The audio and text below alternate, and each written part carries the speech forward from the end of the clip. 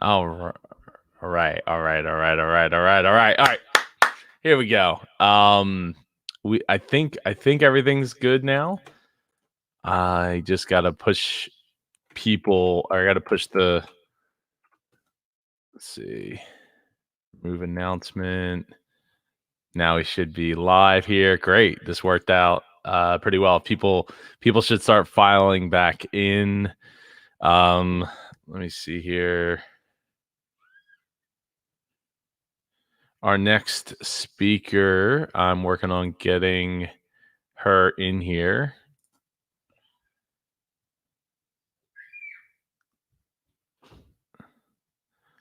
Sorry if you can hear in the background like some screaming of a 4-year-old who doesn't want to take a nap.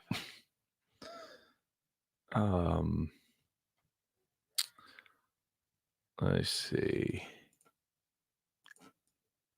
All right. So in the meantime, hey, what's up? What's up, Facebook user? You go to Facebook, StreamYard.com/Facebook. Terry Walters made it over. Clay made it. Tim, Chris. Thank you, Tim, for putting out the roll call there. Woot woot, new stream. Did I do it right? Yeah, I think you did do it right, Angel. Jody, we're back, and people are filing in. Let's see. And we're back, says Stephanie. Thank you, Stephanie. Back in the saddle again, says Facebook user. It needs to go to StreamYard.com/Facebook. All right. We got about 30 people in so far. Hopefully more people will be filing in. I think this, let me just check to make sure. Yep. Okay. Yeah. The stream should be working on indiepodcon.com/virtual with the YouTube video. Looks like our next speaker is in the house. Oh, hey guys, lots of frames there, Karen. What's that? Oh, there you go. It caught up. Hey, all right. So let me, now that you're here, let me properly introduce you. Sorry again for the hold up, everybody. People are still filing in. If you shared before, please feel free to share again now that we have a new stream. We'd love to get this pumped back up to 60 plus viewers. Hopefully that will be a thing. You're not going to want to miss this next speaker. She is going to teach you how to use LinkedIn to monetize your podcast. Everyone give a warm welcome to Karen Yankovich. Woo! Hey, Joe. Thank you so much for doing this. You can hear, everybody can hear me okay? I think so. I mean, I can. Are you sharing a screen? Okay, good. I'm going to share my screen right now. Yeah. Okay. Yep. Share your screen. Right now. Hey, Deidre. How you doing? And I'm going to tell everyone, I'm going to tell them, I have a presentation provided. You know, ready for this? Based on all the talks that I heard, I'm punting a little bit here because I think that what I really want to do is instead, I want to show you how to use LinkedIn deep to really have success with some of the things you've already learned in this virtual conference this week. Or today. I have notes, honestly, from every single speaker. So my goal is to try to keep it at my 20 minutes. But like even just starting this morning with Bob Thibodeau, right? He talked about leveraging other people's audiences. He gave us such great information on that. But if we can do a better job at creating, getting to the yes with those things if we have done a good job on creating our own personal brand, right? So one of the ways that you monetize your podcast is by doing the things that Bob taught us how to do, leveraging other people's audiences, but you're going to have more success at doing that and getting those gigs if you've created a personal brand that positions you as worthy to do that. So I hope that makes sense for you guys. What I'm going to do is actually kind of take you through my LinkedIn profile tips as a podcaster of things you should have on here, because, some of the other things we heard, even Tom Tate talked about leading, right? Leading through this pain. We can talk the talk as podcasters, and many of us are walking the walk, but we've got to do a good job of letting the world know why us, right? Why are you the person that they should listen to around all of this? It's not just about talking the talk, letting people know that, that you've got the cred, that you've got the experience, and that will help. It helps tie it all together, right? It helps tie it all together. So what I wanted to just kind of do is show you a couple things on my LinkedIn profile here that I think will help, that I would love to see you guys doing. I mean, honestly, I have notes. So hopefully I'll get to touch on some of the things, like literally pages of notes from this morning. So you guys can see my profile.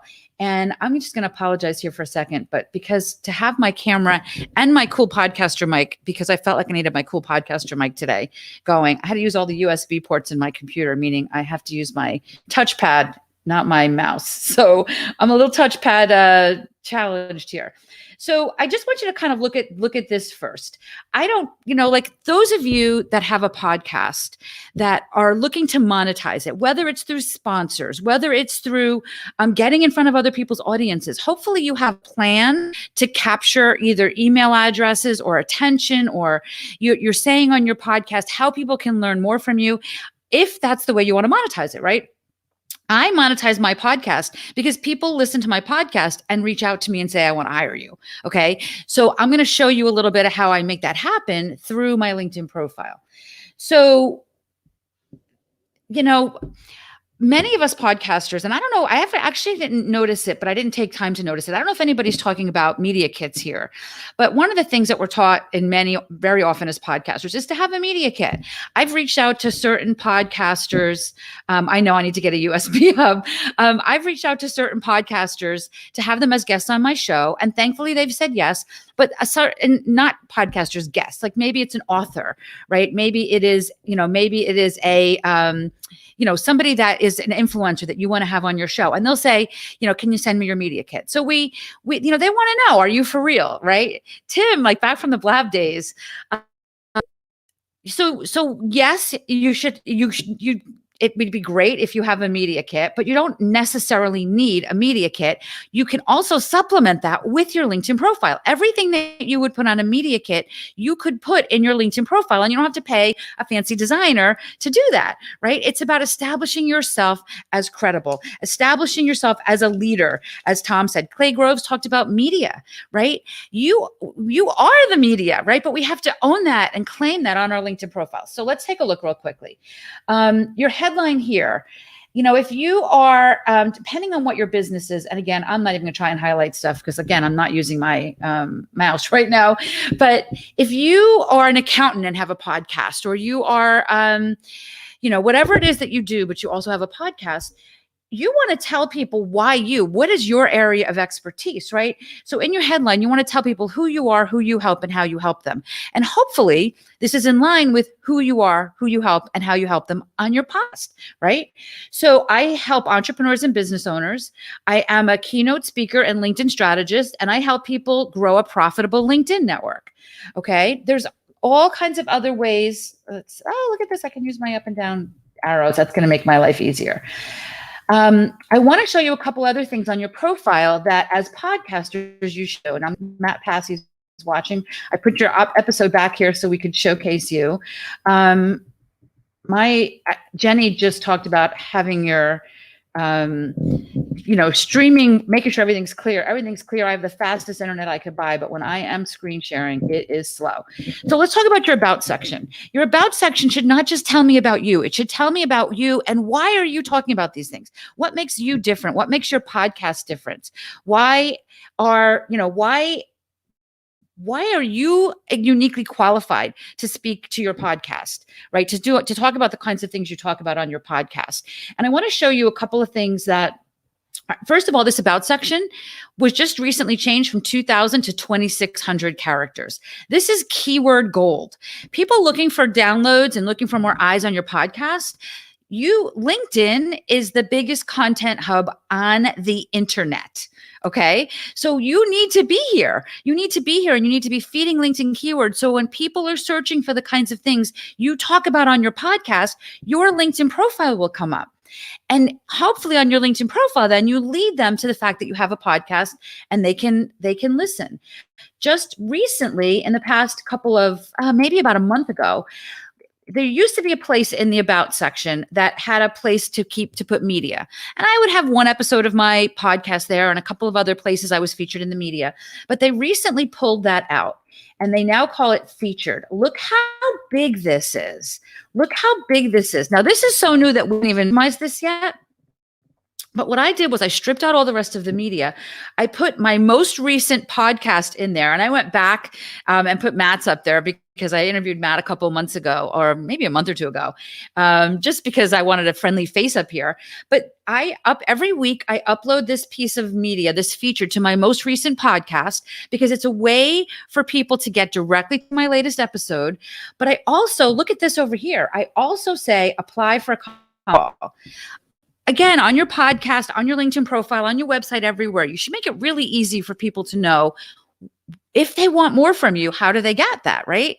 So I have had on my LinkedIn profile for years, apply for a strategy call, right? Maybe I've gotten 5 in the past 5 years, right? Like people don't necessarily read your about section and do what you ask them to do in there. I am getting 2 a week now with this little featured button here. Because what I'm basically doing, Matt's there, what I'm basically doing is I'm driving people to my LinkedIn profile. I'm also using keywords to get people to my LinkedIn profile. And then when they get to my LinkedIn profile, not only do they see really quickly, Edward, that's a good question. I'll talk about that in a second. Well, they see really quickly what my most current episode is. They see how to get more information from me, right? So this is really easy to do. You just click this pencil that's right there and upload them and drop in a link. And by the way, it's a direct link. If you click on either one of those buttons, takes you directly to my website to listen to my podcast, takes you directly to my Acuity page to book a call to chat with me. I have gotten business 100%. And this is the bigger clients, by the way. These are not the people that are buying my $50 or my $1,000 program. These are the people that say, I want to work with you. I've had people that listen to my podcast. They find my LinkedIn profile and they book a strategy call and they say, I love your East Coast energy. My West Coast business needs some of your East Coast energy. They wouldn't have known that if it wasn't for my podcast. I can't really put East Coast energy in my about section. I try, right? But they get that from my podcast. So they listen to the podcast and then they pop in to get the strategy calls. I want to show you this next section here. Everybody here has this section, and this is really important. This is really important. It's really important that when I mention the keywords, when people are searching for the kinds of things you talk about on your podcast that you want to come up, this dashboard you're looking at now, everybody has this dashboard, okay? Everybody has this dashboard. I can't see yours. You can't see mine, okay? This 195 video views, by the way, is a video I did this morning. This is today, okay? So all of you guys that are watching this stuff, that are doing all this stuff on other platforms and not using LinkedIn, how many times have you gotten 195 organic video views from between 9? That was a video I did at 9 a.m. today. It's 1:45, okay? I got almost 200 views on an organic video today. But what's really interesting is this right here. I have come up 669 times in search appearances in the past week. That is what, 2,500, 3,000 times a month that I'm coming up. If you multiply that times the months, right? Are you getting that to your website? This is a possibility because I'm feeding it. I promise you, I'm not spending a ton of time on LinkedIn. I spend a half hour here and there. I don't want you to spend your life doing this. I want you to do the work up front. And then, yes, I want you to spend some time on here. LinkedIn's my money tree, but all trees need to be watered, right? You got to spend some time on it. You will come up. If that number for you is anything other than 0, it means you're coming up in search appearances. So putting some time into this is going to make you come up more often. But here's where this is really cool. If you click on this number, it's going to bring up another page, presumably, if my internet ever catches up. And Jenny, I actually pay for the fastest internet I could possibly pay for. And I have Xfinity here on a regular basis, whining to them because I don't know why it's not fast enough. So when you click on that number, see where it says number of times your profile appeared in search results between March 17th and March 24th. That's in 1 week. Okay. So if your number, by the way, is under 50-ish, and that's not a hard number, but that's about the number I find is where it's relevant, you might not have a lot of the rest of this information I'm going to show you, because LinkedIn just doesn't have enough juice to do this, right? Because you haven't really been feeding it enough. But once you start feeding it more, not only do you see where your searchers work, what your searchers do, but the keyword your searchers used. Now, here's the thing. I love that I'm coming up for business strategists. That is my favorite thing to do is strategy. I'm an entrepreneur. If somebody's on LinkedIn looking for a host, sure, I want to come up. That sounds interesting to me. If someone's on LinkedIn looking for a speaker, 100% I want to come up, right? Or a strategist. These are keywords that I use strategically in my profile.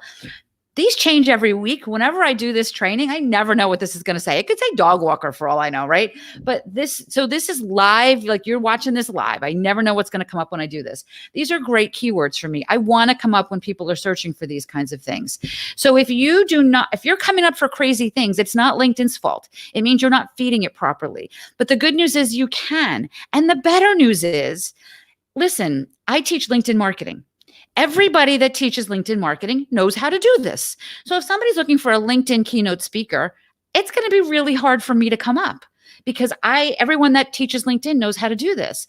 But if you are a money coach, right, and you teach money strategies for women, and somebody's searching for that, and you're feeding LinkedIn properly, you are going to come up for these opportunities. If somebody's looking for your podcast, or looking for you to be a guest on their podcast, and they're looking for someone that's a money coach, you're going to have a better shot at coming up for those things than I even am, because most of the people that do what you do don't know how to do what I just taught you how to do, right? Does that make sense?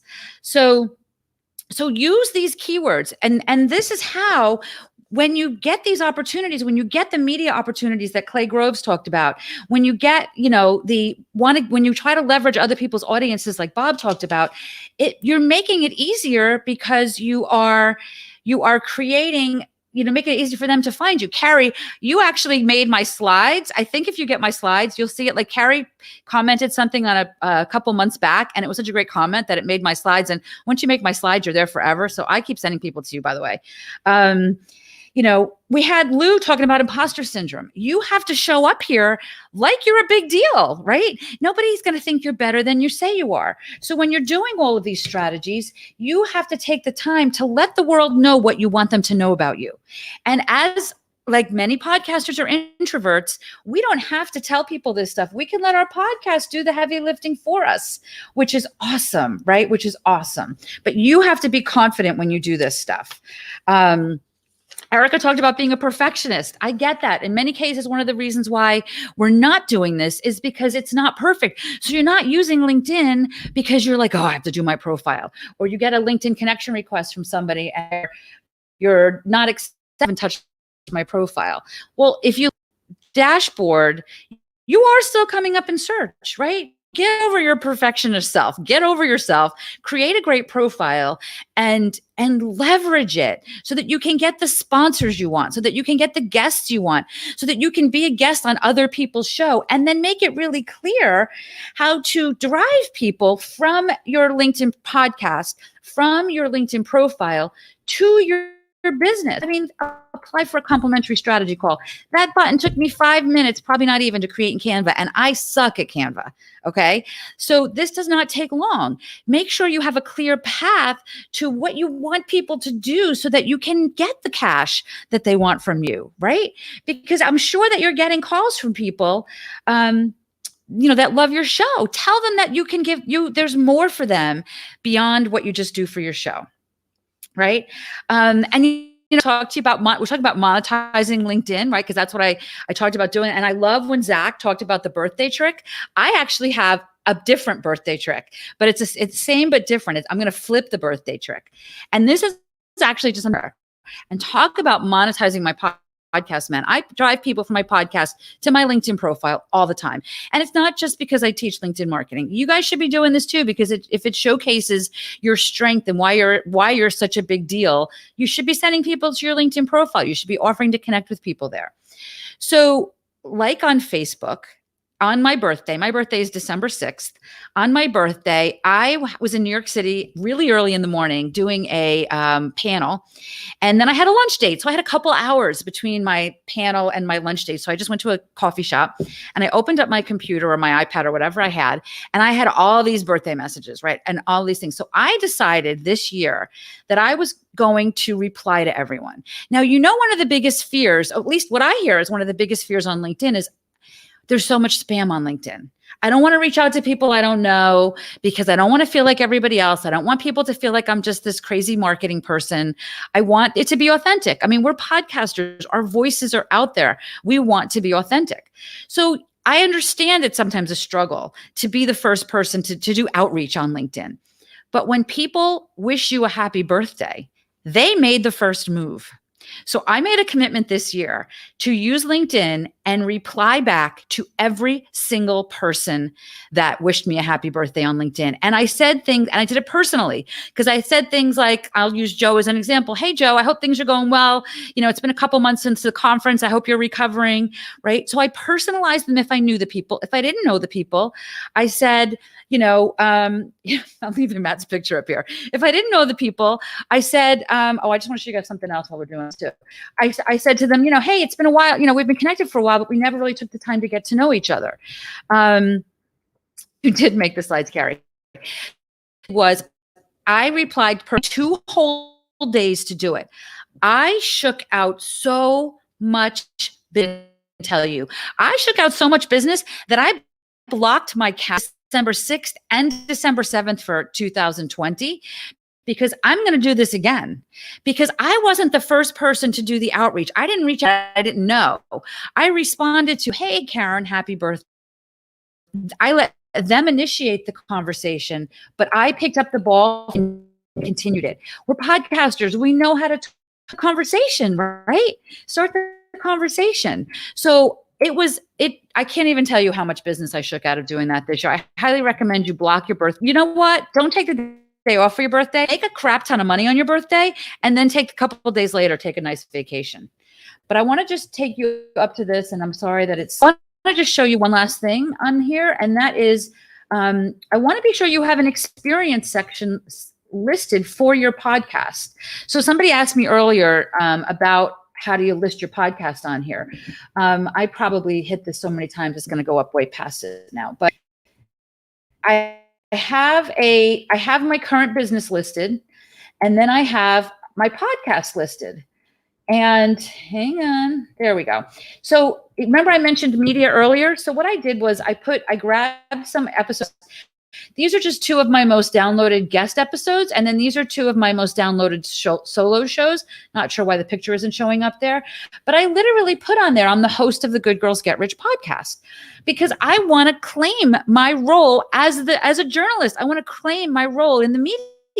So I highly recommend, by all means, go to my profile, model my profile. I don't care if you copy it and just reword it to yourself. Okay. Make sure that you have an experience section listing yourself as the host of your podcast. So one of the things that I did was I created a page on my website. If you go to KarenYankovich.com/podcaster, KarenYankovich.com/podcaster, don't go to just /podcast. You're going to get to my podcast. Go to Podcaster. You'll get a free an opportunity to do a free LinkedIn training. You'll get to see the slides that Carrie is highlighted in. You'll get a couple of free things. You'll get to see how you can jump in with some discounts on some of my paid things. I really, truly think that podcasters are way underutilizing LinkedIn. And I have been doing everything I can to talk at every podcast conference I could find to help you understand the power of this. Okay. Harry, I know you're a big user. I'm going to push back on you, Harry, a little bit and saying, I don't connect with that many people a day because for me, I want to build actual relationships, but by all means, if that's working for you, do it. There's no one right way or wrong way to do this, but I like to build actual relationships with people. And I can't do that if I'm connecting with 40 people a day. So, that is pretty much what I have. Which podcaster, you can get my slides, and I'm not actually sure how to stop. Oh, here we go. I can. Hey, Karen. That the chat is going. So I I don't know hope if that you've was been full. watching the chat, but it's going nuts for you. I've been trying, but I never would have got through everything I did. So I will respond to you guys in the chat. Like I said, I did a pivot on this at the I texted Joe like an hour ago and said, I'm changing this. Okay. He's like, go for it. So I just think that you got so much great information. I want you to be prepared and ready to land those guest spots, to get those sponsors, to do the things that you've heard so much about. And LinkedIn is going to help you go to the top of the list. Even things like, like Jenna talking about your show is your beat. Make sure on your podcast, on your LinkedIn profile, you're telling people what makes you different than everyone else. What is your specialty? All right. I'm going to stop talking because I could do this for 2 more hours. I know you can, Karen. Everybody, give a huge round of applause for Karen Yankovich. I mean, people are going nuts in the chat already, as it is for you. Thank you so much, Karen, for taking the time today to do this. My pleasure for being here. Thank you for doing this, Joe. This has been a lot of fun. I've been watching this all day and cleaning my house and doing things, and then running back and taking notes on things I wanted to touch base on and talk about. It's been great. I'm very much looking forward to the replay, because I'm trying to like follow the chat, follow Facebook, because not everything's making it into there. People are joining the Facebook group. We're already almost at 1,100 people now in the Facebook group. We were at 1,000 at like 8 o'clock this morning. So and we were at like 700 just like 3 or 4 days ago. So it's going crazy, and I appreciate everybody for taking the time to join and be a part of this. So thank you, Karen. All right. Thanks for having me, Joe. Take care. I'll talk to you soon. All right. So we are running about a minute or two behind, which is terrible. And I'm sorry. And I know Amy J is now probably mad at me, but it's okay. It's okay. It's okay. Let's just take a breath. All right. Our next speaker is going to talk about overcoming adversity as a podcaster and continuing to move forward. He's a very dear, close friend of mine who I got to meet through because of podcasting and him reaching out and just doing the ask, way that he does. Amy J, actually, absolutely, Amy J. I'm not sure where she's at the moment, but wherever she's at, I'm sure she's mad that I have not already introduced our next speaker. Everyone give it up for Maxwell Ivy, the blind blogger. Woo! Look, you got dressed up and everything for this, Max. I'm proud of you, man. That's awesome. Well, this is what I do. I look forward to podcast interviews. I look forward to virtual summits. To me, it's all part of getting in the proper mindset to enjoy the experience. So, I have gotten dressed up. I've slicked back my hair. I put on my headset. I'm ready to go. All right. I'm going to start the timer. You go, because we are already like 4 minutes behind now. So, all right. Ready, set. All right. You could have said go. That you could have helped the blind guy out, man. Oh, that's right. He fades away. Okay. This is the first time I've ever done this particular platform for this particular thing. So here's the thing. We're going to talk about adversity in podcasting, and it's very similar to adversity in anything else. It all comes down to your decision about how you're going to deal with it, live with it, and what you're going to do with the experience. I think Joe purposely booked me at this time because he knew we'd have to do the changeover, and he knew that it would cause me some bit of a problem getting logged back in, hooked back up, and starting this thing. And so behind the scenes, we've been scrambling to get me to the right link. His response was, woohoo, a big relief, you're finally back on. My response was, what was the surprise? Eventually, we were going to get it done. No, maybe I'd have been a minute late, or maybe I'd have been 2 minutes late or 3 minutes late, and his manager, handler, or whatever would have been screaming at both of us or rolling her eyes, which doesn't affect me in the least, y'all. But we would have done it because it would have still had value. 17 minutes, 12 minutes, 11 minutes, 9 minutes. As long as I get some time in front of you to share my experiences and give you the motivation to overcome the bad things that happen to us as podcasters. For example, I have a friend named Alex Akorji who woke up one morning after a year and a half of podcasting every Wednesday afternoon to find out her internet in her house was gone. She didn't say, oh, no, I can't do my podcast. She said, I'll try my cell phone. Well, her cell phone didn't have a good signal. She didn't say, oh, no, I can't do my podcast. She got in her car, started driving around her town until she found a relatively quiet spot with relatively high cell phone coverage. She recorded her episode. The sound quality wasn't as great as usual, but the people on the other end, they respected her effort. They loved the fact that she continued to meet her own goals, her own deadlines, and to get the podcast out. Now, when most of y'all heard Overcome Adversity, y'all probably thought, what do we do when the stuff goes wrong during the middle of a podcast? And that is probably what you're thinking about, and that is a hard thing to do. Now, a lot of it depends on what kind of podcast you have. Are you one of those serious, sober people that's doing a business podcast or a self-help podcast, and you feel like if you aren't perfect or close to it, that you shouldn't release the content, or you'll disappoint your audience if you release the content? Or are you maybe more like me, somebody who does things as they come, enjoys the experience, and figures that as long as the message gets out there, that people are going to benefit from it? So a lot of it depends on who you are and what type of person you are. And some people are going to have more trouble with this than most. But the bottom line is, poor content today is better than perfect content tomorrow or someday. Just because the Wi-Fi went down for a couple of minutes, or you didn't expect your microphone to be that loud, or somebody's dog is barking in the background, or maybe somebody's deciding to play mariachi music near your apartment. Those things, they can be a deterrent. They can make you decide, hey, I don't want to do this show. People aren't going to enjoy it. They aren't going to get anything from it. But on the other hand, especially in times now where people need all the distraction, entertainment, and upliftment they can get, there are a lot of people in your audience who would have been happy to get that episode that was just a little less than perfect. They would have been happy to hear from you, to know that you're still out there, you're still safe and happy, and you're still doing what you do, which is to share your content or to share your interviews with people. Sometimes you go to record a podcast and your guest doesn't show up. So then, you have a few choices. You can do a solo monologue. You can call some other guests. You can play a previously recorded episode. You can record a short message just to tell people what's going on and why you're not doing it this week. You have lots of options, and it all comes down to deciding. Are you going to decide that whatever the adversity is, that it's going to break you, it's going to ruin your podcast, it's going to steal the joy from your experience? Or are you going to decide to somehow get your content out there in the best form you can at the time and let people make their own decisions, let people enjoy it?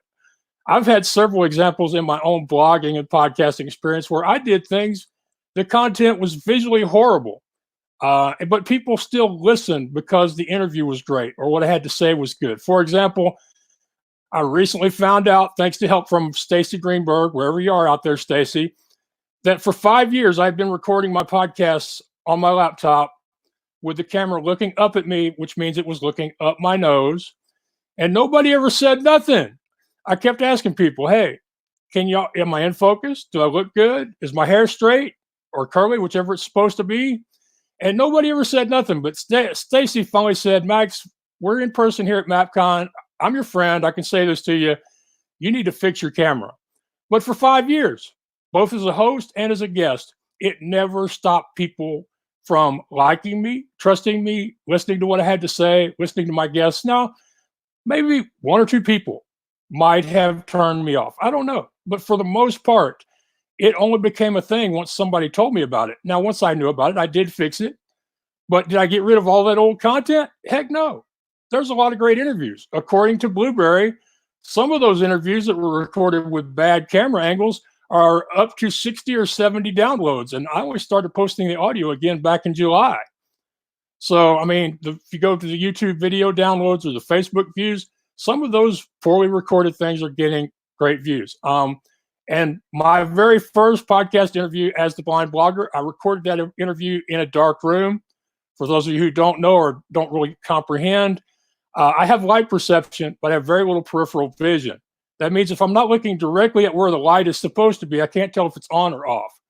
So not paying attention to that and being a little nervous with my first recording, I recorded without any lights on. And you know what happened? 2/3 of the people said, Max, what a great metaphor. We see you in the dark, and we know you're going to lead us out of the darkness into the light. You're going to teach us some great stuff. About 1/3 of the people who saw it said, Max, do you realize there are no lights on? It looks like you're recording this in a cave. And of course, I was honest with both of them. No, I did not intend to have a metaphor. And yes, and no, I did not know it was wrong. But have I taken it down? No. That and a blog post that was similarly messed up are both still on my website because people can enjoy them. And I think one of the best things I've recently done that can make this message clear for you is I recently tried karaoke at Podfest. Now, a blind guy singing karaoke, yeah, I know that I should have known in advance it wasn't going to go well. But I was singing my favorite song, The River by Garth Brooks, and I figured I knew it well enough that I could make it work. Unfortunately, I was wrong, but I kept singing. I was bad in the beginning. I was kind of okay in the middle. People told me I was really good by the time I finished. But what did I learn? What do people learn from watching that video? Because it's on YouTube, and it's getting lots of views. People like watching it. The message is just keep singing. Or if you're a podcaster, just keep talking. Just keep pressing record. Bad can happen as you're still doing your absolute best at this moment to put your content out there. Let people see you, hear you, get to know you, and let them learn from you and your guests, because most of them are not perfect. Most of them wish they could do what you're doing. Most of them are scared to do what you're doing. They are impressed the heck that you do as much as you do. And even if you think you should be better, most of them probably don't. Most of them probably don't even realize that you're using bad equipment, or you don't have an editor, or you never edit, or some of your guests, you only found out who they were 5 minutes before you went on. Or in my case today, that I just started using StreamYard for the first time today and almost didn't get signed up here. So, but if I hadn't, me and Joe and other people, we would have still found a way, because we always decide to find solutions. And I want to finish up here, and I don't know how I'm doing on time. I stink at time, but I'm just going to finish up with this last story because I think it makes the point. There's a woman named Jenny Domes from Hamilton, Missouri. And a few years ago, her family business was struggling. It was a craft DIY support place where people would buy their supplies. It wasn't doing well enough to support a family of 9 people. Her grandson said, "Why don't you record some YouTube videos to do how-to stuff to get people familiar with the shop?" And she decided, okay, I'll do that. The very first video, the lady tripped over a cord and broke her leg. Literally broke her leg. That's not just the showbiz expression telling people to break a leg. It actually happened to her. For the first 2+ months of her videos on YouTube, she was doing them in a wheelchair with a cast, half stoned on pain medication. And her first few months of podcasting, or what we would call podcasting, weren't great. But they posted those videos. You can still see those videos. She kept recording more videos. People started becoming fans of hers. They started visiting the shop. They started visiting the shop's website. Now, Hamilton, Missouri is the world's mecca for craft DIY, especially as it applies to quilting. There are people who will travel from all over the country to go to Jenny Domes' shops. And by the way, now they have like 6 or 7 shops in surrounding towns. And they have no trouble supporting and even paying salaries to the family of 9. This was a woman who didn't know anything about podcasting, was in bad physical condition, and was not in her right mind, yet because she decided to overcome her adversity and put her content out in the world, she created a brand, an identity, and has become an icon that is successful, that's supporting her family, and to a certain extent, supporting her entire community.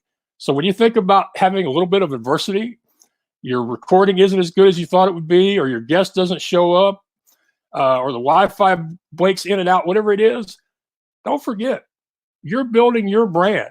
People are getting to know you. They're going to find out, are you the kind of person that overcomes adversity and finds a solution or makes up for their deficiencies when they happen? Or are you the kind of person that quits? Are you the kind of person they can't count on to continue delivering that content that they love and they depend on?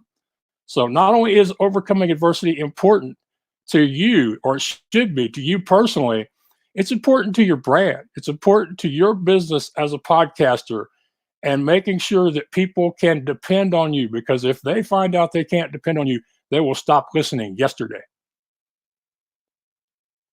And I hope Joe will come back in here. I'm here. I didn't know you stopped so abruptly there, Max. Well, I'm working on it. I don't claim to know. I don't claim to know what the heck I'm doing, but the people tell me that's part of my charm. So it 110% is, Max. right. Apparently, so to read all some of the comments, because obviously you couldn't see them. Carrie says so inspiring. Let me see here. Such a great message from Facebook user that needs to go to StreamYard.com/Facebook to register their name.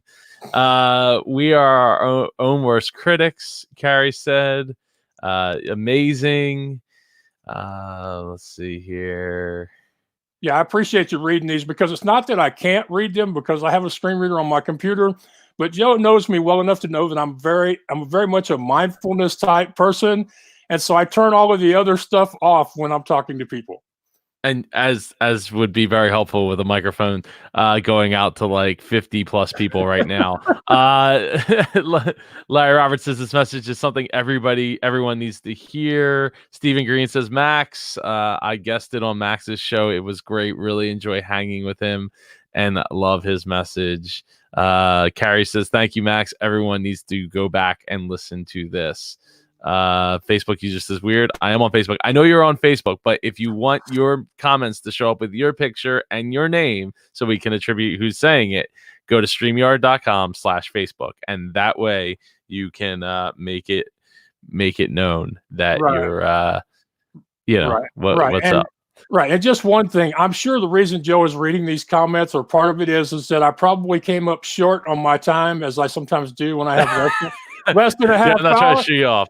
No, as it sometimes happens. But at MapCon, I basically learned a lesson. It's like, okay, I'm going to go up there, I'm going to say what I got to say, and I'm not even going to worry about the time. And I wouldn't have learned that without being around you, because, I mean, a speaker should not have a physical reaction. He should not curse out loud at a speaking event because he comes up 5 minutes short on the allotted time. So, I had an epiphany. I learned a lesson that day, and so.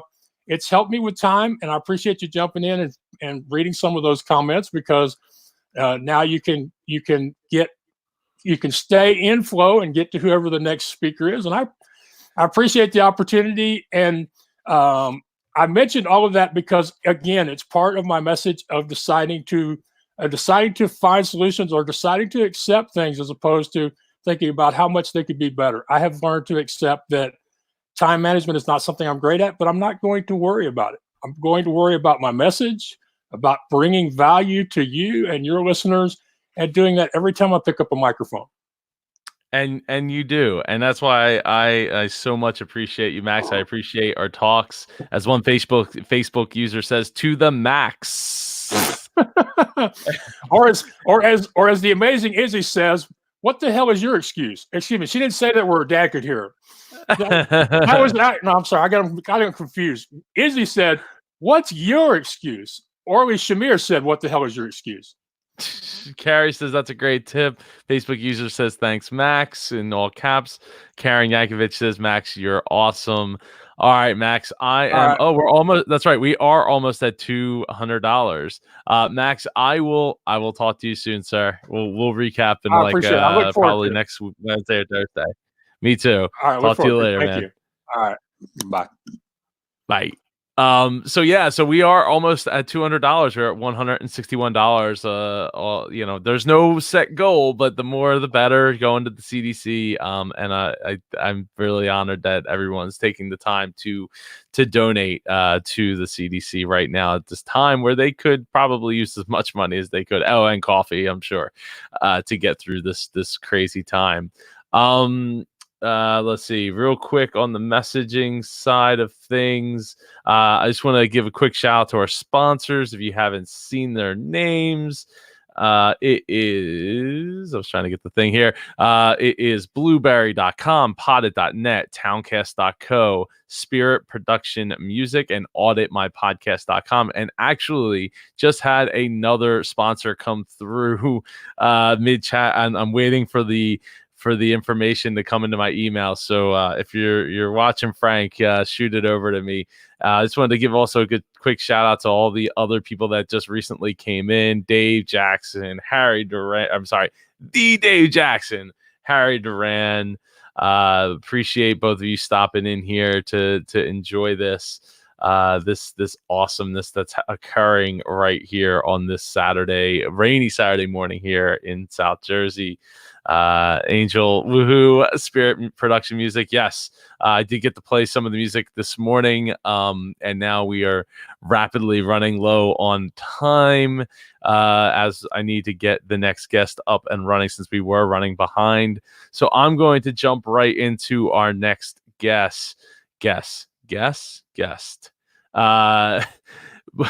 His topic is why local podcasts need are let me try again. Why local podcasts are needed more than ever. Everyone, give it up for Bill Nowicki. Woo! What's up, Bill? I mean, I'm sorry. Hey. What's up, living room? What's up with the living room? This Yeah, where man. you're broadcasting from? Yeah, well, I got a fixer-upper house, Joe. So, Well, I thought but your name tag says oh, it says living room. Yeah, that's why I was saying living room. I Oh, wasn't my trying to be setup. funny. I mean, not like It that. is my but living room. yes, live from the living room. Is that French for vacation destination? I think. I No? hope it will be a vacation destination. one day. Yeah. All right. Everybody, give it up for Bill Nowicki in the chat. You go, Bill. You got 20 minutes. All right, great. Thanks, Joe. And just a little bit of background. I'm the host of Marietta Stories podcast, and I live in Marietta, Georgia. It's a great place to live and work. I've been doing this about 5 years, so have a little bit of time under my belt. And I want to ask this question. Why don't you run a local podcast, or why haven't you started a local podcast? I think it's needed more than ever because local media is kind of dying. There's print media is really tough to make a living, and our newspaper here gets smaller and smaller. And there's a challenge there trying to get sponsors. So about 5 years ago, I started Marietta Stories podcast, and it's been quite a journey for me. And I'm going to share some stories and some different things for you. So let's get started. All righty. I'm going to share my screen. You ready for this? I'm ready. Oh, there we go. Just Joe click Paul. the. I got it, man. You got it. I do.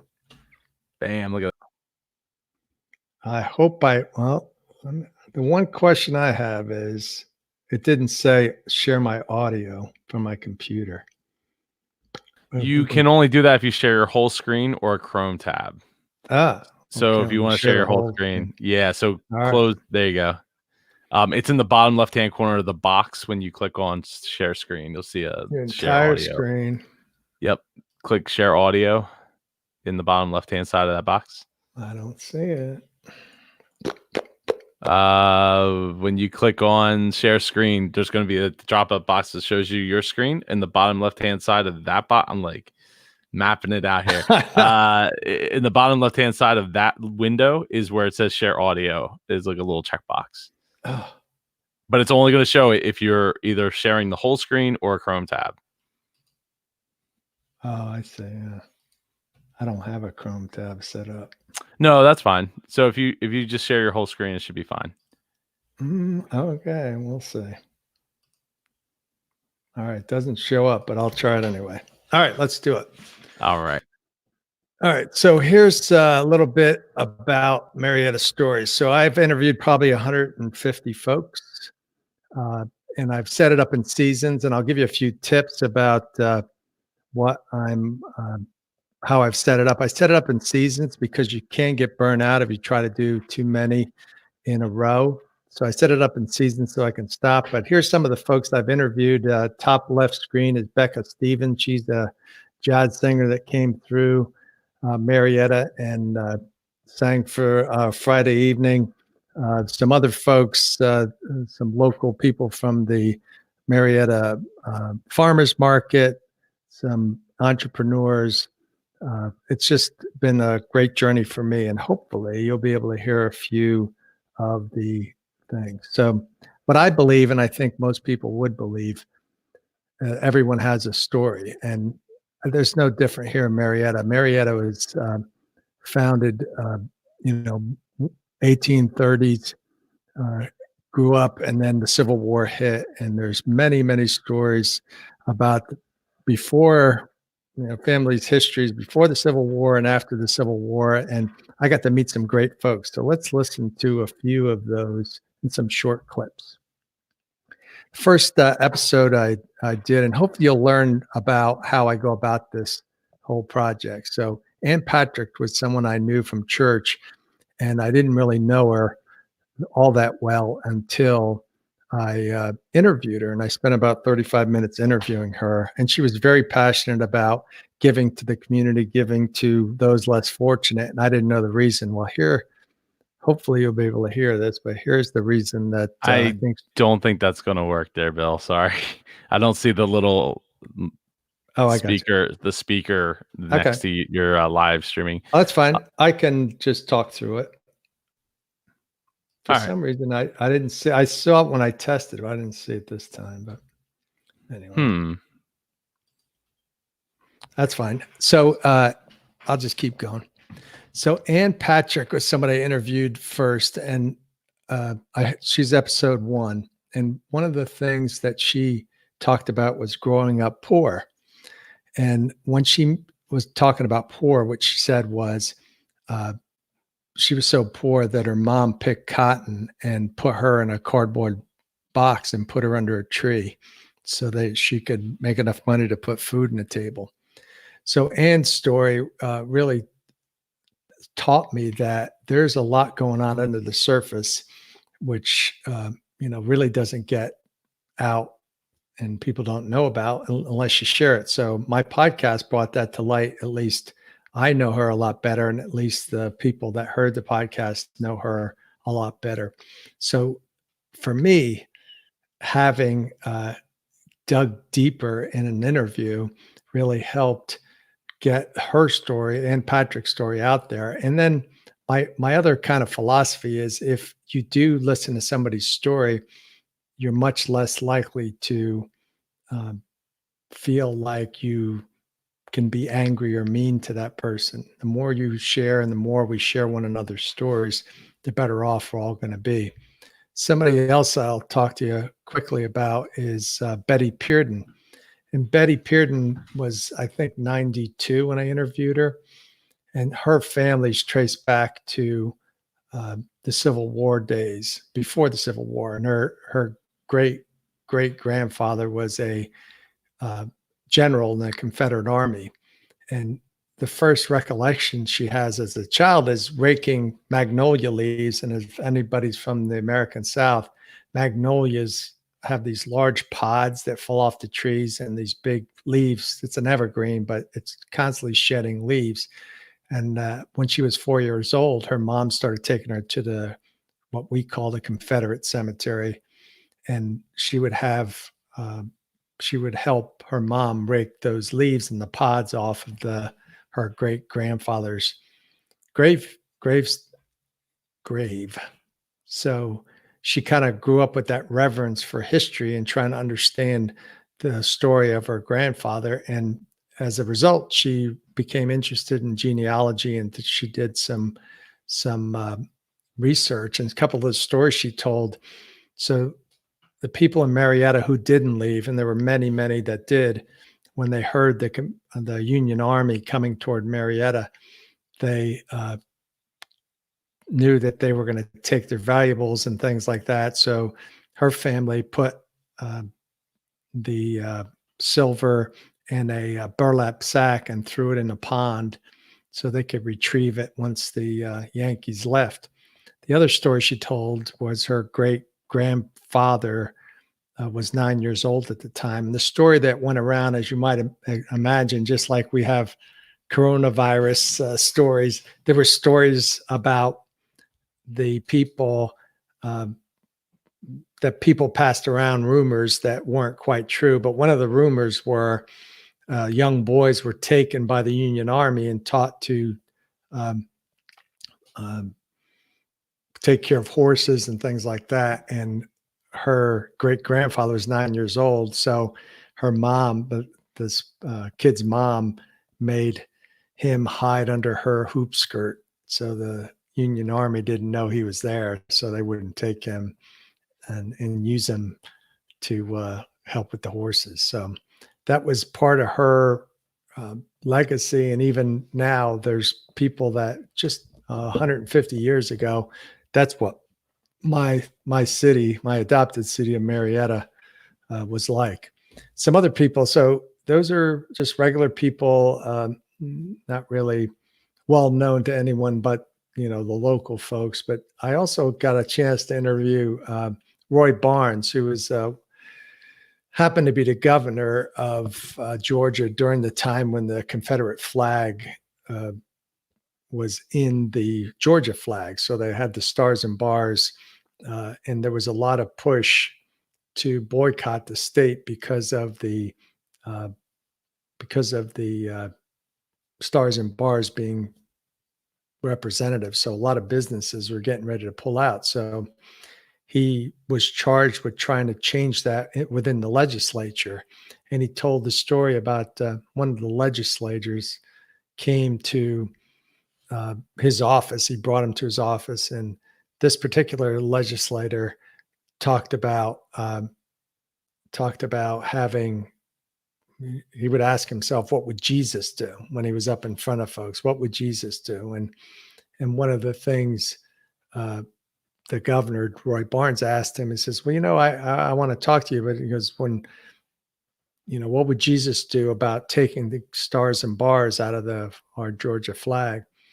And this legislator said, "Well, Jesus would definitely vote to take out the stars and bars." And he followed it up by saying, "But Jesus isn't running in my district next year." So it's a great story because it's not only, there's many layers to that story, of course, but politics is politics. And if you knew Governor Barnes, he's such a relational type person. And he established relationships to be able to do that. And he was successful. The problem was he wasn't reelected. And many people remember the flag being the issue. And of course, history is more kind to him than it was back then, but he was not reelected. So he ended up being a one-term governor.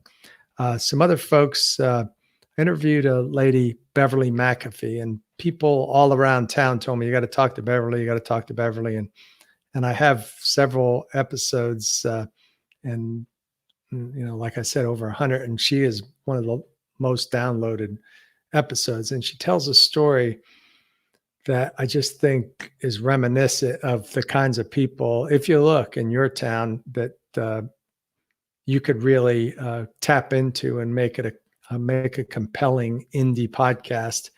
And I'll go into why I think indie is the way to go. But anyway, she talked about her principal at Marietta High School, or one of the people that was at Marietta High School when she was there. The principal was retiring, and she decided she's going to give her a big car as a present. So she tapped all her friends and neighbors and people that had gone to Marietta High School to give money. And she went to the car dealership, Ed Voiles, who she knew, and said, "Mr. Voiles, we want this car and all these different things." And he kept asking her how much money did she have. And she told him $1,600. And he said, "Well, really for you, what I would suggest is you get this second car." And it was about 10 years old, a used car. And that's a much better thing. And you won't have to worry so much about the money. And she said, "Well, I didn't say she was the second best teacher, so I'm going to make sure she gets that car." And of course, that was a motivation for her to be able to raise that money. And they ended up giving her the car. But it's just such a wonderful thing to be able to bring people's stories to light. And like I said, underserved community, local communities are underserved by regular media. So be able to do this has been quite a gift. And the other part of it is there's all kinds of opportunities this creates. So I originally wanted to do a video program and do some video shots and get paid for that. And I didn't know anybody in town. So this enabled me to give something to the city, give something to the individual businesses or people. And then later on, when they were looking for professional videos, I could tap that market. So I'm going to give you some time, hopefully in a few minutes, to talk through what questions you might have about a local podcast. But establishing a relationship where you're giving something to someone, the first thing you do is give them something, and then you establish a relationship. And then later on, if they're wanting to do business with you, it's much, much easier instead of cold calling and all that kind of stuff.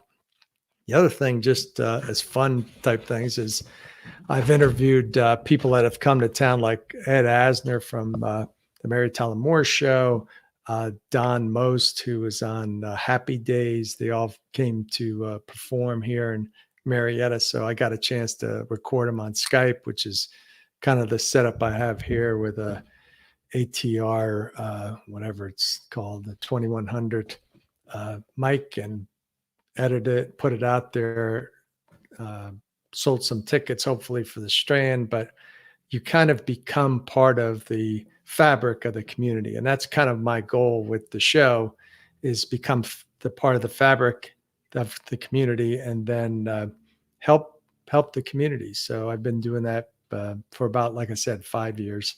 It's been quite a journey for me. I have about 105,000 downloads, I want to say.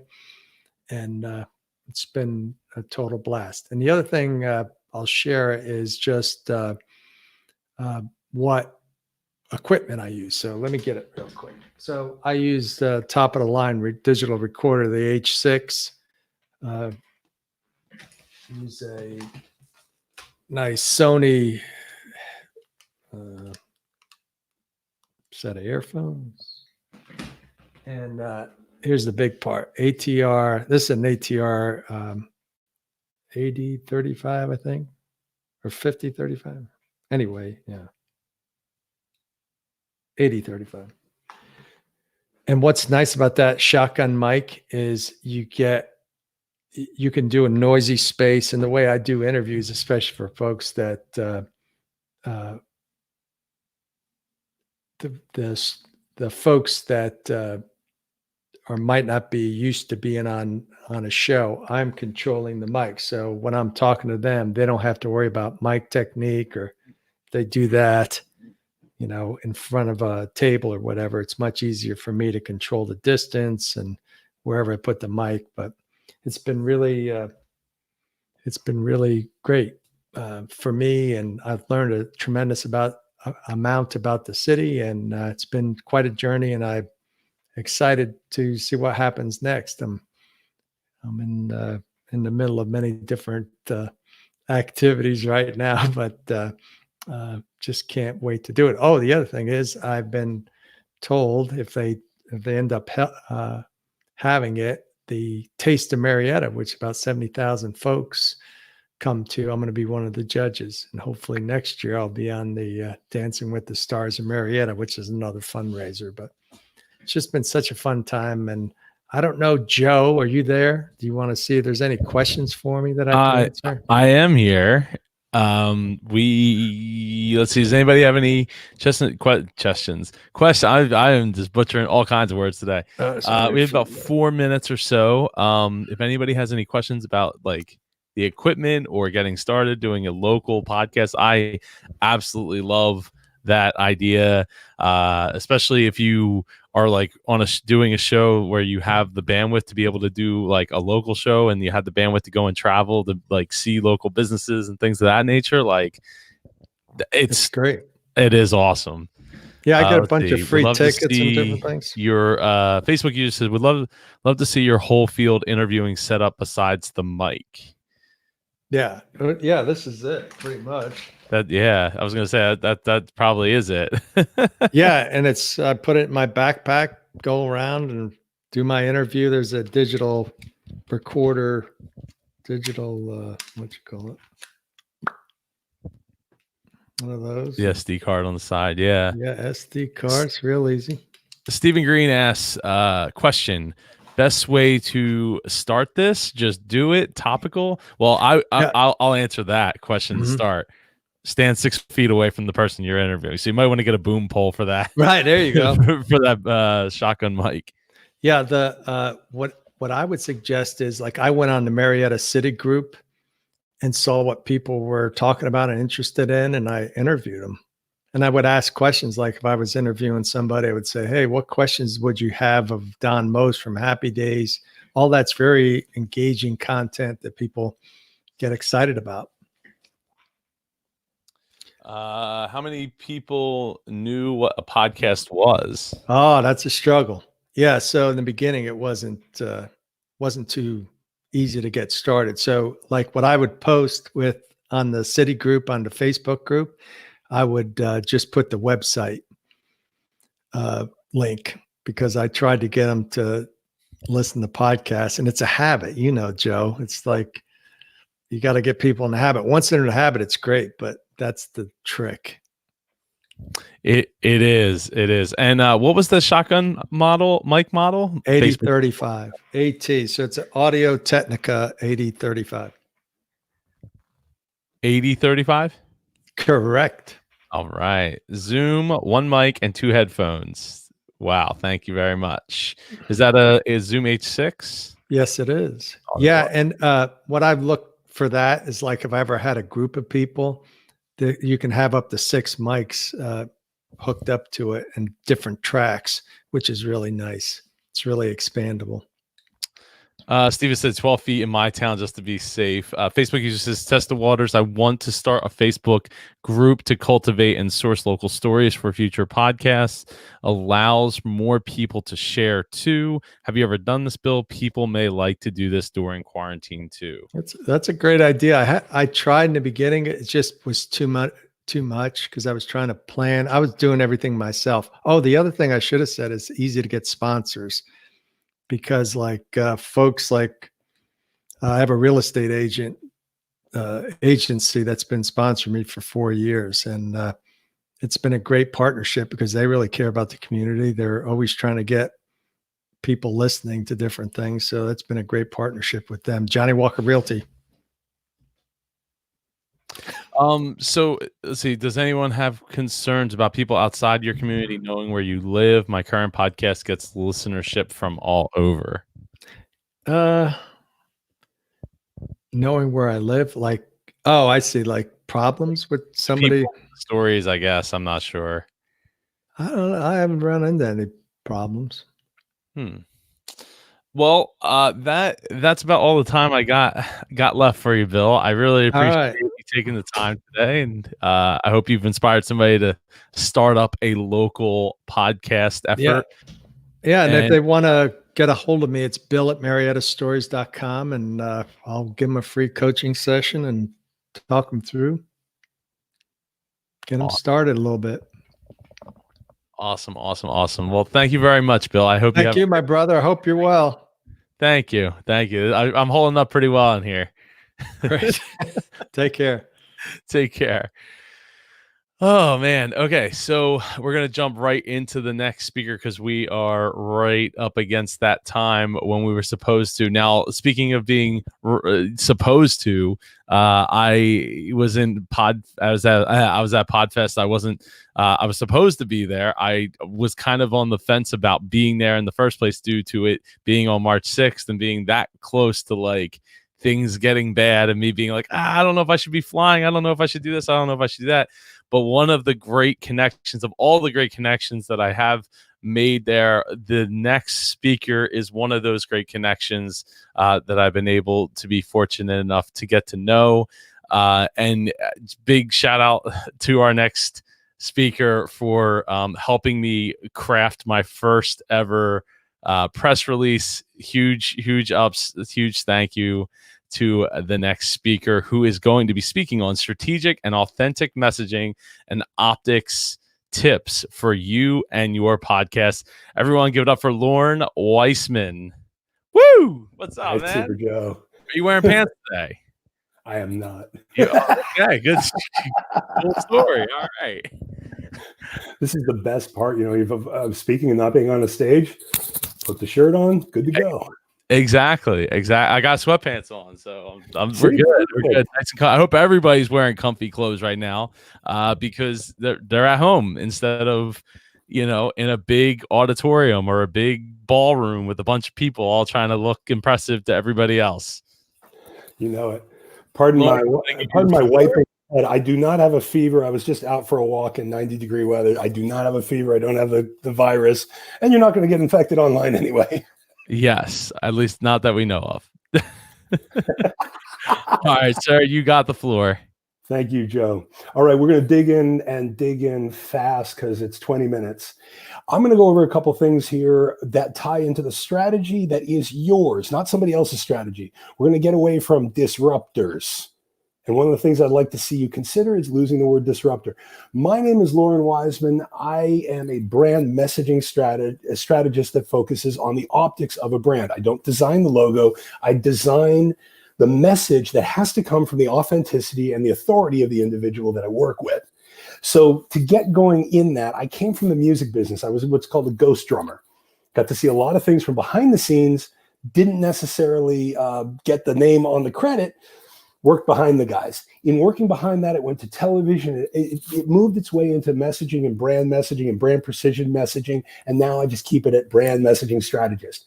What I'm going to share with you are my views. It's from an array of my experiences of what people call upon me to do, from the startup that has $5 in the bank to the $5 million to the $500 million. First off, getting in strategy, and I have this up on the board. And if you want the board, I took a screenshot of it. I can put it up on Facebook. Is the strategy has to be yours. A lot of the things that you hear today and that you hear tomorrow, and this isn't knocking any of the speakers or myself, if you were to listen to all of it, you would fail incredibly miserably, because the strategy is not necessarily yours. It's your job to vet, to take the pieces that resonate the most with you. There are certain things objectively that you do have to do, but at the same time, there's certain things and certain situations that have occurred to certain people that allow them, with their experience, their contacts, their budgets, to execute in the way that they have. So it's very careful to get away from the super business coach template. Do this and magically it's going to work, because we all do have a story. We all have our own story. We have an array of options, of opinions, of views. And when we apply that to strategic motion to move forward, not only does that bring out a greater authenticity in you, but it brings out the best approach for you to take. Some people with a podcast, maybe it's a converter. So I see a lot of people, okay, I want to just share my story and I want to engage other people that have the same story. Now, at the same time, there are other people, you can use a podcast specifically to amplify your authority while building people to come to you. I can't stand the podcasts that are all cellcasts. They're basically infomercials that range from 6 minutes to 30 minutes, and it's the upsell and it's all the promises. So that gets to the next point on the board here, which is expert or experience. This is what you deliver, and at the same time, what you listen to. With every single person, including me, vet. Are they coming from a singular linear experience where they know what they know because of a singular situation that they went through? Or is the amount of expertise coming from them from an array of experiences, from education, from being able to help someone over here, someone up there, someone down there, all the different scenarios? That's key to take into place. Also, from Google AI to Google Analytics to what's going on online to the negative perceptions that are online, do everything you can to lose the word expert. Let other people refer to you as an expert. But right now, think about it. Your intention, your heart, your love, who you are, what you put out. You may be an expert and you may have an expertise. But one of the best things you can do for your podcast, for your business, for anything, is to consider outside of your intention the perception that many have been burned by false prophets, liars, scams, terrible MLMs, and people that couldn't deliver. And even inside of your delivery, your authenticity and your intention, it reads different. Talk about being the strategist. Talk about showcasing what makes you an expert over using the word expert. And since I'm kind of diving off the rails here, but I'm keeping an eye on the clock, please lose the word exciting. Please lose the word amazing. I'm so excited to bring this guest on. Stop, rewind, now re-engage, because so many people are excited to bring a guest on. This so-called guest, or this John Smith, brings a voice to XYZ. Begin to message about the message that you want to share, about the interview that you want to share. This differentiator is incredible. No, that's one you want to work with too. Amazing is the same thing. I'm going to have this amazing guest. I'm really excited for this person. I'm so honored. I'm humbled. Find the other words, because many of these words are automatically oversaturated. They set a perception inside of other people's heads. And when you scroll down and it's, I'm excited, I'm excited, I'm excited, I'm excited. This amazing, amazing, amazing, amazing. Maybe it's not so amazing, and maybe it's not so amazing to other people. So use the feelings that you have and the descriptors to tie that feeling together to bring the engagement from the people that are looking at you. It's not just building up that person from the first visit to becoming the long-term fan or the converting client or the audience, but really considering the people that are just coming in, to the people that accidentally come across you, to everywhere in between. Next, opinions. This is one of the biggest things in messaging today. And this is one of the biggest things that we have to consider, because we're getting penalized. You're all seeing it on Facebook. We're all seeing it. People are getting penalized for certain posts or sharing other posts. When we state things as facts, it hurts our overall strategy, our overall interaction, our overall reactions. We have to understand the difference. Like if I tell you I love sushi, I'm the biggest sushi fan. I understand that other people don't like sushi. That's why I don't say sushi is the best food in the world. To me, sushi is the best. That differentiator opens you up to better conversation. It also opens you up to greater media opportunities. Large-scale media, national level, above the fold, headline, magazines, other people that can bring you on. They're looking for an aspect of opinion. And even when it's a fact, to preface certain stuff with the opinion, or when you state fact, to back it up objectively with where this is true. This is a fact that X, Y, and Z is here. Great. In the comments, in somewhere in the show, reference that. Bring in the heart to showcase that. And at the same time, the more that you preface with opinion, the more you can move up strategically, the more that elements of your shows can. You can search, did Clinton ever date Trump podcast? And a podcast I did as a joke, as an opinion piece, as kind of a back and forth about where politics. It was done 3-4 years ago. It still pops up in organic SEO because I phrase things in opinions, even the things that I'm sure about. I know for a fact, objectively, I can prove it.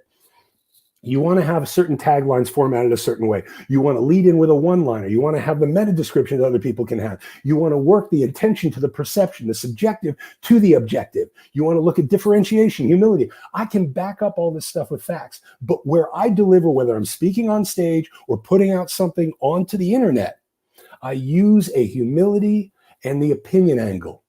Wouldn't it seem like a good idea to differentiate yourself by placing opinions where people are putting out hard facts? It's the difference between an op-ed and an ob-ed. Is it an opinion editorial or is it an objective editorial? Think about that in the voicing as you talk, because the bigger media and the way that you can get into media without paying for it, and the way you can get onto much larger shows, radio shows, if you're trying to be a guest on shows, is to showcase your expertise, without using the word expert, with your opinions that can be seen as facts but aren't called facts, and then reinforcing with the facts that have all the objective vetted proof. Now you're the perfect guest. And at the same time, Google and all the new algorithms that are coming out in 2020, they will love you for it. Templates. Moving right along here. Again, I'll send you this down. I'll send you guys or post that in Facebook if Joe wants it. Get away from the templates. We listen to stories about this guy came here and this guy did this and this guy magically appeared out of nowhere. I don't know. I heard earlier this morning, and Tim Ferriss's podcast. Tim is fun. We've shared a stage in LA. Tim also grew up in a great deal of wealth. Gary Vaynerchuk, another favorite. Oftentimes to me, and I mean this with respect, but I need to share this with everyone, oftentimes he shares 25% of the story, leaving 75% of the story out. So certain people are inspired to follow 25%. They forget the other 75, and it sets them on a pathway for failure. Gary Vaynerchuk has some great ideas, and if he's inspired and he sets you with a drive, by all means go there, but do not follow the methods. The dude, as soon as he graduated, was able to become CMO. From there, he had enough money to hire some very intelligent people to show him what to do, but he doesn't share that. That comes back up to the line of authenticity. I am more for my failures in music, in TV, in branding, in business than I ever was for my successes. I learn more from my failures. I analyze my failures. I figured out, I'm like, wait a minute. I know this went wrong. I know where it went wrong. I know when I let ego get in the way. I know when I got stupid, and I know how to never repeat that again. There are certain success models that I've been a part of in television, in music, in branding, in other areas of messaging and optics where people are like, can you do exactly what we did there? I'm like, I don't know. Nothing went wrong, so I'm not exactly sure how we did it. We look to, and making the last part of that story and then moving on because we're keeping time going. I used to get called as a music producer to produce certain stuff. People would say, okay, I want you to produce like this album. I said, okay, we need to talk about your budget. We need to talk about your time. We need to talk about your investment commitment. No, I just want to hire you to do this. I had this amount of money. I had this amount of context. We had this amount of publicity behind it. We had this form of distribution. We had these deals in line, which allowed us to create. That was my differentiator in LA and New York and Atlanta and Florida. Was coming out and saying, let's look at everything that we have and realize some of the things that might not have anything to do with the direct project can help the process. Your podcast is the same thing. Maybe you don't necessarily have the best mic. There are ways to get sponsorships. There are ways to get guests that dial into who you are and have nothing to do with your show. I'm born in Boston. I love the Red Sox. I hate the Yankees in a positive way. I can still name them all, but I've talked and I've had different Yankees people and stars that I've done because we made jokes about things that had nothing to do with brand messaging or optics. There may be things that you're completely into that you're not into. I'm terrified of heights. I was in upstate Washington. I was dared to walk across Deception Pass Bridge, a really tall bridge. I'm hanging on to the rope. I'm freaking out. And this little 6-year-old girl's running by and skipping. In that self-deprecating humility and fun, that story down the line connected me to a different audience and ended up connecting me to a series of clients. Your story is better than you realize, and some of the elements about your story that has nothing to do with the root of your podcast or your brand can bring people to you. Now, down to the brand messaging and the optics. Think about it this way. Think about from the standpoint of how many other people have said that before. What can you call your podcast? I don't care. And most of your fans do not. Yeah, well, I'm just seeing the lines. I'm sorry if I've avoided anybody. I'm just seeing the stuff here. I don't care if you have 270,000 downloads. I don't care if you're award winning. I don't care about these things. If I'm a new audience, engage me with the top line about what you're about. Do you really want the client or the follower that's going to look at the top tier thing? If I was to tell you right now, I have 700 albums that I'm credited on. Do you really care the biggest name that I played with, the audiences that I played with, the money that I made, the books that I sold, if it has absolutely nothing to do with what we're directly talking about? Same thing there. Don't worry about your audience in this mass thing. Worry in that center level, in where you become personal, where you act and talk in love, not fear, to engage. Don't funnel someone. They know it. Don't send out some message or just share something without telling why you're sharing it.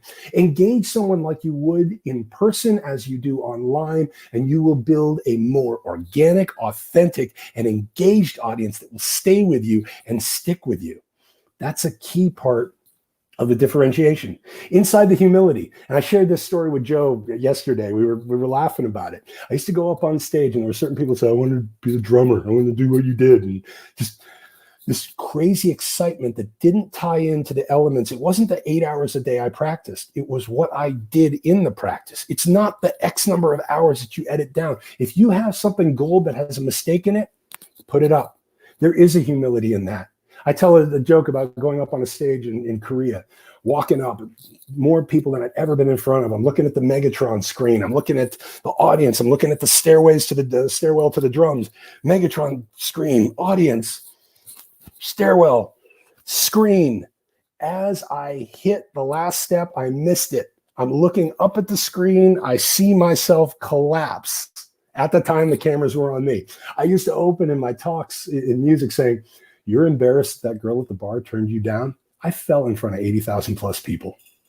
We can have fun with our stories. We can talk about when the fly is down. We can talk about our pants on. We don't have to be perfect. And that lack of perception, that lack of perfect perception engages that many more people. You have an honor, you have a love, you have an authenticity, and you have an authority to your story. A lot of you, though, take this sense of I need to sell, I need to yell, I need to tell, instead of sharing, engaging, inviting, connecting, and communicating. That's the magic. It's not a secret. It's not a DM me for more details. Sign up for this so you can sign up for that. It's the root of where good communication starts, where healthy communication starts, where we share all the information that we can get, where somebody blasts our podcast or our product or what we do, we sit there and take it. We sit there and just say, you know what? All right, you hate it. I had a guy that wrote on Amazon below one of my books, like the next book you write should be called More Advice I Pulled Out of My Ass. Can I say ass on this? Hope so. I said, that sounds like a great idea. I put up a book cover. We made up a book cover. He laughed. It ended up selling. I had my logo waxed out of my back in Burbank, California. Cost me $70, made thousands of dollars in sales because it was funny. Yes, we've riffed on the Office thing. We look at ideas. I'm sorry, rewind. When we look at ideas that mix the humility with the authenticity, with the authority, when we act in love and steer away from fear, when we stop trying to show off to someone, but share with them who we are, what we are, that's what people want today. Inside of the virus, inside of the news, inside of the negative, to be positive, to redirect the optics, to bring the story. It's called above the fold, below the fold when it comes to media, to bring the message above the fold and just sit back in humility, to let an attack come in and not let us, okay, it didn't feel great. But how are people going to react? Be the person that you want to be with the art that you're creating. You just stop saying it's the best podcast, the best Facebook, it's the best. Just be you, be the best of you. And in that, authenticity will carry over so much stronger, so much more authentic, and gain you the authority. So whether you're just podcasting a story, whether you're getting a point across, whether you're selling a service, whether you just want to share, whether you're getting out of a shell or recovering, or you want to keep people from failing or keep people from this, stop promising them, stop throwing and attacking them with facts, share you, your opinions, your authenticity, and your authority. And in that, with the uniformity of your story, the brand and your messaging of it, you will gain an organic audience that will draw to you, connect with you, and engage you for a long time. I believe that's my 20. Questions? Oh, I'm 20, so I can't do questions. Right? You have 2 minutes. That was so powerful. I want to add Stephanie's comment here. If authenticity and humility is a powerful brand, yet seems so rare. I would disagree, because the people that are watching this right now, by and large, are the people that have been commenting all day. Those people are authentic. I assure you, because I know most of them. So I appreciate all of you. I appreciate you, Lauren, for taking the time. I need to look this way. Taking the time to be a part of this and just delivering such a powerful talk. Jody Krangle says, thanks, Lauren. Thank you. Great stuff. Chris Stone says, mic drop. I love this talk. My tribe loves it when I mess up. Thanks. Yes, people do love it when you mess up. You're human, right? Like, I didn't come out the womb a robot, and that, we don't realize we have this intention we can't mess up, but the perception when you do mess up engages people so much more, and the mess ups can sometimes bring the best stuff back. A delay, this, that, anywhere in between. Absolutely. Everyone, please in the chat, give it up for Loren Weisman. How can people get more of you, Loren? More of me at lorenweisman.com, LORENWEISMAN. For my friend Joe, happy to do, I'm stuck at home here, happy to do a free 15 or 30 if you want to talk a little bit about your messaging, your optics, or your brand, just by a phone call or a Skype or a Vimeo, Vizio, whatever. And just by, I guess, it's everywhere at Loren Weisman. Look at the website, steal the things, steal the copyrights, steal the stuff that's on my site in the sense of strategy. The more that you're protecting yourself with your privacy policies, your copyright, your COPAs, all of that, the better it's going to work for you. Love to be connected with all of you. I hope you all have a great day. I hope you're just taking this in. Get the seeds from everybody, figure out which seeds work for you, and plant them in your soil. Absolutely. And thank you for cursing. I appreciate it. Take care, Loren. See you guys. Oh, that was great. That was awesome. So at this point, I'm pressed up for time. You see, I haven't checked recently, but if you want to thank our speakers and our sponsors and me, go to indiepodcon.com/CDC and make a donation to the CDC. It'll help hopefully it'll help save a life. A life. I don't know. I'm not even speaking right at this time. All right. So at this time, I got to introduce not just one, not just two, not just three, not just four people that are our first panel at this event. And also quick, just want to say that this isn't the only day. Tomorrow morning, 8 a.m., you're going to want to be back here to take in more great content from these awesome people that have chosen to give their time to this virtual podcast conference. Right up next, our panel is live streaming for podcasters, how to use live video to elevate your podcast and business. We have Ross Brand of Livestream Universe, Rob Greenlee of Libsyn. I don't know how to say your name. Is it Geig? I'm sure you get that all the time. Vanden Top, who is I'm pretty sure the CEO of StreamYard, which is the platform that we're using right now, and author Jennifer Quinn of Leverage Live Streaming to Build Your Brand. All of you, thank you so much for being here. I really appreciate it.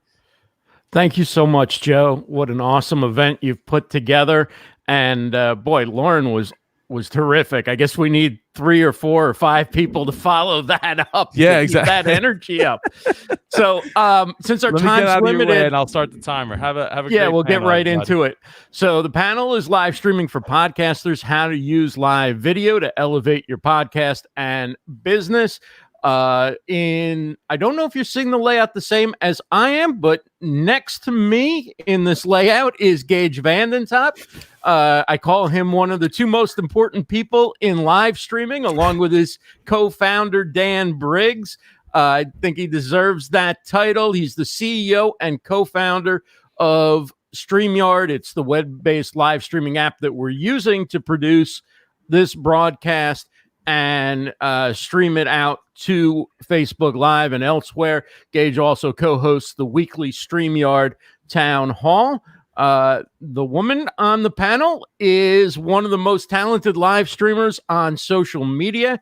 She's the author of Leverage Live Streaming to Build Your Brand, the co-founder of Improv Video, and the host of the very first variety show on Facebook Live. She's been live streaming for a long time and is great at it. And we're honored to have Mr. Rob Greenlee. He's a pioneer, a leader in the live streaming and podcasting field. He does the New Media Show every week as both a live stream and a podcast. He's also a Hall of Fame podcaster and vice president at Libsyn. So give a big virtual round of applause for our esteemed panel. Let's start with Rob. Why should podcasters consider live streaming? Well, because I think the podcasting medium is a very personal medium, and it's very. I think podcasters want to create a conversation with their audience, and this definitely creates an environment where the audience can come in and engage with you and create a conversation. And I think that's what makes this medium so special, is that it is all about the connection with the audience. Jennifer, you work with a lot of people using live streaming on behalf of business. Whether the people are podcasters or not, how can live streaming help them promote their products and services? Well, very similar to what Rob said. Everything on social media, everything in digital marketing is about that connection. It's about building relationships.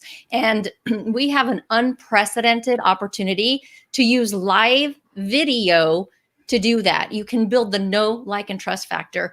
The people who are winning at live streaming are the ones who get that. They see this as a long game in building relationships. And here's why. So video is 82% of all content online, right? The reason live video puts you above the rest is because people get to know, like, and trust you faster because it's live. I mean, we don't go to the car race to see who's going to win. We go to see who's going to crash, right? Or the hockey game, we want to see who's going to break out in a fight. Just like live video, you don't know what's going to happen. And so right now, Ross, if something went wrong with tech and you're the host of the panel, then we would get to know exactly how you react under stress. If I mince my words and I don't say what I mean, then you get to see me in real time correct myself. And that builds a stronger relationship and increases trust exponentially. Hopefully we won't have to recover from any mishaps, Right. but if we do, we'll make the best of it. So Gage, for people getting started, or maybe people already streaming who want to get better results, what do you think are the essential gear and technology that they need in order to successfully get their live stream on air so that it looks good, looks presentable and professional? Yeah, absolutely. And I'm excited to be on this panel, by the way. Thanks for having me. Yeah, it's great to have you. Yeah, but lots of people, I think, get paralyzed by the amount of information out there. They think they need all this fancy equipment or really fancy lighting, which is all that stuff's great. And you should work towards that. But if you haven't even started live streaming, you can make a really good live stream with just your phone, right? So it doesn't have to be complicated. If you don't have all the tools, you can just start with your phone and you can go live to any major platform. So if that's all you're working with, I would suggest doing that. There's nothing wrong with going live from a phone. If you'd like to sort of do some more interesting stuff, I'm sure I'm biased, but I obviously am a fan of StreamYard. So it allows you to do some cool stuff like bring in guests remotely, which is obviously pretty relevant now. As far as StreamYard, you don't need much either. You just need a desktop or laptop to host the stream, a webcam, either internal, external is probably a better idea, and then an external mic so you get a good sound. But overall, I would just say it's easy to get stressed out if you're if you just Google, how do I start live streaming? You're probably going to read a bunch of information and not want to start. So I would relax and just, if you need to just get started with your phone, just get started with your phone is what I would suggest. Now, Rob, as somebody who live streams your podcast each week, what advice do you have for people who may be deciding, is that a good idea, or should I be using live streaming in a different way? And if they do live stream their podcast, there may be certain challenges to getting the audio they need. Give a little overview of the sort of the pros and cons of live streaming your podcast. Well, I think that there's kind of two ways you can look at it. I think you can create a live streaming program that is maybe different from your podcast too. So I think the option of doing an audio only program is still there, and then doing maybe a second program each week that is just all about connecting with your audience, and it's a little different piece of content. That's kind of how I'm starting to think about it. As we talked about on the New Media Show today earlier, we're going to launch a second show. Is what we're going to do. That's just going to be a call-in show, but we're still going to continue to do our Saturday show, which will be more of what we've been doing for the last 10 or 12 years. So I think that there's kind of a different way of looking at it. I think more and more of the streaming platforms, Engage, maybe you can jump in on this too, are really starting to focus more on the audio quality coming out of those platforms that then can become your audio episode that can be put out as a podcast. So I know, Gage, I don't know if you have any updates on the your work around the platform, around the audio quality coming out of the platform, but that might be helpful.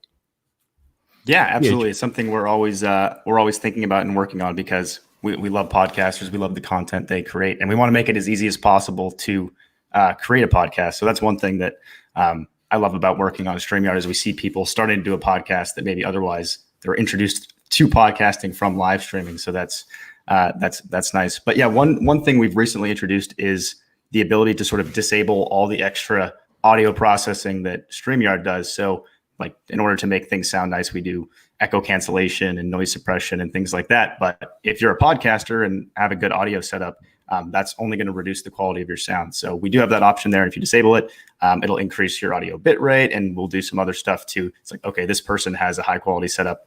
Let's optimize for that. And then we're also continuing to work on ways to account for people. Obviously, if you're recording a podcast with someone remotely, you're always sort of at the mercy of their network connection.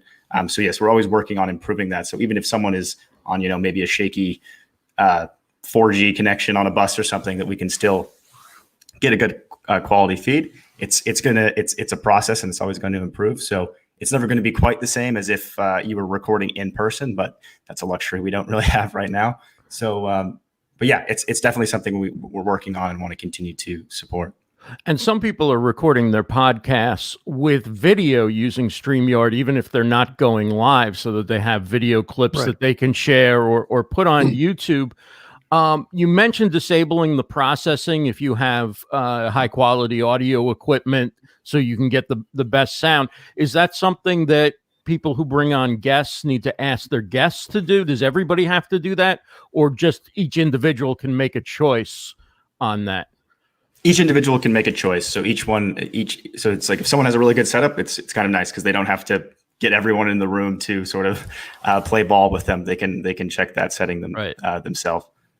Jennifer, in your book, you really give a game plan for going from novice live streamer to a polished professional using live streaming on behalf of their brand or their business. Talk about a few of the tips that you provide to people who are trying to up their game at live streaming, or who might be new at live streaming. Yeah, perfect. And I really appreciate what Gage said at the beginning. The biggest barrier of entry is our fear of thinking that we have to be perfect when we start. And you absolutely can start live streaming with what you have right now. So the way that I break this down is I have an acronym called LAVS. These are the most important 4 elements if you're a beginning live streamer, actually at any level. So let me just briefly go over them. There's lighting, audio, video, and stability. So lighting is super easy. If you have a window, just sit in front of the window with the light coming in on you and turn off the overhead lights, and you've got beautiful lighting. Audio, of course, if you are starting with your mobile device, something as simple as if you're in a quiet place and you have a recent model phone, you're going to be just fine just using the built-in audio. If you want to level it up a little bit, use the earbuds or your AirPods to use with your mobile device. Now, video is important in a couple different ways. If you're using a recent mobile device, the technology is keeping up and you're fine. You have good enough quality. Don't even worry about it. But also pay attention to your background, because you have 3 to 5 seconds to capture someone's attention.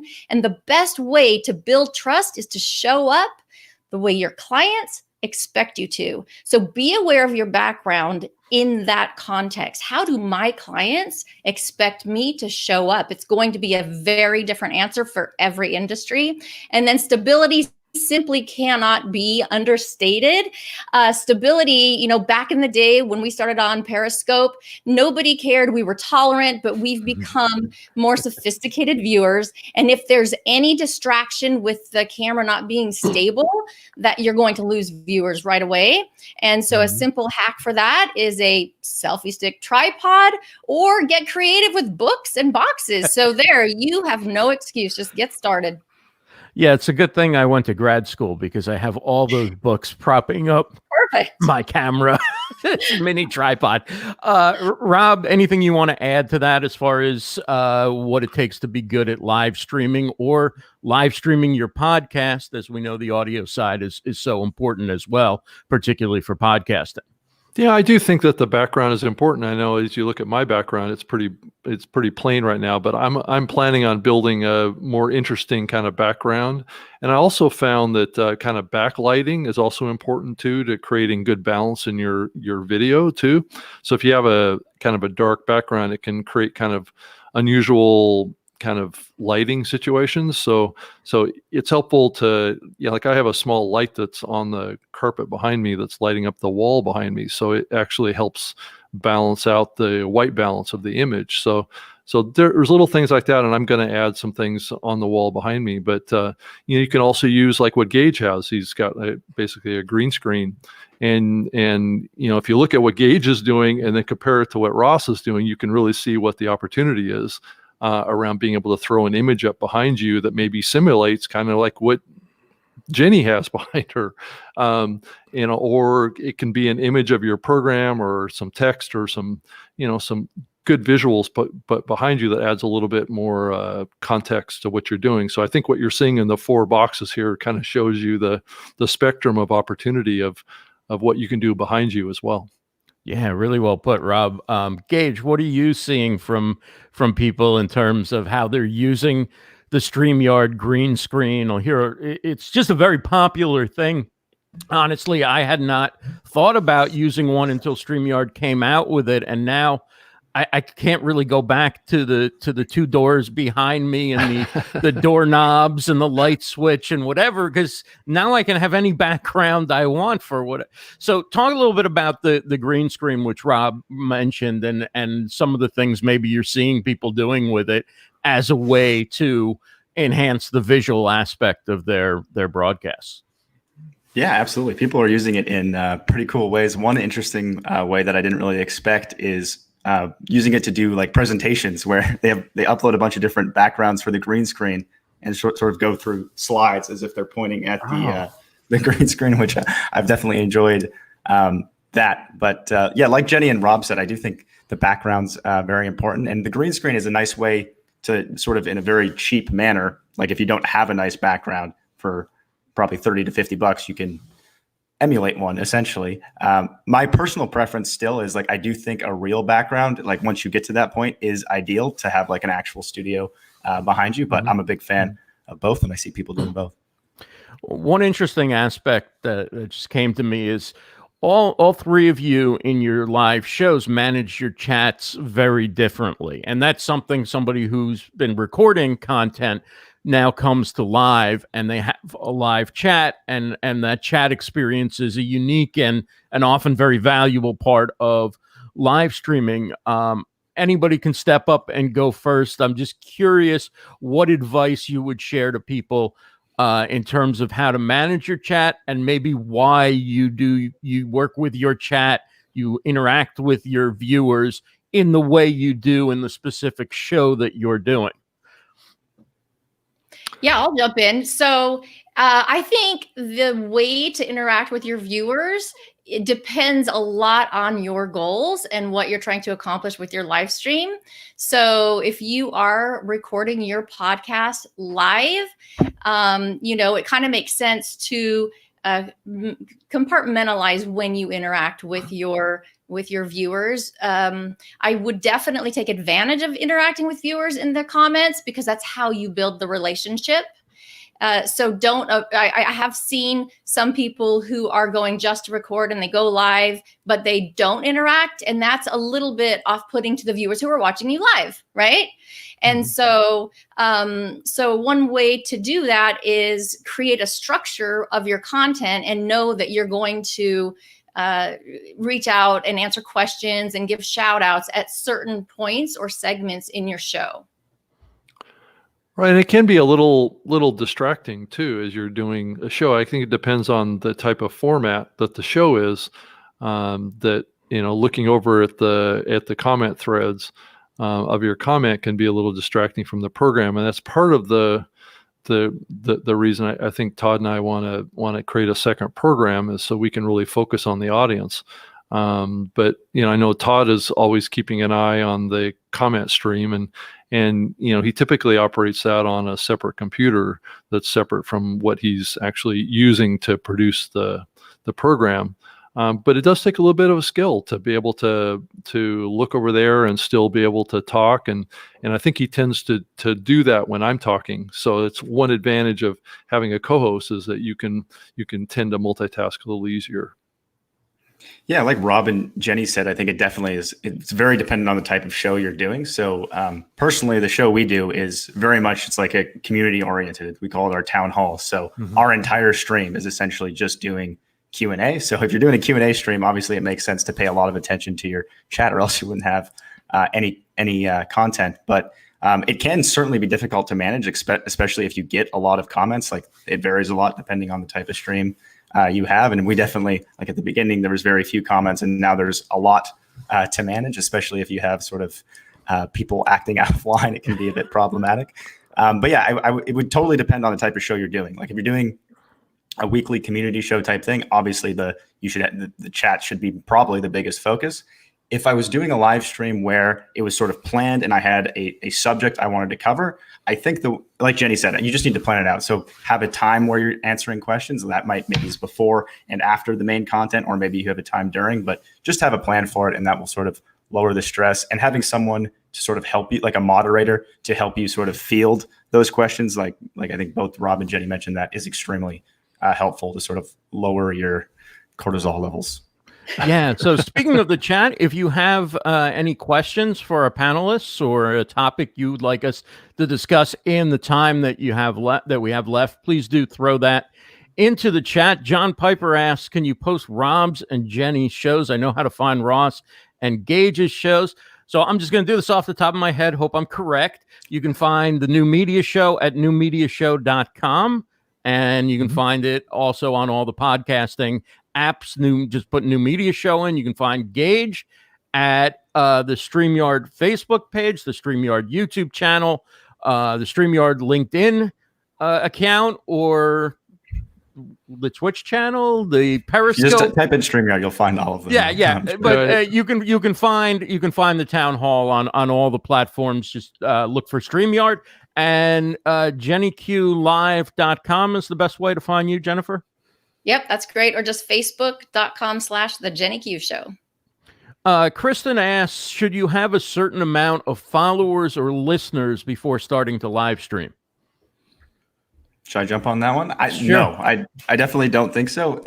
One interesting thing about that is, like, it used to be a bigger problem, where it used to be like on Facebook, if you had 1 million followers, Facebook would show your content to 1 million people. And on YouTube, if you had 1 million subscribers, they'd show it to 1 million people. But that's no longer the case, because the algorithms on these platforms have sort of changed, where they care a lot more about the actual content and how viewers are responding to it, because they make money off of advertising, right? So they want people to be making good content so people stay on the platform longer and see more ads.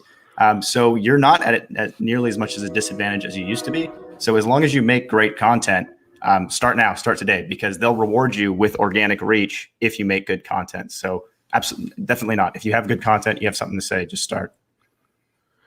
Jennifer, Tim Gillette asks, did you put any planning into creating your background? Does it have a purpose or just decoration to your taste? Hey, Tim, nice to see you again. Yes, I have several different backgrounds depending on what I'm broadcasting or what the show is. So I have a set that's for the Jenny Q Show. This is my more casual, I hope I came close, but it's more a casual / professional, come hang out with me for a minute background. And so I think that it really can communicate in nonverbals something about yourself or your brand. Daniel Bauman asks Gage, will StreamYard ever allow 1080p video? At some point, we will allow 1080p video. That's always a popular question. Yes, at some point. Brent Basham mentions in the chat, he mentions, just moved up, I found it a little tough to pay attention to a guest and pull in a lot of comments. For Rob, if you are recording your podcast live and making a live stream show out of it, how do you handle that time where you're maybe shouting out to people in the chat, you're welcoming people. Do you leave that in the recording when you make the podcast, or do you take some of that engagement out? How do you treat that when you're making a podcast out of a live stream show? Well, we typically don't do any editing of the body of the content of the show itself. The only editing that we might do on the audio side would be if we had any kind of, which happens a lot in the live streaming side of like a couple minutes at the beginning of the program where we're just getting all the various platforms up and running. That there's usually like maybe a minute to 2 minutes of kind of what I might call to some degree kind of dead air. As we get kind of all of the platforms ramped up, because we simultaneously stream to all of the major streaming platforms, and sometimes they come online at different times. So Todd will go in and do some editing at the very beginning of the program to cut all that stuff out. And so when you listen to the audio version of it, it just comes out as just like a regular podcast would. But we also don't do any kind of intros or exits or have any music or have anything like that. We just jump right into the content, welcome the audience to the program, and just jump right in. We don't take time to play any kind of fancy intros. And Gage, this is a good question for you. Are you seeing very many shows do like a video intro or anything like that to what they're doing on the platform? Yeah, I see lots of people do an intro and outro, but I find especially the podcasters keep the show itself pretty tight, where at the beginning they'll do the hangout session, talk and welcome people in, and then it'll be let's start the show. They'll do the intro and sort of do their run of show, and then at the end again start engaging with the audience. But I haven't seen too many people where they in the middle of it will interrupt to talk to an audience member. A Facebook user asks, how is great content graded? Is that AI or with human clicking and watching? So how does something become promoted to a lot of people by the platform? How does it decide, okay, we're going to make this a prominent video on Facebook and get it seen by a lot of people? Does anybody have a thought on that? Well, I can attack that one a little bit. I don't think that there is any grading that's going on any of the streaming channels at all. I think it's audience graded, right? I think the more popular the program is, probably the better the content is kind of the safe way to look at it. But as a podcast, I mean, certainly there are feature situations on Apple Podcasts and Google Podcasts and Spotify that typically, the more popular, larger shows typically get greater consideration for feature promotions. And they do tend to be larger shows or shows that are being done by celebrities or high kind of audience impact type programs that get promoted. Now, platforms like StreamYard, I don't know, Gage, are you guys doing any special promotions of certain programs that are maybe higher profile?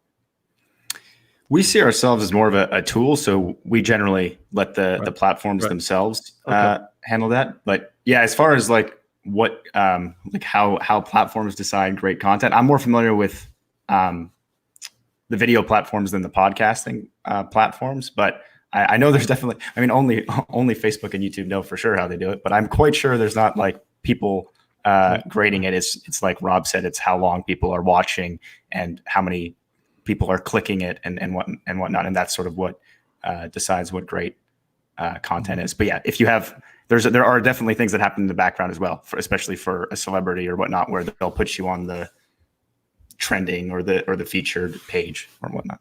Right. I do want to add one thing to this, Ross, if we have the time. Sure, absolutely. Yeah.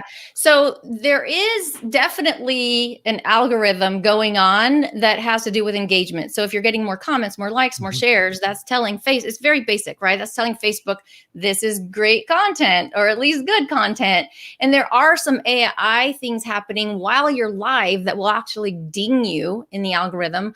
One of them being if you ask explicitly for specific engagement. So for example, if you're on live, because it's kind of a clickbait style on Yeah, video. maybe don't give So- an example. We don't want to get dinged No, I here. know. I was just like, how do I say this? I don't want to get dinged. But I could spell it out, or if I knew sign language or something. Right. But, if you're intentionally telling people exactly what to type in the comments, just so that the algorithm will share it more, the AI is listening and will now ding you for that. Wow. Okay. So we have about, it's easy for me to say, we have about 4 minutes left. I'd like to go around and get an example or two from everybody of how somebody could use live streaming, either on behalf of growing their podcast or on behalf of growing their business. You've all seen a lot of different kinds of content being created. We'll start with Gage.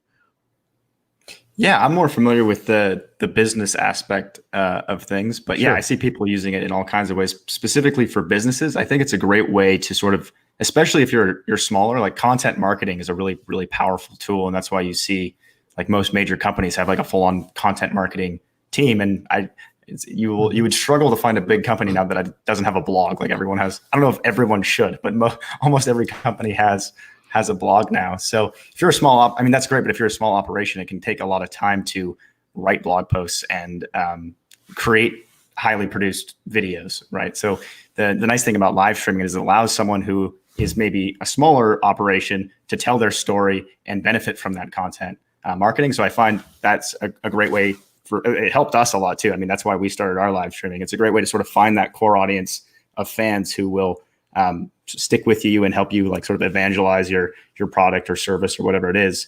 And I see a lot of people doing that. Jennifer? Yes, very good. So, and I work mostly with professionals who are super busy, attorneys, doctors, physical therapists. And the reason that live streaming works so well, with just a few skills, they can hop on, get the information out of their head, get it onto a live video, and then their team can take it and repurpose it in much of the way that Gage was talking about. Take it, transcribe it, create a blog post, create clips, etc.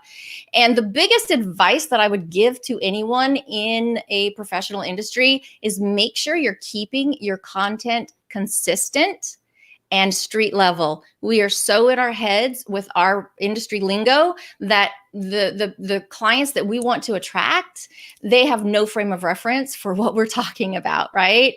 And so make sure you're at street level conversation as if you're meeting someone for the first time in your office and you're explaining things to them. Rob? Yeah, I think that the opportunity of this is pretty impactful from a company perspective. Having that feedback process with the customers, with their users about features, functionality, concerns, issues, and having a personal connection with someone at the company that's available on a live program like this is very powerful in multiple areas. The customer support team can benefit from it, the PR team can benefit from it, and it becomes a personal touch point for customers with the company. And it's really a matter of identifying one or two people in the company to step up and create a program and create that kind of opportunity for customers to connect. Final thought from everybody, if you would, now with the coronavirus and so many people working from home, when things, quote unquote, go back to normal, what will it mean for video content creation going forward? Well, Ross, let me jump in on that. I'm not sure that things are going to go back to normal. I think the changes that we're seeing in the market right now are going to be long-standing, and I do think that our remote work is going to become even more important than it was before. And I think that's where the big change is. And these live platforms like StreamYard and others are going to play an important role in that. Sorry, go ahead, Dave. Go ahead, Gage. No, you go. Okay. Yeah, what Rob said, essentially exactly what Rob said. There will be, I hope, some change back to normal. But I do think things have permanently changed, and hopefully for the better. Like, I think a lot of people just trial by fire are learning what remote work is like, and especially larger businesses are really testing their systems and whether or not it works for them. And I think a lot of them are finding success. So I think there'll be a lot more awareness around that as an option, and things will have permanently changed, and that will be a much more common way to go about work. Jennifer, you get the last word. Oh, awesome. So we have a really cool opportunity right now to not only create a video library that maybe we didn't have time to do before, right? And Ross, this is your phrase that I just completely love. Create your video portfolio online, and do it now, and create and master the skills. And in the process of that, use this also as an opportunity to share all the information and the knowledge that you have using video, using live streaming with others who need the skills you have. This is a great time to step up and just come together in this time that literally everyone on the planet, is in crisis mode. And so this virtual conference is a great example of that. And Ross, thank you so much for having me on. Joe and Gage and Rob, it was great being on the panel with you. Thank you all so much. Again, Gage Vandentop from StreamYard, StreamYard.com. Jennifer Quinn, JennyQLive.com. Rob Greenlee, Vice President at Libsyn, and also host of the New Media Show. And we can send it back to Joe if he's ready, or we'll do another round of questions if you'd like. Either way, because we are I think a little over time, but if we need to continue, we can. Hey, look, the new host is here. Back to you. I don't think Joe's back yet. All right. Well, no, I'm right here. She wanted to say hi. Hey, awesome. Until she kept asking, "Can they see us? Can they see us?" I said, "No, they can't see us." She said, "But they're looking right at us." Now they can. Say hi, Ava. Say hi. She wanted to tell you to subscribe to her YouTube channel, right? Is that what you wanted? No, yeah, that is what you want. Here, I can throw it up on the screen here. That's awesome. Ava Entry. Oh, that is sweet. Ava, you like that? Yeah. Okay. You want to go? All right. Say bye, everybody. Bye. Say have fun. Thank you, everybody. Say have fun. Thank you, everybody. I really, really appreciate you guys all taking the time to come and put this panel on. And now that we are 8 minutes behind, Amy somewhere is cursing my name. So we're gonna move on here. Thank you, everybody. Give them a big round of applause in the chat, please. I really appreciate it. All right. Yeah, thanks for having me on. It was a lot of fun. Thanks. You're welcome. We fun. got to connect. Thanks, Joe. We got to connect, Gage. Sorry, I didn't know it was Gage, but we got No to worries. connect. All right. Take care, guys. Okay, bye. All right. So our next panel is up. It's called Yes, Ava. What's gonna be next in the show? Next in the show is I'm glad you asked. That's high five. Good job. All right. So next in the show, next in this live conference, we have two podcasters who can tell you a lot about creating a top 50 podcast. Everybody give it up for Jason DeFilippo and Christopher Lockhead. Woo! What's going on, guys? Hey, guys. Good to see you, Joe. Good How to you doing, see you. Jason? Doing good, doing good. Oh, your All right. office is much cooler than mine. Damn. All right, I'm going to dip out here and start the clock. You guys are good to go for next 30 minutes. Thanks, Super Joe. You're very Thank you, welcome. man. So, Jace, how many top 50 podcasts have you been involved with, either as a host or producer or co-host or editor or something? Well, I got 8 top 200, probably 5 top 50, and a couple top 25. One of them's yours. Well, and thank you. And it is my privilege and honor to work with you as a producer and editor. You've already taught me so much in a pretty short period of time. But I'm curious, name for the folks other than myself, who are some of the real legends you've worked with? I started out with The Art of Charm, which then unceremoniously became The Jordan Harbinger Show. After that, I worked with Tim Ferriss on his site, taught him a lot of what he knows on how to podcast, and did a couple 150 episodes of his show. Worked with Kevin Rose. I worked with let me look around. Let me turn around. I forget sometimes. Noah Kagan. Yeah, Kevin Rose, Noah Kagan, Joey Ito, Tim Ferriss, Daria Rose. Noah. Yeah. And you and a couple others, but a bunch. So that's one hell of a list.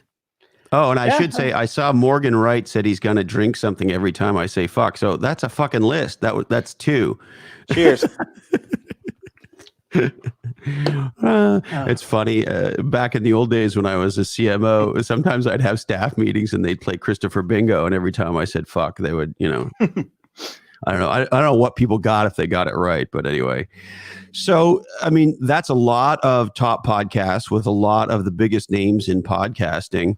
What is it you want to share with folks that you think are the critical ingredients that go into building a top podcast?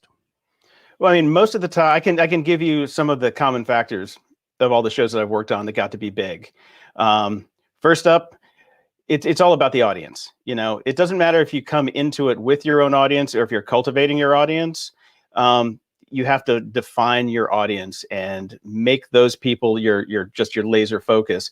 And if you come in with your own audience, it happens a lot faster. Like Tim came in with 3 New York Times bestsellers under his belt. And Jordan came in with nothing. So you look at the time factor, you've got Tim who did it in like a year or less, and Jordan, it took 10. So it's all about building that audience, but the time frame is different based on it. So that's another thing. I just want to make everybody know that you can be a top 50 podcaster. If you don't have your own audience to begin with, just expect to spend a lot of time and do a lot of work. That's one of those things, but it's really just about functioning or building a functioning audience that wants to hear what you got to say. It's really what the core of it is, to build that audience and make them subscribe, keep them engaged, keep them coming back, and more importantly than anything else, make them tell their friends. Yeah. And interestingly enough, I mean, we started about 3 years ago, almost to the date, and at the time, the thinking that I remember hearing was, unless you're a giant brand person with a giant following, or unless you're backed by a giant media company, or you're willing to spend a giant amount of money, those were sort of the 3 big things. An independent podcaster can't create a top Apple podcast 200 podcast anymore. That was the thinking back then. And of course, that was all, here we go, Morgan, fucking wrong. And so how does an independent podcaster break out in your opinion? Quality.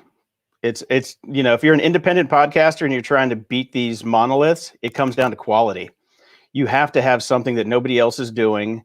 You have to have, a show that's better than most other shows. I think you would call it niching down. Yes, I think niching down is a good idea. So you have to target an unserved area of the market. Like, I look at somebody who came in out of nowhere and won the podcast lottery, Aaron Mahnke with Lore. He came out of left field. He was spending 45 minutes a day or per episode on his show and just killed it in the ranks. That's the podcast lottery. He got lucky, but because his content was amazing. And it's really just, you can do it. I mean, my show, Grumpy Old Geeks, we got up to number 98 in the top 100. Yep. And we never marketed it, period. We never did any marketing. We just did the show that we wanted to do and found the audience that we wanted and just didn't give a shit. We found our tribe and ran it out there.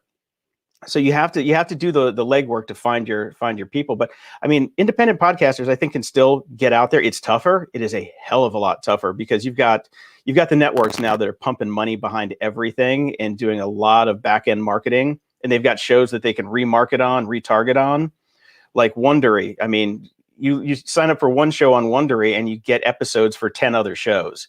Right. Besides it being thoroughly annoying, it's genius marketing.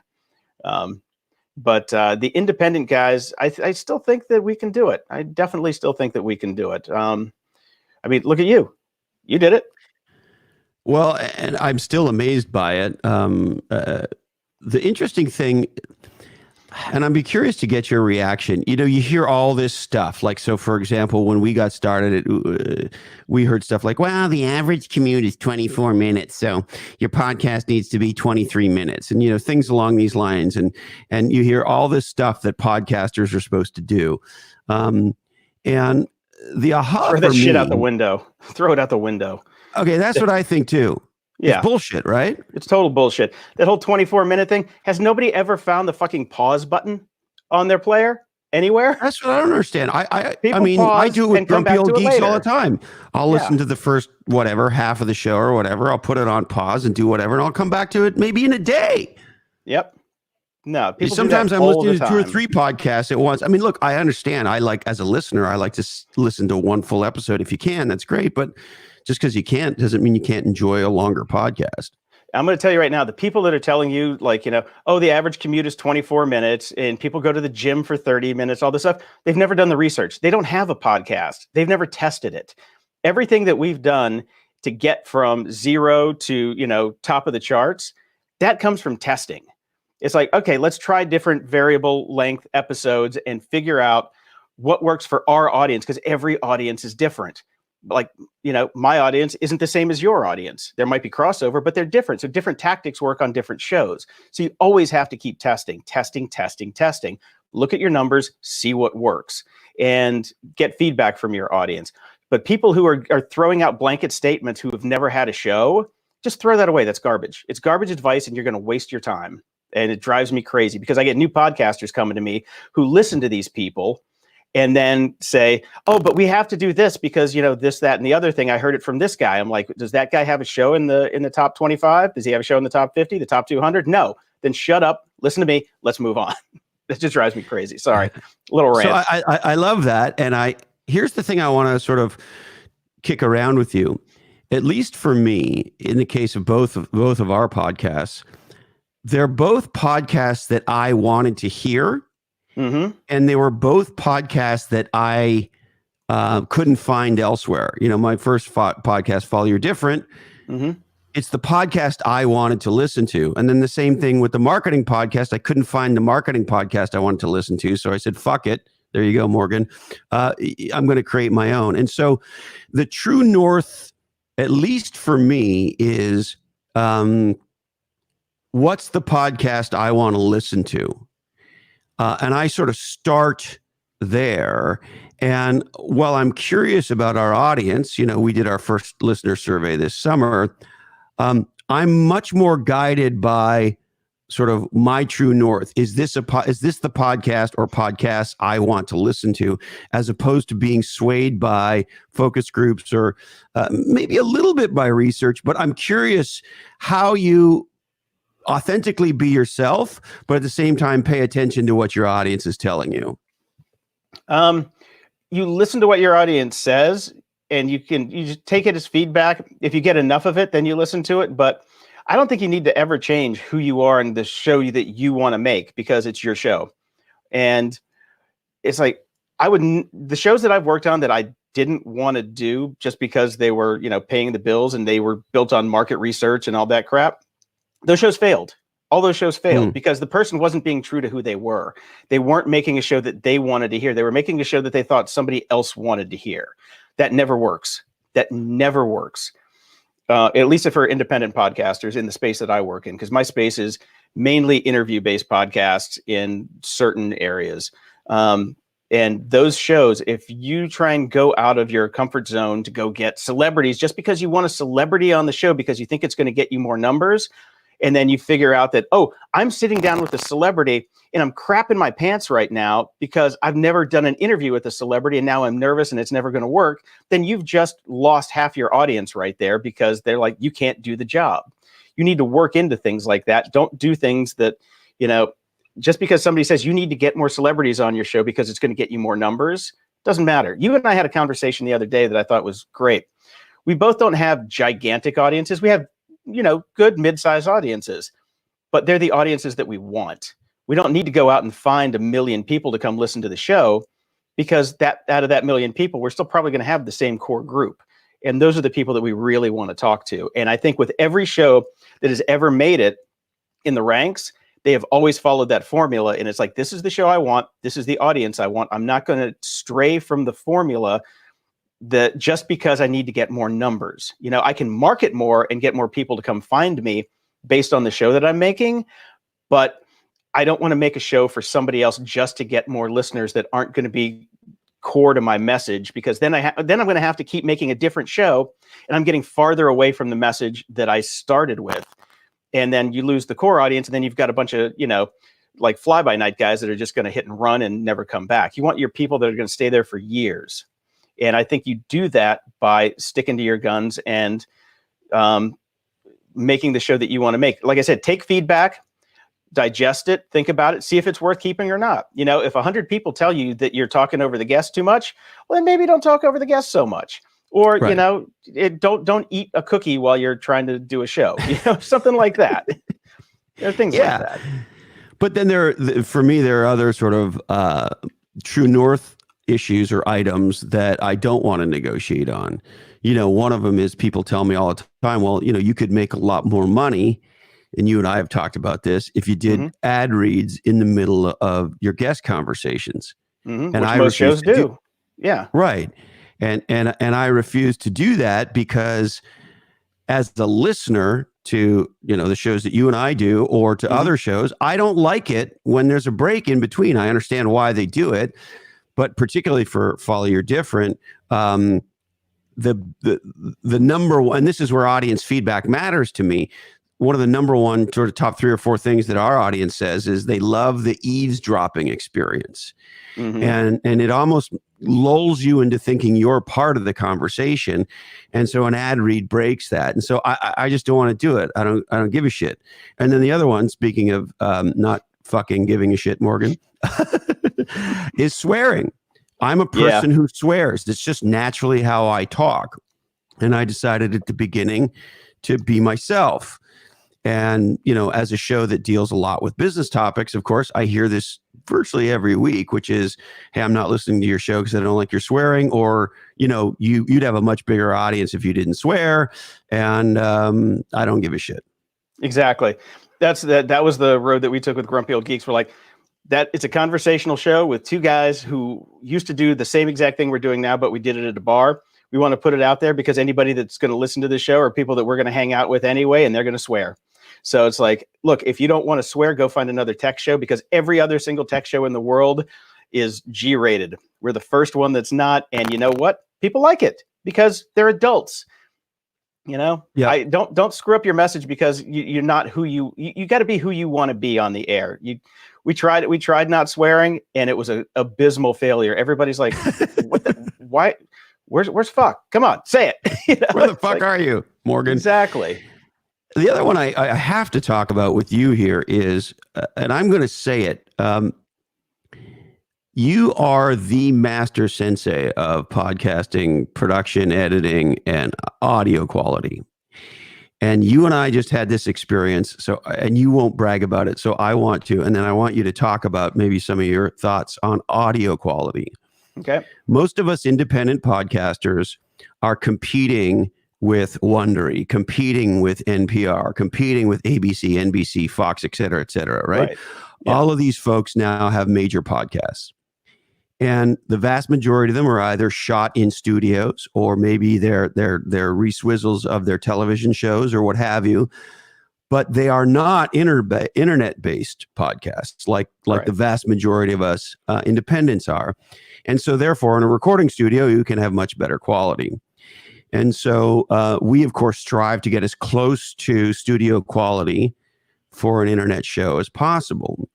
And we just had a fascinating experience. I would say that thanks to you, we sound, and I think Grumpy Old Geeks is probably the best sounding internet podcast on the internet. And I think you've done a tremendous amount for my podcast, where you can have internet-based podcasts that sound almost indistinguishable from professional studio-based podcasts. That's point A. And I want you to talk about that. And then point B, and this is the brag that I know you won't do, so I'm going to do it for you.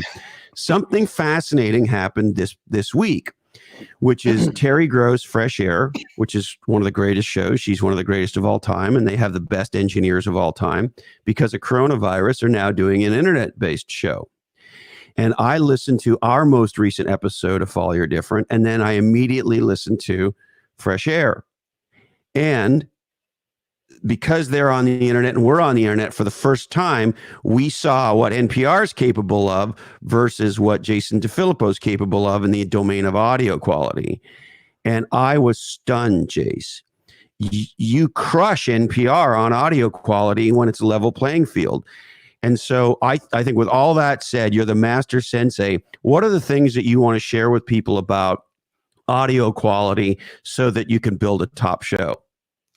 Audio quality is key. Oh, thank you for that, by the way. I did go listen to that NPR show, and it was utter garbage.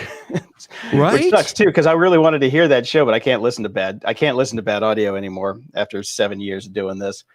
Yeah, you have to have good audio, and when it comes to internet stuff, you always want to you almost always, whenever possible, you want to get local copies of everything from every guest. And most guests, if you're doing interview shows, have no idea how to do that. So you're dealing with Skype, you're dealing with Zoom, God forbid, or anything else. You're not a Zoom fan, are you?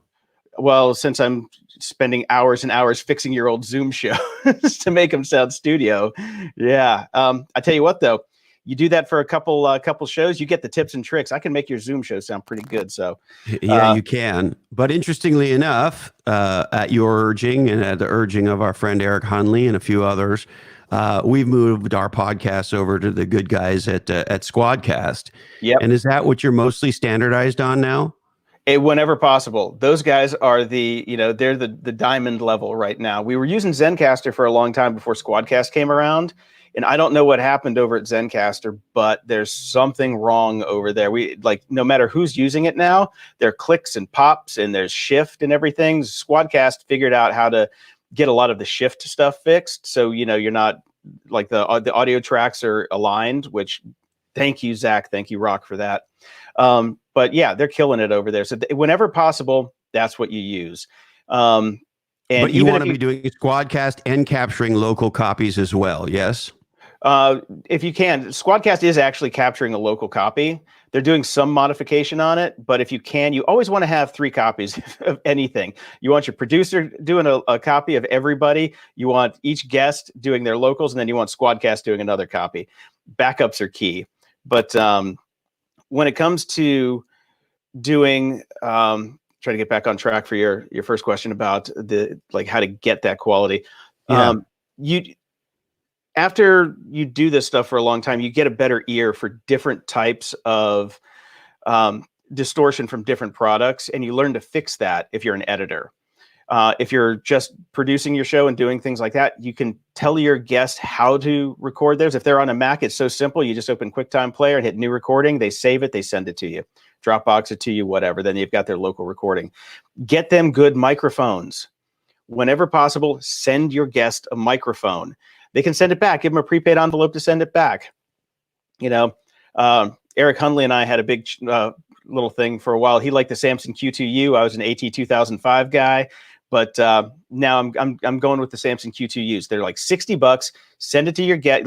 Buy a couple of them so you can have them out there. Send them to your guests. They send them back to you. Or if it's a good guest and you're making money on the show, give it to them. Gift it to them. So in the future, when you want to have them back on, they can have a mic. And also, if there's somebody who's going to be doing other podcasts, they're always going to remember you when they have that mic. It's one of the things that we've done for years. Me and Jordan did that. So we started doing that 4 or 5 years ago. Send a guest a microphone if they don't have one. Never let anybody use their computer microphone, the one on their laptop, if you can avoid it. There are ways to fix it. And that just takes time, practice, and a god awful amount of software. But you can do it. And I think the bottom line for me in this stuff is, if you're an independent podcaster that shoots over the internet, I think you've got to do everything possible to get to as close to NPR, Fox News, NBC, not NPR whatever now. example Previous NPR. Previous NPR, yeah. NPR now, not so much, neener nonner. Now, I know a lot of people ask both of us about marketing. What are your thoughts on what are some of the best ways to market your show to grow your audience? I think that if you're coming with no budget, there are a couple things I want to tell you how to do. If you're coming with a budget, that's easy. I mean, you spend money to make money. So, buy ads, buy cross promo, do things like that. Where do you like to buy ads? Where do you go to get traffic? I don't work in that world. So you're actually more knowledgeable about that than me. I'm on the cheaper end because I always bootstrap shows. The people who I work with who buy ads, they basically buy them from a network, get bulk ads, and go from there and do feed swaps. They buy feed swap or feed drops. It's like, okay, I'm going to drop 10 minutes of my show on this show, and this show into the feed. So your listeners have to get it. It's not like a post roll, which a lot of people do. That's the budget way. That is the ghetto way, is you basically swap post rolls with people, and you do that over and over and over again. Maybe swap some mid rolls like that. But, or the other cheap way to do it is find a show that's got like maybe 500 listeners. Give them $50, buy a mid-roll for a couple episodes. They'll be happy. They've got ads, because you always want to train people with a new show that they need to listen to ads. Like if you just have a show for 2 years that has no ads in it, the first time you drop an ad in there, people are going to be like, what the fuck? So you can't do that. You have to train them from the get-go. If you're going to have ads in the show, start putting ads in, even if it's for Joe's Cat Shop down the street. Put ads in to let people know that this show is always going to have an ad. But back to the point of the marketing, ad swaps are great. I mean, that's honestly, and that's a great thing independent podcasters can do, right? If you're a podcaster with about 500 downloads an episode, and other podcasters then it's a plus or minus even swap, and away you go, right? Even if it's not an even swap, you run it a couple times. So my show has 150, listeners to it. Your show has 500. I'll run your show 3 times. You run mine once. Just right. So it works out. There's easy ways to do that, and there are actually sites coming up that facilitate that thing now. I think the other thing I do as an independent podcaster, I don't give a shit. I do shout outs to my other favorite podcasters all the time. Every once in a while, I'll do one at the front end of the show, but at the back end on the outro, I always throw a Scooby snack to at least one, sometimes 2 podcasters whose show that I like and I admire them. Yep. No, it's a great way to do it. And that's part of being an independent podcast. You just got to support your friends, retweet their shows when they come out, do things like that. Just be a great part of the community. And that way, everybody gets lifted up, and then they're going to do the same for you when you need it, or even when you don't need it. They'll just do it randomly like you do. It's great. I think it's one of the best things you do, is just to help other people out without them even asking for it. Well, it's funny. Part of the reason I do that, Jace, is when I first began as a podcaster, there were a handful of podcasters who were just incredibly kind to me, including you and Jordan, who had me on their shows, when I had no business being there, when, my books or podcasts hadn't really broken out and so forth. Mm-hmm. And of course, I remember those folks, right? And you say, you know what? We all one of my favorite expressions is, if you're lucky enough to make it to the top of a mountain, throw down the fucking rope. Yeah, no shit. So I think that's cool. And I think that spirit, there's a bunch of independent podcasters talking about this. How do we do more of this for each other? Throw Scooby snacks to each other to replicate the power of a network like the NPRs or the Wonderies or what have you, right? If 50 independent podcasters start promoting each other, that's going to make a giant difference.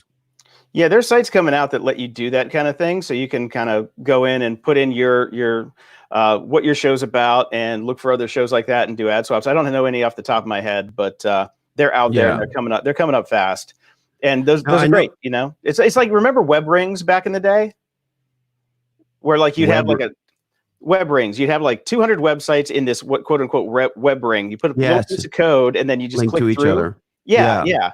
And, we should have something like that. We should have pod rings that we could all just throw in. It's like, okay, here's the tech pod ring. Let's all throw our shows in there. And then every week you get like a pre-recorded drop that you can just kick at the end from the host. And that way everybody gets a shot. I think that would be kind of fun. Somebody go make that. I'm not Larry, doing it anymore.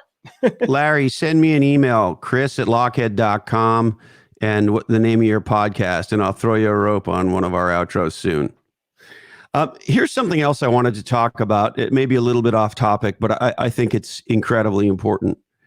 One of our listeners commented recently to me that every company and every leader, and frankly, every person, down the road here is going to get asked this question: what did you do to make a difference during coronavirus?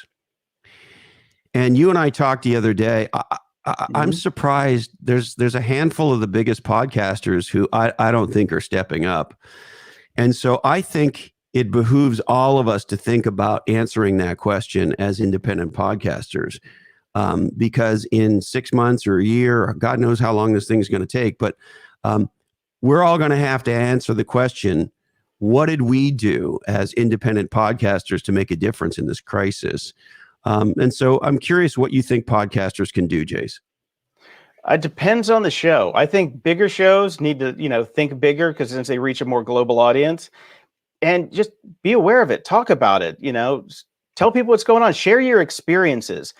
Like on Grumpy Old Geeks, we talk about it all the time. And we ask people to send us in things like what's going on with them now. Send us tips and tricks for the people that are working from home, that have never worked from home before, the people that are working home alone who have never done it before and are looking for ways to stay sane. And I've gotten, our recent episode dropped about 13 hours ago. I've gotten 50 emails from people so far. Wow. Asking about, things that they can do, people sharing stories. One woman who's just distraught because her cat's in the hospital and dying and she can't go visit it. And she wants somebody to send her tips on how to take her mind off of it while she's quarantined, all that stuff. I think everybody, this comes back to just go into your community, find the people that you're with, talk to them. Everybody needs a friend right now. And a lot of these people are feeling isolated and alone. Yeah, we do the video thing here, but make it personal, really make it personal and talk to people, because this is, we used to this being like a one-way broadcast audience. Let's make it a two-way communication. Yes. And especially if you're a local podcaster, do everything you can to talk about what's going on around you. I really think that's going to be the difference. And, there are shows out there that should just be entertaining, that are just like, okay, I don't want to think about that today. I want to escape. I want to do things like that. Which is great. Exactly. But if you're in like anything where you have a community where you can talk, even if you have that show that is going to be I just want to turn my brain off for an hour, at least talk about it and make sure people are like listening to the latest things, and tell them to stay the fuck inside. Well, and here's the other thing, of course, this, but the aha we had was, in times of crisis, people are drawn to things that they find comforting. And you and Brian on Grumpy Old Geeks recently were talking about how play movies that you love, play records and albums that you love, and music that you love, and TV shows that you love, and the things that we find comforting, comfort foods and so forth. And so we decided to go from 2 episodes a week to 3 episodes a week, because our listeners said they wanted more. We also had a bunch of amazing guests coming forward. So, think about what you do with your content. Do you increase it? Do you decrease? What do you do? How much do you deal with the topic or not deal with the topic? I think every show can be different there. The other one, of course, that I want to mention. What's that? No, not you, Chris Curran. He's like, your Blue Yeti sounds great today. Don't get him started on the fucking Blue Yetis. Yeah. I also think if we're in a position to pull together some money and make a difference, that would be great. My wife, Carrie, and I are buying 100 cases of gloves, which is 100,000 gloves, and donating them to a local hospital. Nice. And the other thing I would encourage people to do, if you're in the intellectual capital or intellectual property business, think about what you can give away. We saw Tucker Max and his company, they're giving away some big part of their IP. I realized as a 3-time public company CMO, I've been through a handful of crises or crisi or whatever the fucking plural of crisis is. And so me and my buddy Eddie Yoon are writing an article for HBR right now. We started to do some marketing episodes about this. So I think we all have to ask ourselves, what do we have to contribute? And now's the time to make that difference. Now's the time to be radically generous in all the ways that we can. We're getting played off here. The orchestra's we're come done. on. Sorry, guys. We are already running behind. We were on time like 90% of the day until just a little bit ago. So I have to thank both Jason DeFilippo and Chris Lochhead for coming here, speaking about creating podcasting, creating a movement, and creating change in our own communities for the positive during these crazy times. So thank you very much, both of you. Thanks, Super Joe. Thanks, man. Give it up for Talk them to in the chat, please. Give some F's in the chat if anybody knows what that is. you. Hey, Morgan, go fucking drink. Thank you, guys. All right. Let's see here. The next up, we're just going to jump right into it because we are running behind here. Real quick though, tomorrow morning we start at 8 a.m. Eastern time with like 20 plus more speakers for tomorrow. So this party can keep on rolling right into tomorrow. All right. At this time, I would like to welcome our next speaker, who's going to be speaking on niche or not, whether or not you should be picking a niche for your podcast. I have some strong opinions of that, but I am more than excited to announce our next our next speaker, Jordan Harbinger. How you doing, Jordan? Hey, I'm good. I'm in my sad studio with like one light right there. And everyone else has all these fancy guitars and items and things like that. And so I know that I'm supposed to speak on niching, but this is sort of a fireside chat, right? So someone's going to run this because I don't have like a keynote on niching. Oh, okay. I'm getting a yes. So Yeah. what's up, Eric? How'd you get there? Oh, we mentioned that. All right. Well, everybody, Eric Hunley of Unstructured, Jordan Harbinger, the Jordan Harbinger Show. Yep. I'm going to get out of your way and set the clock. Have a great talk, guys. All right. All right. We talked about it in the background. First, how are you doing today, man? I'm good. I'm a little under-rested. We have an 8-month-old baby, but also speaking of the last two guys, Jason and Chris, talking about how to do something as a podcaster.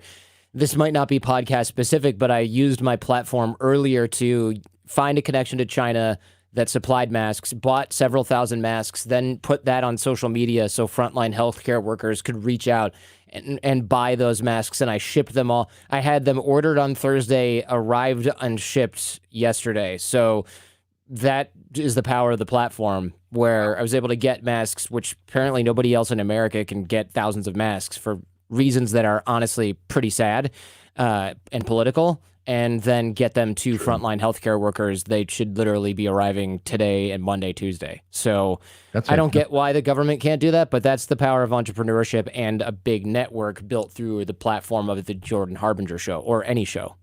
That's awesome. And are you sharing that out exactly how you are, how you accomplish this so others can follow your lead?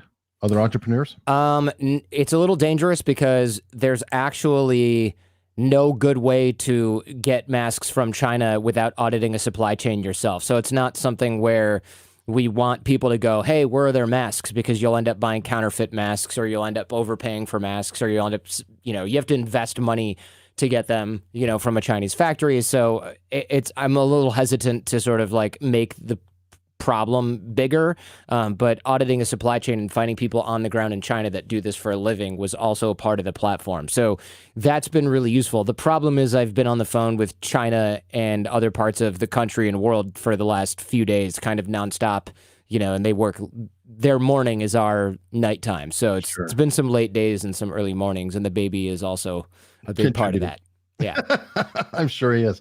Well, you know what? That's kind of cool. You're talking about thinking different and going after things like that. The whole principle of the show, and we emailed back and forth on what you would want to talk about. And something I've always been interested in is your show is kind of going against the grain in terms of niching down. And by that, I mean, you have guests all over the map. Now, is this something by design, or is it something that you've backed into over time? Well, it's by design. Well, yeah, it's a little bit of both. I mean, now it's by design, but before I was backed into it over time. Because before I used to talk about topics that I was really interested in, but I was primarily talking about, and this is 10 years ago, 13 years ago when I first started podcasting, it was things like dating and relationships, networking skills, and pretty much that was it. And after a while, I started to not really be that interested in having the same conversation about body language or vocal tonality or persuasion or whatever over and over and over, influence. So I decided that rather than either droning on about something I'm not interested in or droning on about something that everyone's heard before or just trying to figure out how to make the square peg fit the round hole, I essentially decided at that point, you know what, screw it. I'm just going to talk about what I want. And if I lose half the audience, fine, I'll have a show that's half as large where I at least get to talk about things that are interesting for me. Because you start to burn out. You know, if you're only talking about writing sales copy, how many episodes are you running before you're bored and your audience is bored and you have churn? You know, you have churn in your audience. Well, what I found was that not only did I not really lose audience, I maybe lost what I would call the lowest 10%, where they didn't care about me. They didn't really care about the show. They only cared about 3 quick tips to making money online or whatever your show's about. You know, for me, it was like the guys who were like, but how do I date women? I'm like, dude, we're 40. Like, get over it. You're being weird. You know, we've been talking about this for 13 years. If you still haven't figured it out, go to a therapist. Like, I'm not that guy. So we started to lose those people, but we started to gain a lot of other people that were like, oh, I'm also interested in how counterfeit goods and organized crime interrelate. Oh, I'm also interested in how money laundering works. I'm also interested in how this entrepreneur who's a billionaire who invented LinkedIn thinks about hiring. So I can change the topics, and not everybody will be interested in each one. And that's okay, because it keeps a wider breadth of people interested in the show, which I think is one reason why the Jordan Harbinger Show has as many listeners as it does. And that's not to say that niches can't get big, but I think at a certain point you have an audience that's big enough that they don't always only have to hear the same thing. And that works for me, but bear in mind, it took me a decade and change to get good at interviewing, a decade and change to get good at hosting a podcast and having a conversation about things. And I spend like 20 plus hours preparing for my interviews. So it's not just me exploring a topic in real time.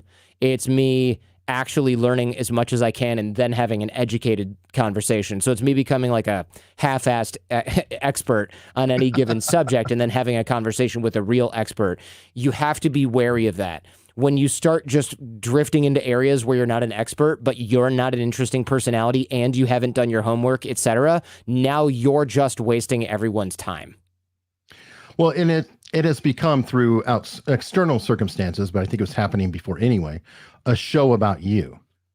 It is more of a personality-driven show, especially since you've mixed up the guests. Yeah, I mean, the show's not about me, but the show is hosted by me. Like, I don't talk about myself. You know, I say occasional, hey, my wife did this, but the topics aren't about me. You know, like, there's no way that the Kobe Bryant episode was about him becoming more creative and writing children's books. Like, it had nothing to do with me. The episode about fear with Gavin DeBecker, or the one about astrophysics with Neil deGrasse Tyson, that wasn't about me. So I would disagree that it's about me. It is personality driven, and that's different. That's different. Right. So it's like Joe Rogan is also personality driven, and I'm not saying, you know, Joe Rogan or anything like that, but I will say that people will listen to anything that Joe Rogan puts out because it's a Joe Rogan show, and at a certain elevation or a certain audience type, they will do that for our show too, and the impressions and the data show that. Are there still outliers where people go, yeah, I pick and choose and I only pick the episodes that I really like? That's fine, but for the core fan, the 86%, according to survey data, they will just listen to anything because I've built trust over time that, hey, look, I'm doing an episode about patents, but it's not gonna suck. And they're like, all right, Jordan, you haven't disappointed us yet, or you've only disappointed us a little. Maybe it's more like that. But over the last 13 years of people listening, you know, they trust me that if I'm going to have a guest on, it's going to be interesting, or I'm going to make it interesting, and it's not just some random play. And there are things I don't cover because I'm not interested in them, and because I'm not an expert in them enough to call BS on somebody who's full of crap. So I don't do things, I don't do wellness episodes because, you know, then you get in debates with people about whether or not theta healing is real, which it's not, by the way. And, you know, oh, this MLM that sells this protein shake. And I'm like, these are a bunch of BS. And they're like, well, you don't know. You're not a doctor. You're not a scientist. And then I'm just in a debate with a knucklehead who's, you know, MLM grifter. So I don't do wellness. I don't do fitness. There are other shows for that. I don't do financial stuff or financial opportunities. So I stay away from anything that could look or feel like a scam. And I also do episodes that are going to have something for the listener to learn and take away. And that's really important. I think there are far too many shows where The host clearly doesn't know what they really want from the guest. And not only do they not really know what they want from the guest, they haven't prepared enough to get it. So they just start sort of giving an exploratory conversation on a topic, which I don't need to tune in for that. Like, I can go listen to any knucklehead on the whole internet to talk about this. So you have to add something as the host. And if you're not a comedian, it's not your sense of humor. You know what I mean? So like personality driven works because people might relate to me. But the second I stop earning their attention by like not reading the book or like not preparing, I will lose people because my personality element is combined with knowledge that I gain through prep. If you're not doing that, you're wasting time. You're wasting everyone's time. Well, and do all the shows make it to air, so to speak? Yes, pretty much. Yeah. Okay, so one or two every quarter, maybe not even that many, will not be aired. But usually that's like a colossal screw up, or there's some sort of technical issue, which is maybe annually there's a technical issue, like some crazy interference that we just couldn't fix. And but that's really rare. Shows that don't make it to air, no. Like we work pretty hard to vet guests before we have the show. I might do a prep call with them. I might couch it as a sound check. We'll see. I might read the book and cancel, which sucks because I've spent 20 hours prepping and I just go, not into it. And then we got to axe it. So there's a lot here that goes into play because the last thing I want to do is waste their time. If I read a whole book and I'm like, this sucks, or read half the book and it sucks, that's a bummer. And this person has to cancel that appointment and I feel bad, but at least then we don't spend another 90 minutes recording something that is guaranteed not going to air. So I pretty much know before I do a show whether or not it's going to work. And so I cancel stuff that's not going to work. And I've had people get mad, but I just don't care. My responsibility is not to the guest. Like, I'm going to be courteous. I'm going to try and make it fun for them. I want them to come back. I want them to have a good impression. My responsibility is to the listening audience. So if somebody gets all bent out of shape because I just canceled something on Thursday and it's Monday and they were going to have to blah, blah, blah, blah, blah.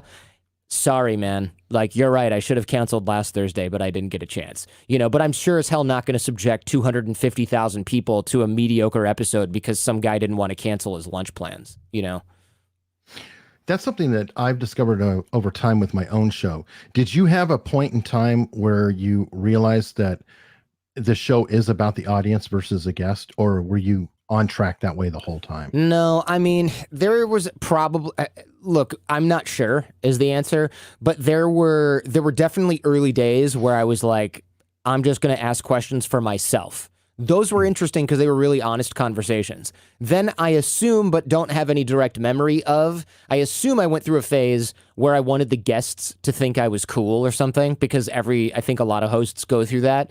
And then I realized that I'm not going to become best friends with, I don't know, General Mattis or whatever, because we talked for an hour on freaking Skype.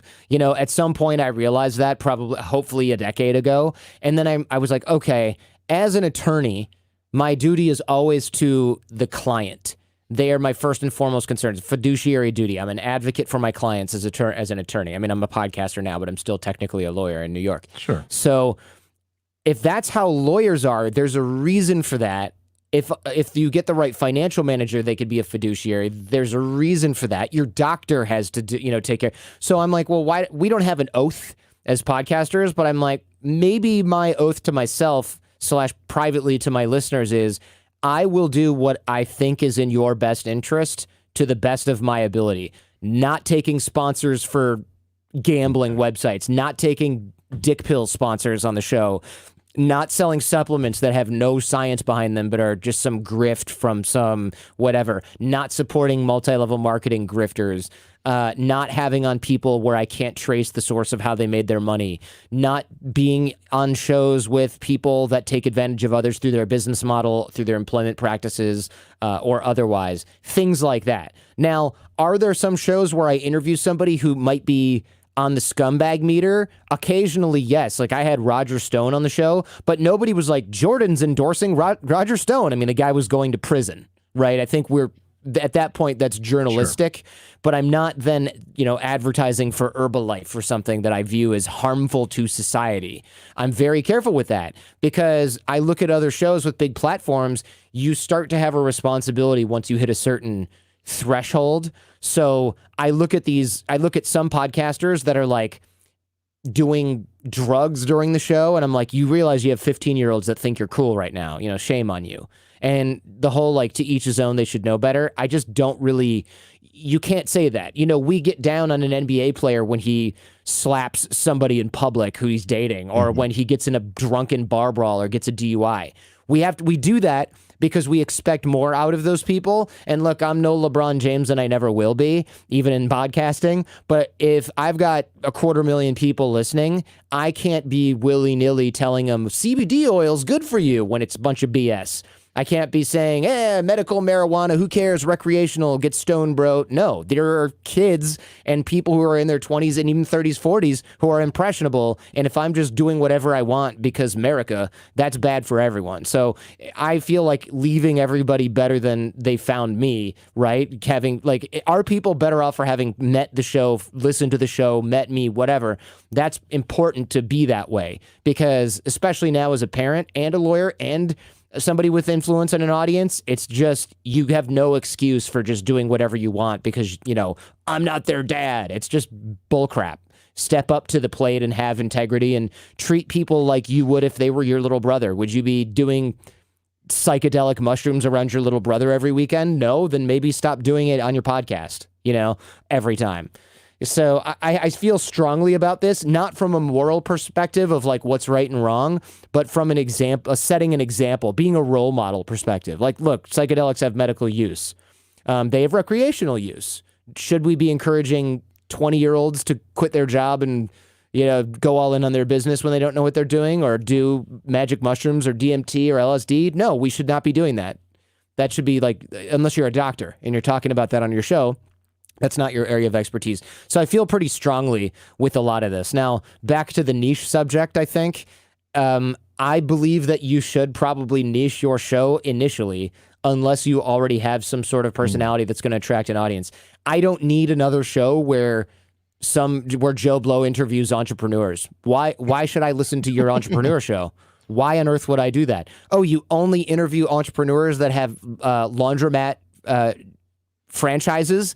Maybe I need that because I have a laundromat franchise, but I don't need to hear like your musings on, let me get a YouTuber influencer on my show so I can stand next to famous people on Instagram. I don't need to hear someone's musings on that. I don't need to hear an uneducated, uninformed person talk about what they think should be done in healthcare when they are not a professional and they have like a at-home Reiki massage healing thing. You know, I don't care about that. And that's not going to generate a decent audience or serve an audience.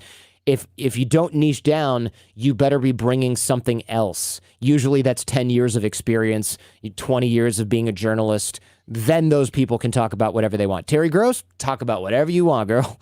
You know, do whatever you want. Larry King, time to retire. But you could talk about whatever you want anyway. But for real, like, you can do that, right? At a certain point. But until you get to that point, you can sort of niche down and you'll generate a better audience. That said, look, you can talk about whatever you want on your show. Just don't be surprised if you commoditize yourself by being yet another entrepreneur interview show, or here's an entrepreneur interview show, except I'm really funny, you know, or whatever you think you're doing. That's not differentiating you at all. That's not how you set yourself apart. You're just commoditizing yourself and thinking that you're different because you're particularly funny or talented or interesting. I lived in LA for a long time. Those people in LA who think they're funny and interesting, they fold towels at the gym because that's where all those people typically go, except for the top 0.0001%. We see them on TV. So you're welcome to start wherever you want, but I feel very strongly that it's less effective to start by being a generalist. Okay, I want to roll out with one more thing, and it's, I think, a very important element of your show that maybe is overlooked, and that's Feedback Friday. What has that done in terms of solidifying your relationship with the audience and growing the show? Can you repeat that? This broke up a little, and I think it's probably my bandwidth. Feedback Friday, what has that done to help solidify your relationship with your audience and help grow the show? So the show growth because of Feedback Friday, I'm not even sure if you can't trace one episode to show growth itself. But what I will say is that there's a lot of I don't want to say like branding. What's the word I'm looking for? There's an affinity and an appreciation for the advice given on Feedback Friday. So producer Jason and I on Feedback Friday, we pick tough questions, we research the answers, we get expert help. So it positions us well as somebody that you can trust for good advice, which bleeds into the interviews because people, when I say something or push back on a guest or say, well, I think it's like this, I'm not just talking out of my you-know-what. They're going, okay, well, I've heard Jordan talk more on Feedback Friday. He does his homework. He does his research. He feels this, this, and this. So it helps build trust, right? I position myself as I don't know if you call it teacher or some kind of expert, even in a general sense, or somebody that you would ask for advice. So then when you listen to an interview, if I push back or I'm being pushed back upon, or I'm having a spirited conversation,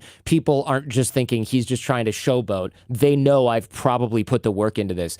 And then also it does help the listenership feel more like a family because someone will write in and say, hey, loved the recent episode with Robert Greene on the laws of human nature. Also, thanks for answering my question on Feedback Friday. I ended up quitting that job and got another job and then used your techniques to get a raise. So that's where the real impact is for people's lives most of the time. So that's why those are really fun. Plus, if I drink with producer Jason on that episode because I'm being a bad example and contradicting everything that I just talked about before, but it happens occasionally.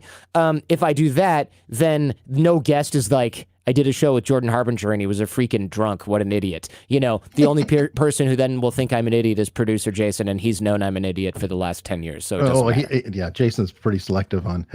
He only hangs out with top-notch idiots. Exactly.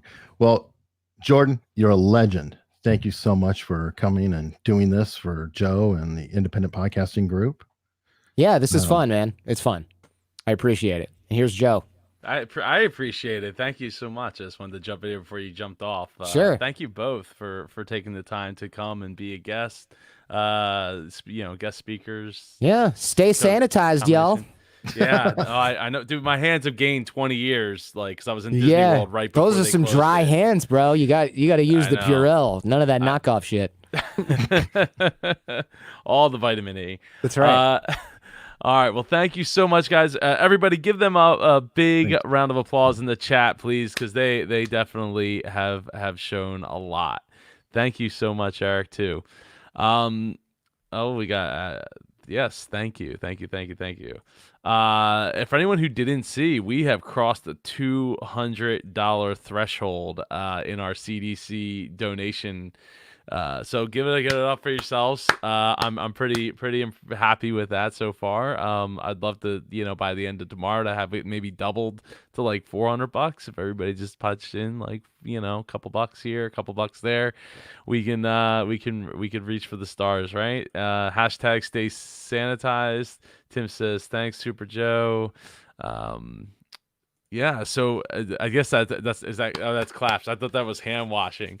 My wife Melissa used to make fun of me. Speaking of my wife Melissa, she's the real MVP here. She's been watching the kids all day, and she'll be watching the kids all day tomorrow, and has done so much to enable me to be able to be here and do this. So thank you so much to Melissa. I really, really appreciate it. But I was going to make a joke about me washing my hands like this because I do that. And she was always like, you wash your hands too fast. And I'm like, oh, well, see, look, like Sanjay Gupta says, this is how you're supposed to do it. Like really, really fast, really, really hard. Carrie, yes, $200. We did it. Thank you so much for being persistent and helping make that happen. Double entendre emojis. Yes, Brent. All right. So, we are running a little behind. So I apologize to the last, but we almost are at the home stretch here, with the last three speakers of the day. Don't forget tomorrow, 8 a.m. Eastern. We will be back on the live stream doing it again. At this time, I would like to introduce our next speaker, who is speaking on the topic of crafting a YouTube strategy for your podcast that works. Got to spend a lot of time with this guy. Got to talk about movies that we cry to. Everybody give it up for Studio Steve. Woo! What's up, Woo! Steve? How's it going, Joe? How you doing? I'm hanging in there, man. Almost done. I gotta go fill my cup up for the 7th time today, but it's all good. I'm looking forward to Yeah. that steak dinner tonight. I'm looking forward to that. That's for sure. Yeah, movies we've cried to. It was Boss Baby was the Yeah, Boss saddest one, Baby. right? Yeah, Oh yeah. man, that just got me right at the end. And then we were talking about what was it, the A Beautiful Day in the Neighborhood? Did you say you watched that? No, yet? no, we hadn't you watched will that cry yet. though when you watch it. That's why I haven't watched this, because I don't want to cry, man. There's a lot of movies I could say that about. Like, I don't want to be sad right now, so we'll just find something else to watch, please. All right, Steve, I'm gonna start the clock. Are you got your slides behind you? It looks Yeah, I like? got the slides just behind me. That way, I try to eliminate all the technical stuff that Screen could go sharing wrong. stuff. Right? I Yeah, love that. uh-huh. That's a great that's a great tool. All right, I'm gonna start the clock. All Have a right, great cool. talk, man. I'll start my clock too. Thanks. Well, hey everyone. So if you missed it, my name's Studio Steve, and I'm really happy to be here. I'm super grateful to Joe for this awesome convention. How cool, right?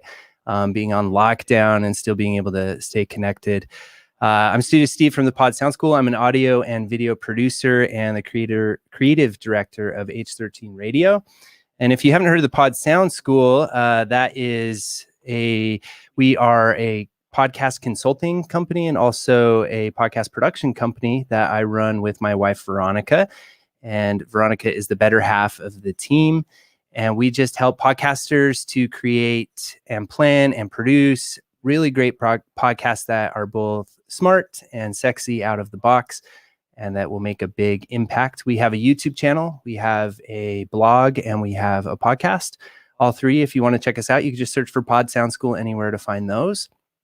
And because of our love for YouTube and because of how well our YouTube channel has been doing for us, and we're constantly being asked by podcasters, what's the right way to get my podcast on YouTube? And there's so many questions that go along with that. So I thought today we would talk about crafting a YouTube strategy for your podcast that works. I got a little projector behind me, which makes my face look super blue and fun. So I think we'll have a lot of fun with this. And with this presentation, I want to talk about 3 points. The first point is I want to convince you that if you don't already have your podcast on YouTube, that you're really missing out. And after I convince you of that, then the second point is it's not difficult or expensive to get started. Difficult is a relative term, right? And 3, how to create a strategy that works. And by that, I mean 2 things: a strategy that will make the platform happy. And what I mean by that is that will incentivize or help YouTube to want to suggest your videos to people, to get your videos in front of more eyes. And then also a strategy that keeps you from wasting your time, right? Because videos take a long time to make, and we want to really put our effort toward something that's going to have the greatest return. So what do you say we just jump into it? And I'm going to go over here to the live comments, but I probably won't be responding to too many comments. And anyway, so the first one is you don't want to miss out. If you don't have your podcast on YouTube already, you're missing out.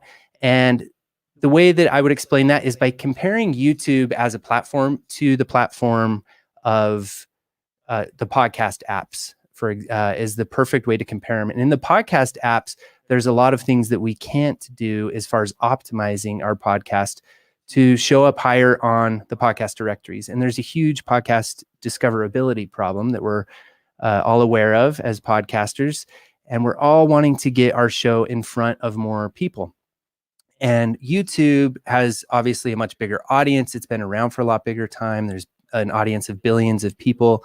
So any niche audience or any group of people that you're trying to target, they're definitely hanging out on YouTube. Your people are definitely there. And when we do optimize our podcast on YouTube, we can then get suggested to people. And it's a whole different platform that our podcast can get discovered on. And I know that it's kind of, a pain point for a lot of podcasters. We're thinking that we eventually want to get our podcast onto YouTube, but it kind of is like, I don't know, maybe we're a little camera shy. If you're anything like me, if I were to rewind 2 years, 3 years ago and imagine even doing like a Facebook Live like this or being on YouTube, I probably would have had a panic attack. I think that as podcasters, we are innately a little bit camera shy. We have faces for radio. But I think that the big thing is that there's just so much potential on YouTube. And as I mentioned before, too, our own channel, our YouTube channel is growing like crazy. We're getting upwards of 100 subscribers every day on there, and that's only after about a year. And so it does take a little bit of time, and those first 100, 200 subscribers is very painful. It can feel like pulling teeth, or you have to threaten your mom and your grandma to come and subscribe to you. But after you optimize the channel properly and you follow the practices that there's a lot of YouTube coaches on YouTube that can help you, we can help you with that as well too. After you follow those strategies, you'll actually start to see a lot of growth on YouTube and reach your people.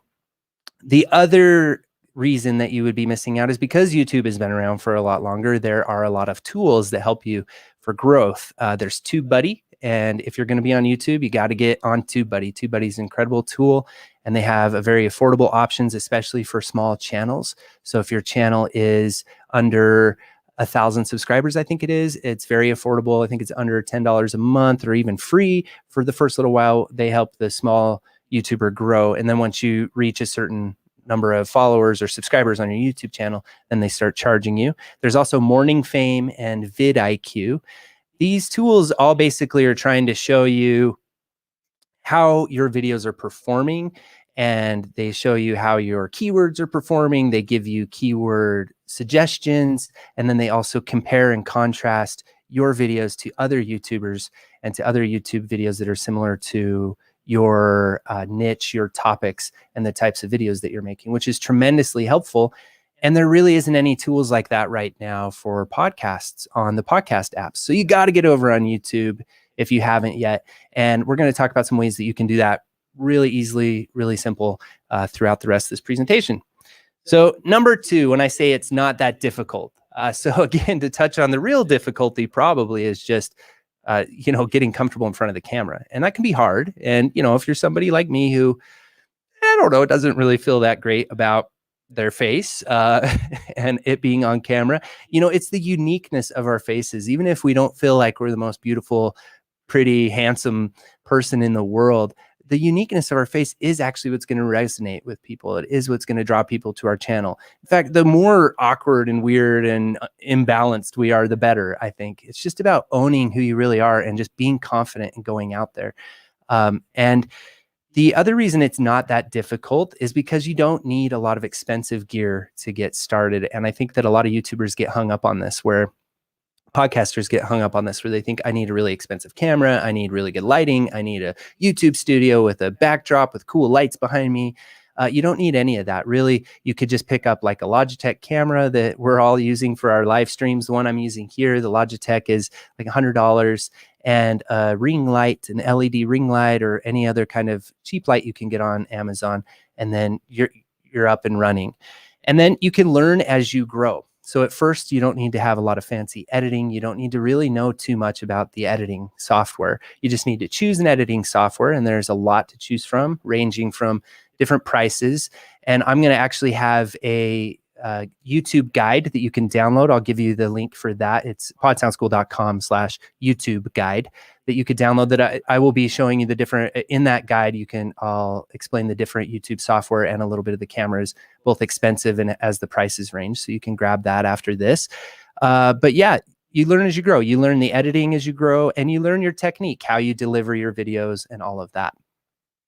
So it's not something that you have to be nervous about, and it's not something that you should put off, because it's not as difficult as it seems. Now, there's some people and a lot of podcasters I talk to that are like, what do you mean it's not difficult? Like, that's a huge leap. That's a huge ask. And it's not really, when we talk about some of the strategies and talk about some of the ways that you can easily repurpose your podcast episodes into YouTube videos. And that is where I wanted to spend the bulk of this presentation talking about, and that is how to develop a strategy for your podcast that works. But before we get into that, let's just talk about some video best practices. And it's really too bad that the colors that this camera is catching aren't as cool as they really are, because that's like a really nice pink color there, but at least you see the text. So video best practices.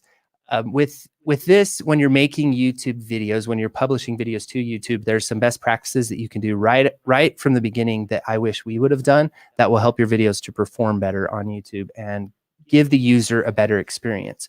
So just like our podcast, if we want our podcast to grow on the podcast apps and just grow in general, it's all about providing an experience for our ideal listener. Well, it's the same on YouTube. It's understanding who you're trying to reach, understanding what kind of content they like to watch there on YouTube, and trying to craft your content to them. And I think that's kind of this natural progression, this natural journey that we go through as podcasters. Is it starts off being about us. Maybe, I don't know, that's what it was for me, is it starts off being, very much about me and about this ideas that I want to express, and then more being catered towards the listeners and the audience, especially when we get stuck at only getting 40 or 50 downloads per episode. And we're like, why aren't we growing? It's because we're not really providing the entertainment, the education, the value, and we really haven't defined our niche audience enough, right? So with the good video best practices that will help with this is, first is to have a nice backdrop. And I'm not talking about spending money on it. I'm just talking about, where is your camera facing? And how are you in frame on your camera?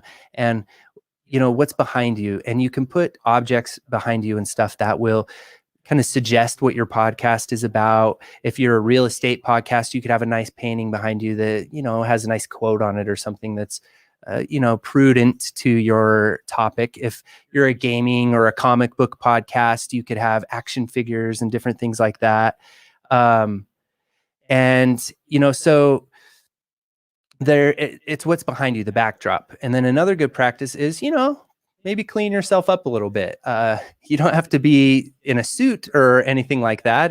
But maybe, shave. Maybe I could have shaved here a little bit more, made myself a little more presentable for this presentation. But whatever you think works for your niche. If you're appealing to people where you want to look a little hobo Joe, then go ahead, look really dirty and disheveled, and that's fine. But, do what your, again, audience wants you to do. And then another video best practice is to ask people to subscribe, to like, to include calls to actions in every video. And this is probably the biggest mistake we made at the first of our YouTube journey. Is it felt weird. It feels salesy to be like, and remember to hit that subscribe button and the bell so you can be notified of our new video releases. It feels awkward to say that at first, but it's very important to find a way that feels natural for you to ask people to subscribe while they're on your channel. Ask them to watch more videos. Ask them and they will actually hit subscribe.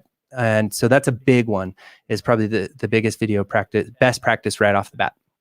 So now if we move over into strategy, this is where we want to save time and we want to get the biggest bang for our time, the biggest return for our time with YouTube strategy.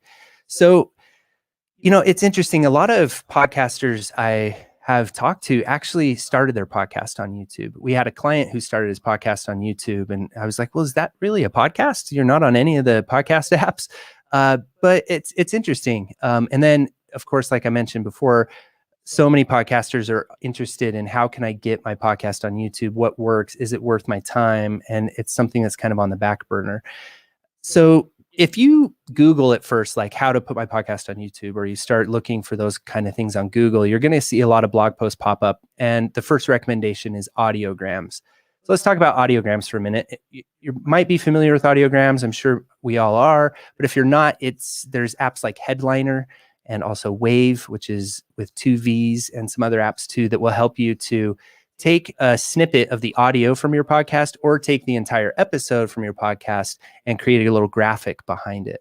And we use that. It's great for social sharing. It's great for Instagram and Twitter and Facebook. But on YouTube, the audiograms don't necessarily perform well. And that's not something that I would suggest for somebody to start with. And that is because people are primarily on YouTube to watch videos.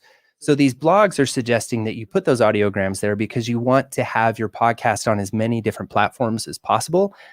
And that's okay. So if like one of your fans who already knows about your show would prefer to listen to you on their YouTube app, then that's good. But as far as being discovered on the platform of YouTube by the YouTube audience, it's not going to help at all, because it's not going to perform well. People aren't going to watch the whole thing there. And so that's where we're getting into with YouTube. It's a different platform because our podcast is long form content, where it's 15 minutes to an hour and a half sometimes. Whereas YouTube, it's hard to keep people's attention for any longer than 2 minutes, 3 minutes.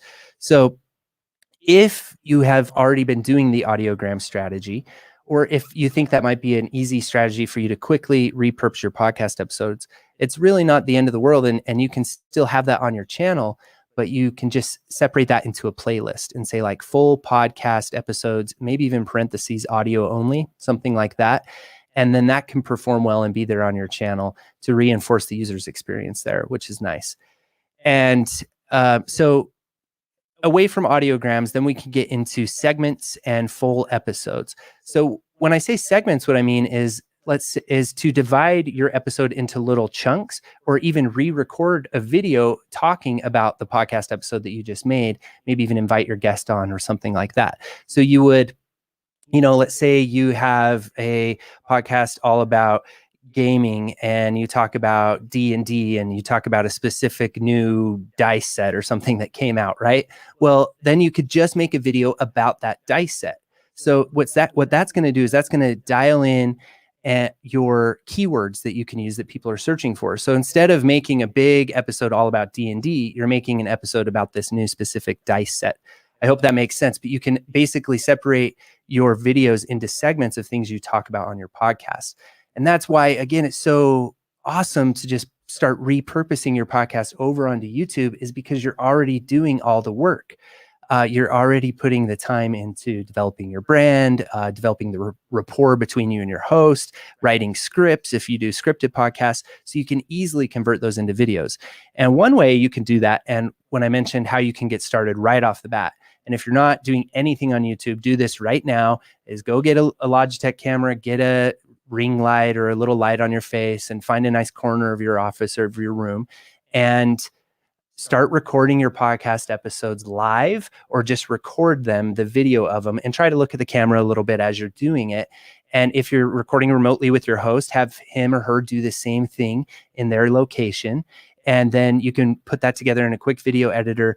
And then you've got your podcast live on YouTube. You could do it as a live stream. And if you live stream to YouTube, then shortly after your live stream ends, those live streams get converted into videos. That there's actually a video editor on YouTube where you can trim the beginning and end a little bit if you want to. And then you can further optimize the description in the video and the title in the video. And so that's a really good method. I think of Joe Rogan as a prime example for that method. And there are many people, Joe Rogan fans, who probably have never even opened up a podcast app, but solely consume Joe Rogan on YouTube, because he has a couple different cameras there, and he's basically just repurposing his content. It's the same podcast episode, but it's live, right? And that's great. And then the other thing we want to think about with strategy is thumbnails is huge. You have to make sure that you have captivating thumbnails, that the words are very easy to read, and don't just use the automatic thumbnails that YouTube produces. Thumbnails are your entry point, the main place that you're going to grab more listeners. And so you want to have attractive thumbnails, fun thumbnails, and thumbnails with faces, with your face, are usually the ones that perform really well. But thumbnail strategy is a big thing. I'm going to include a little thumbnail strategy in the freebie that you can download as well. So make sure you grab that.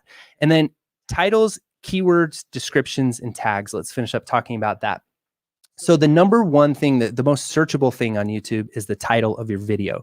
So using tools like TubeBuddy, or even just another trick you can do, is to go into YouTube and start searching for something. So if you have a podcast, say about golf, you could just type in the word golf, and then it will auto-populate that list underneath it, just like it does in Google, of all the things people have recently been searching for with that word golf, or with golf starting that query. And that will kind of clue you in on what some big, highly searched keywords are. So for example, with our podcast, we do educational content about how to podcast. And so a keyword for us would be how to start your own podcast. And that is searched about 40,000 times a month on Google. So that's not something our channel, the size of our channel right now, can rank for, because you have people like Pat Flynn and people who've been doing podcasting videos. But how to start a podcast in 2020, or how to start a podcast using your phone, those are keywords or key phrases that we do rank for very highly. And so those, just by adding those extra tidbits into the title of our video, allows our video to perform a lot better. The next thing that's very searchable is the first sentence of your description. So you want to plug more keywords in there in a natural language. And then finally, tags help your video to be more searchable. So you want to put tags and keywords in that are related specific to the topic of that video. So you want to make on your YouTube channel, you can have playlists, right? And why can't we create playlists on podcast apps? That would be so nice to be able to lump things together, topical things or segments or bonus episodes. Well, you can do that on YouTube. So you can have both your huge, long, full-length content on there, and then you can have your micro content that's very specific. If you're a gaming podcast, again, and you spend a lot of time talking about World of Warcraft, you could have a World of Warcraft playlist. So people who are interested in that can go directly just to that playlist, and you could provide a better experience for your viewer. And it looks that I've got about 30 seconds or so left. I had to cruise through a lot of that. This is a very deep rabbit hole to fall down, but it's not difficult to get started, but it will require a lot of extra time. So you want to make sure that you're putting the time that you're putting into it is well thought out. And when you're setting up your channel, there's things you need to do to optimize your channel. Have an attractive banner, have a nice title or a subtitle there in your banner, really good pictures, choose your brand colors, make sure that it looks like the artwork of your podcast, tie it into your podcast and all your social profiles as well very nicely. And just get on YouTube right off the bat. Start creating, start making mistakes. Just get out there and you will notice a lot of stuff. And hey, Joe, how's it going? Hey, sorry, I don't love cutting people off. It's hey, really no, not. I know knew it from was Jersey, coming. but it's not my thing. I promise. I knew it was coming. I knew you knew. That's why you were like, no, there was a ton of great information in there. If you aren't doing stuff on YouTube, if you aren't repurposing on YouTube, you kind of are missing out. I mean, I have podcast episodes going back to forever ago at this point that are still getting like sometimes more views in a day than other content that's way more recent, and probably way more relevant. But it's a great opportunity. Yeah, right. And you never know when it's gonna like you said, something's been sitting on your channel for a while. All of a sudden, YouTube decides to push it, and you get a brand new audience for it. Yep. Yeah, well, because people go down different rabbit holes and then they're connected and you don't even know or you don't even see it. But yeah, Studio Steve, thank you so much. Everybody, yes, thank give you. it up for Studio Steve in the chat. I really appreciate you. I look forward to seeing your better half tomorrow. Yes. Definitely check out Veronica tomorrow. She's talking about market research for your podcast, so you won't want to miss that. Yes. Okay, thanks, Joe, so much. I really appreciate it. Thank you, Steve. I appreciate you. Okay, take care, man. Have a great night. You too. All right, so we are down to our final two speakers here, and I hope there's been so many people watching. This has been a steady stream of about 40 to 60 viewers at any given moment. So I just want to say, like, I'm super appreciative of the fact that people are spending their day hanging out with all these awesome speakers. They're hanging out with me and my daughter. And for anyone that was curious earlier, I don't remember if I said it, but if you go to Ava Pardo, avapardo.com, you can get Ava's YouTube channel, which at some point her editor will get some time to create content for, I promise, or the editor promises. Anyway, we got to keep it rolling. And don't forget about tomorrow, 8 a.m. till I think like 6 o'clock tomorrow night. We have speakers. So don't miss out on that opportunity. There's so many great topics coming up tomorrow. At this time, our next speaker is speaking on the topic of the secret to connected conversation, how to get your guests to open up. Everyone give a big warm welcome in the chat to Ashley Chanley. Chanley? Cheney. Hey, pretty Cheney. good. I thought it was Cheney. I messaged you on Facebook. You didn't answer. Oh, sorry. Cheney. I'm backstage. I got to be on. I'm not looking at my phone.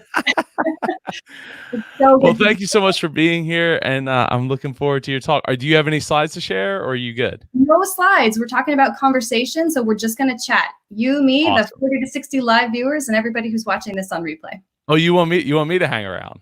You can, if you're going to stay close to the microphone, there's a few things that might be fun. I'd love to kind of use you as a guinea pig and have you engage. Let me take a seat. Let me take a seat over here. I'll be right back. All right, you got it. Okay, well, hi everyone. While Joe is getting settled, it's so great to be here, given especially the state of the world around us. So I really just want to, very first things first, you guys show some love for Joe in that chat right now. He has been going for hours. He is a marathon podcaster. Just major kudos to you, Joe. I don't know how you have any voice or moisture left in your mouth. You are, I bow down. You're doing great. 32 ouncer, just constantly, you just down it and go again. Amazing. And then to everybody that's here today, I mean, you guys, this is a really crazy time in our world, and you all showed up today. You've been here for however long you've been tuned into this live stream, and I compliment you for investing in yourself and growing, your own skills and developing your podcast. It speaks a lot to who you are to be here today, and what a great learning tool. Holy cow, I've learned so much already today. So for those of you who I'm just meeting for the first time, it's really great to meet you. I'm going to give you a little bit of a backstory of sort of who I am and why I can specifically help you with some of these conversations and really getting your guests to give you more than just sort of those surface level answers that make for okay podcasts, but we really want to dig in deeper. So I'm just going to take you on this little journey with me. So it's a Thursday night in Beverly Hills, California. It's about, I don't know, 35 degrees. No, I think it was like 65, but it gets cold in Southern California, despite what everyone thinks. And I'm on a red carpet. I'm lined up with a bunch of my peers. We are getting ready to cover the premiere of a show called Santa Clarita Diet. It's on Netflix. It stars Drew Barrymore. Have you guys seen it? If you've seen Santa Clarita Diet, drop me a little line in the chat. It's a pretty cool show. And of course, the stars Drew Barrymore. So everybody wants to get an interview with Drew Barrymore. The carpet is going great. The rest of the cast has come through. We are told from the PR publicist, okay, you guys, we've got about 5 minutes left. We don't know if Drew's going to have time to walk the carpet and take questions. So, don't push her. Just let her pass by. If she comes down the carpet, don't hold her up. She might not be into doing questions tonight, okay? And so we're all, of course, like pretty bummed because she's really the star get of the night. We really want to get her for an interview. So, we see Drew, her car pulls up. We're like, yeah, she's here. She stops. She does, some photos with the still photographers. And then she gets to the video. There's a portion of the press line that's, the video outlets. And I see her walking pretty fast. And I'm thinking, oh, shoot, she's gonna pass by us. She doesn't want to do any interviews. And I thought to myself, you know what? I know how to get her to talk to me. I know what I'm going to do. And I go, okay, here we go. I'm going to shoot my shot. Hey, Drew, I love your new flower line. Your beauty bar is everything. And I'm like, well, worst case, she'll keep walking. Drew Barrymore stops dead in her tracks on the red carpet. And I am not exaggerating. She stops in her tracks and turns and shoots me a look directly at me. And I'm thinking, well, it's been a great career. This is it for me. We're done. Thank you so much. I'm out of here. And she comes right over to me. She goes, oh my God, thank you so much. I've been dying to talk about this. She opened up to me. We had the best conversation of the entire night. And we really did have a great conversation. It was a great interview for my outlet. And it was just a great feeling to know that I could connect with this person that I was a fan of and who also, everybody wanted to get that interview. So I'm really excited to share with you today 5 strategies for you to get your guest, whether it's a Drew Barrymore or whether it's a small business owner, to open up on your podcast. So Joe, maybe you can help me kind of field some of these. I think I'm seeing some comments over on the side. Hi, everybody. First and foremost, I want to know what kind of podcast, for those of you that are tuned in right now, if you could give me like a line or a word about what type of podcast you have. So is it about small business? Is it about food? Is it about technology? That will kind of help me cater some of these questions to you. So go ahead, and if you're on live right now, fire away with what your podcast is about. I really want to make sure that we can kind of make this relevant for all of you in this broadcast here today. Okay, and while you guys are putting those up, are you ready, Joe, to play with me? I'm ready. Okay. I'm here. This is my favorite thing. And so my first strategy before you go into any interview is you can't work with a cold instrument. You have to warm up your instrument, right? Yes. Yeah. Do you do these warm-ups, Joe, before you go on? I do. I mean, I was a DJ for a long time, so I do warm-ups. Okay, so I haven't seen anybody do this today. Forgive me if you guys are already warm, but it's a kind of a good way to shake out the nerves and to get your mouth and your voice and everything ready to talk, because you can't have a good conversation if you're not ready to talk. So, okay, we're gonna do some tongue twisters, and Joe, you're gonna parrot me, okay? All right. Okay, so the first one, we're gonna start with something that everybody knows. Sally sells seashells by the seashore. Go ahead, Joe. All right. Sally sells seashells by the seashore. You've been talking for a while. This might be tough for you. But we're going to go faster. All right, go ahead. Try it again. We're going to go just a touch faster. Sally sells seashells by the seashore. All right. Sally sells seashells by the seashore. Great. One more time. Sally sells seashells by the seashore. Sally sells seashells by the seashore. Awesome. I hope you guys are all doing this at home in your living room while your family and friends like think you look crazy, because it's only about to get crazier. Okay, so your mouth itself is something you have to actually warm up too. And this is going to look really weird, but so you actually want to stretch your mouth all around. Very good. I hope you guys are doing this. I really hope you're doing it. Stretch it, stretch it, stretch it. Stick out your tongue.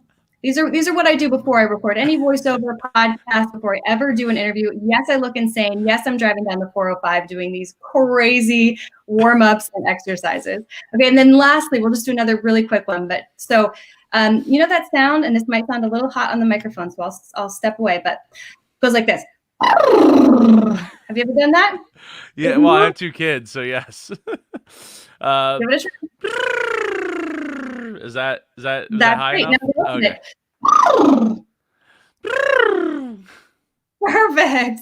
Okay, I hope all of you guys at home have been doing this and sound super silly. Joe, I'm going to take it from here, and then at the end of the conversation, I'm going to loop you back in. I just want to ask you a couple quick questions too, to sort of showcase like a tool that we'll use together. Thank you so much for playing warm-ups with me. You're very welcome. Go ahead. Okay, cool. So we've got our over here in the chat. I'm seeing some really cool podcasts, you guys. We've got How Sound Influences Us, Visiting National Parks, Education. These are all really, really great. And so what's important to remember is that when you're talking to any guest that you have on your show, first and foremost, they might be nervous themselves. So you really want to come in with as much authority and confidence as you can to that conversation. And you can do that by, of course, researching your guest. I heard Jordan, every single person really that's been on today has harped on this for a reason. It's so important that you research your guest. And yes, that's easy, simple things like, going on Google and going on their LinkedIn and seeing what their work experience is all about. What's really awesome is that it's basically licensed to, I'll call it like light social stalking of your guest.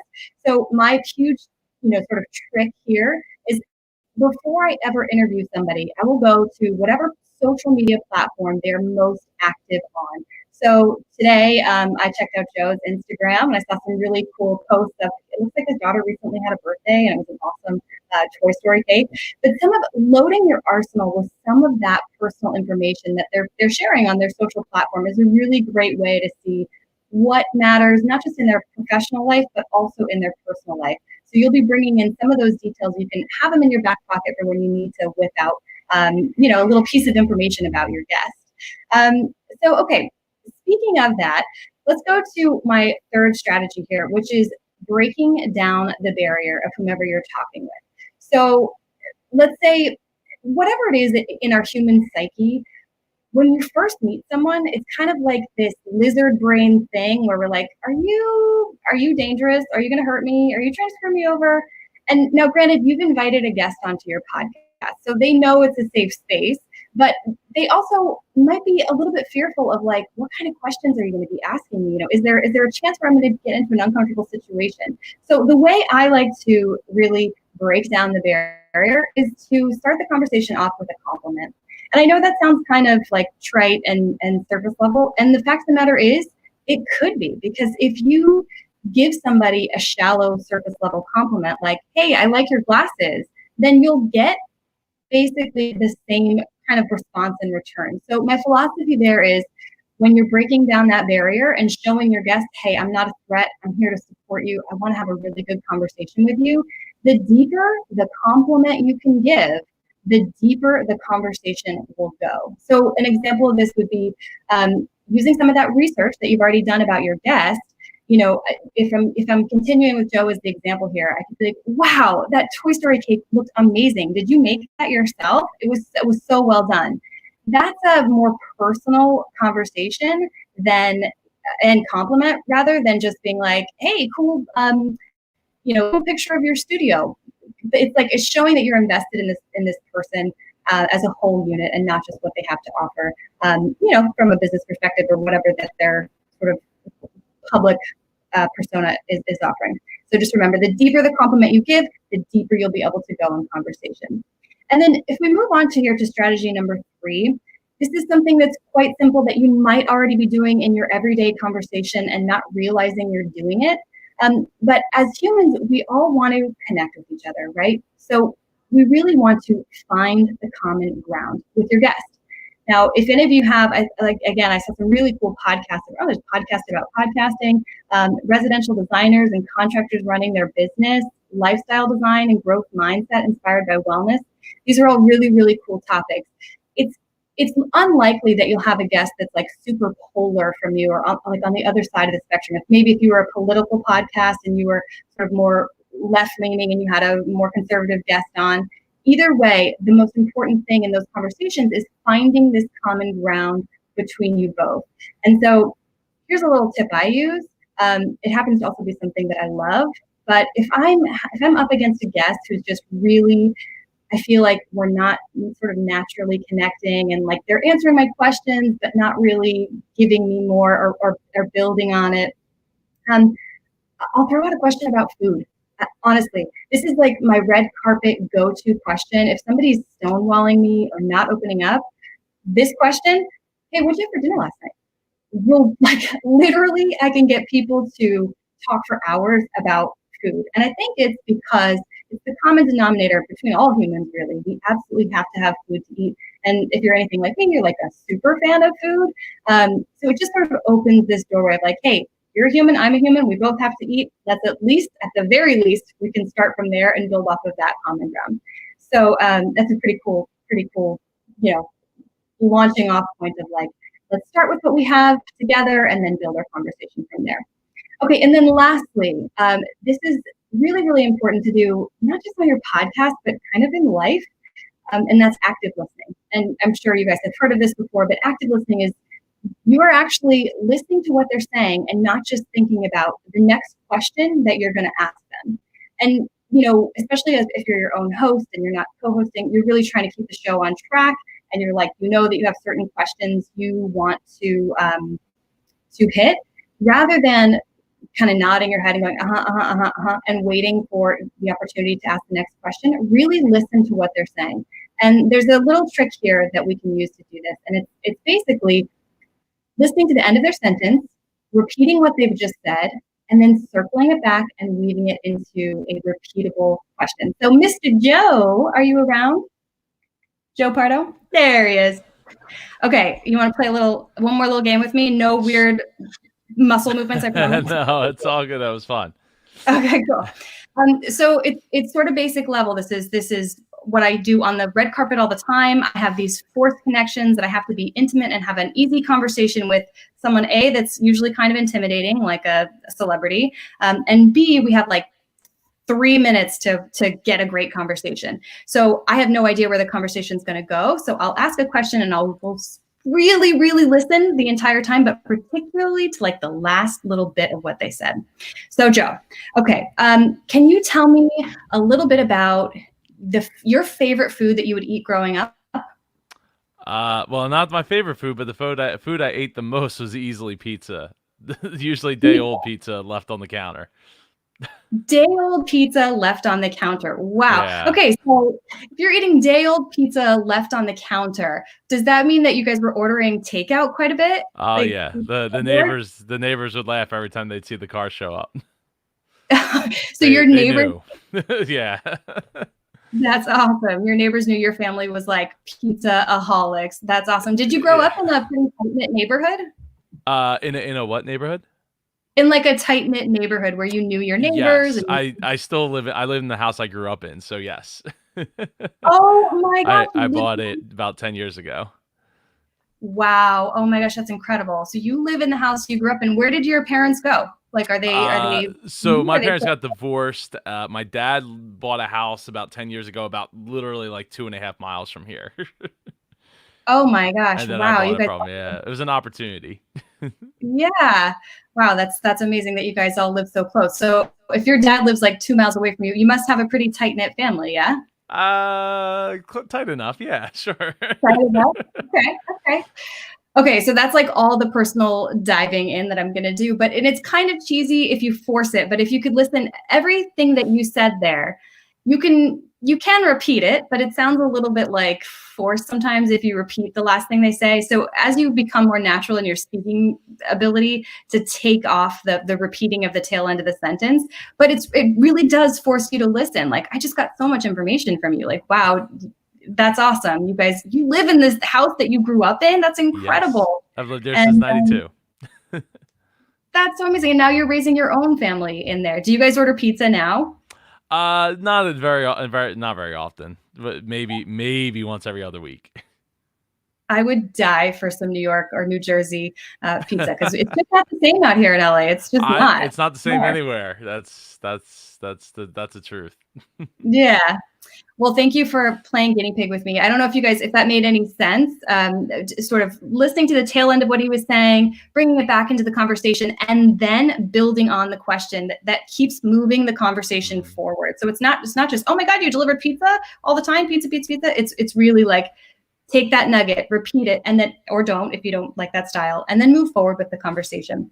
So just to kind of wrap up here, the sort of 5 hot strategies for really, really deep connection and naturally getting people to open up further. 1, prepare that instrument. And now you guys know how to look silly, either driving through traffic or sitting at home, moving your mouth all around and doing these crazy tongue twisters. I have paid a lot of money for vocal coaches to teach me those. So take that, take that with you.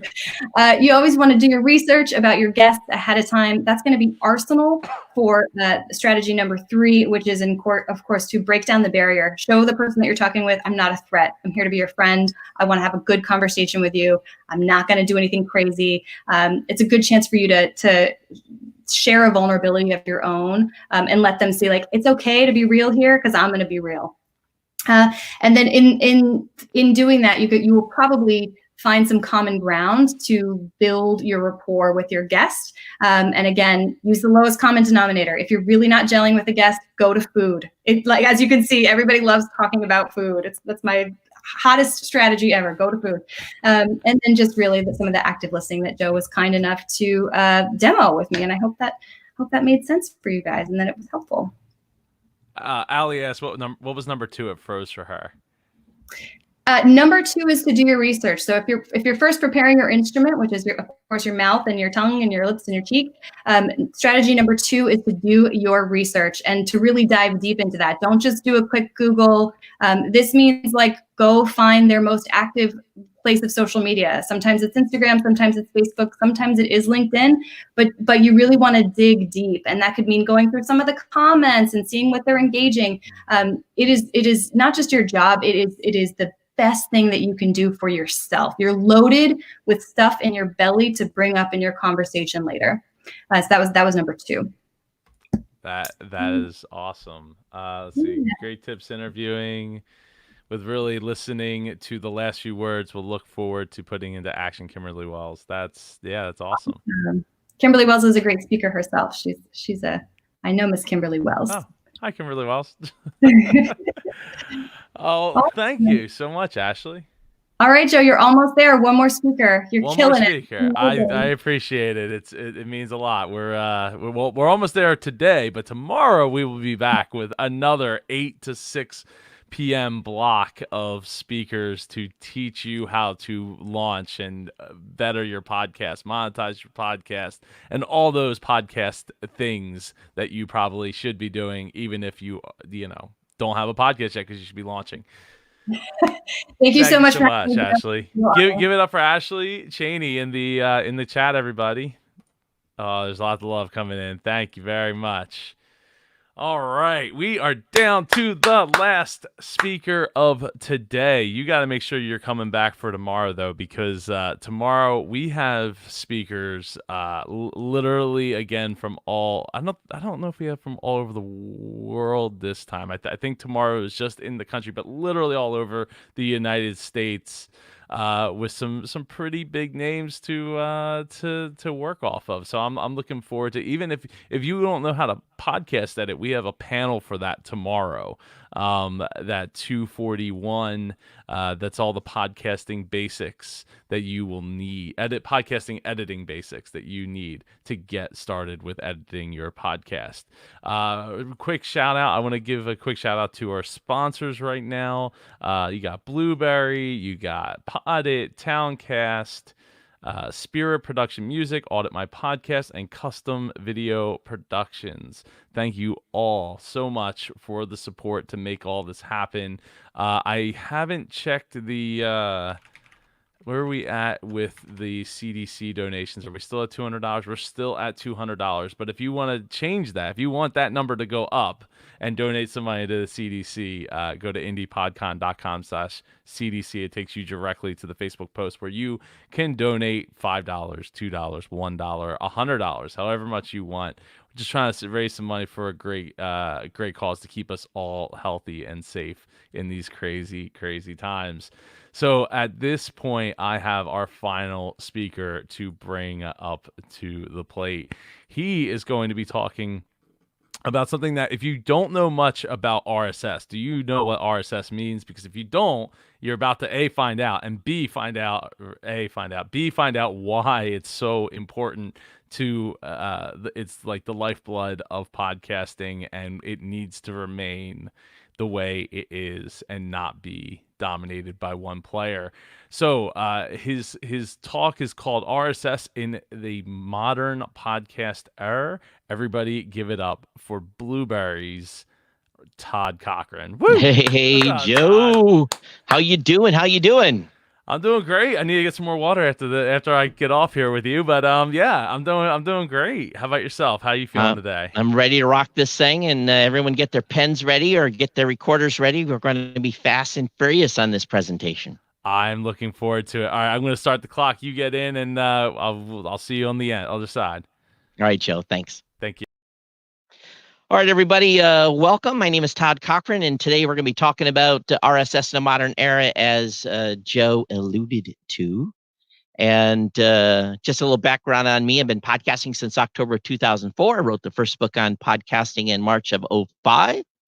I obtained one of the very first sponsorships of podcasts of GoDaddy in 2005. They're my current sponsor of my show.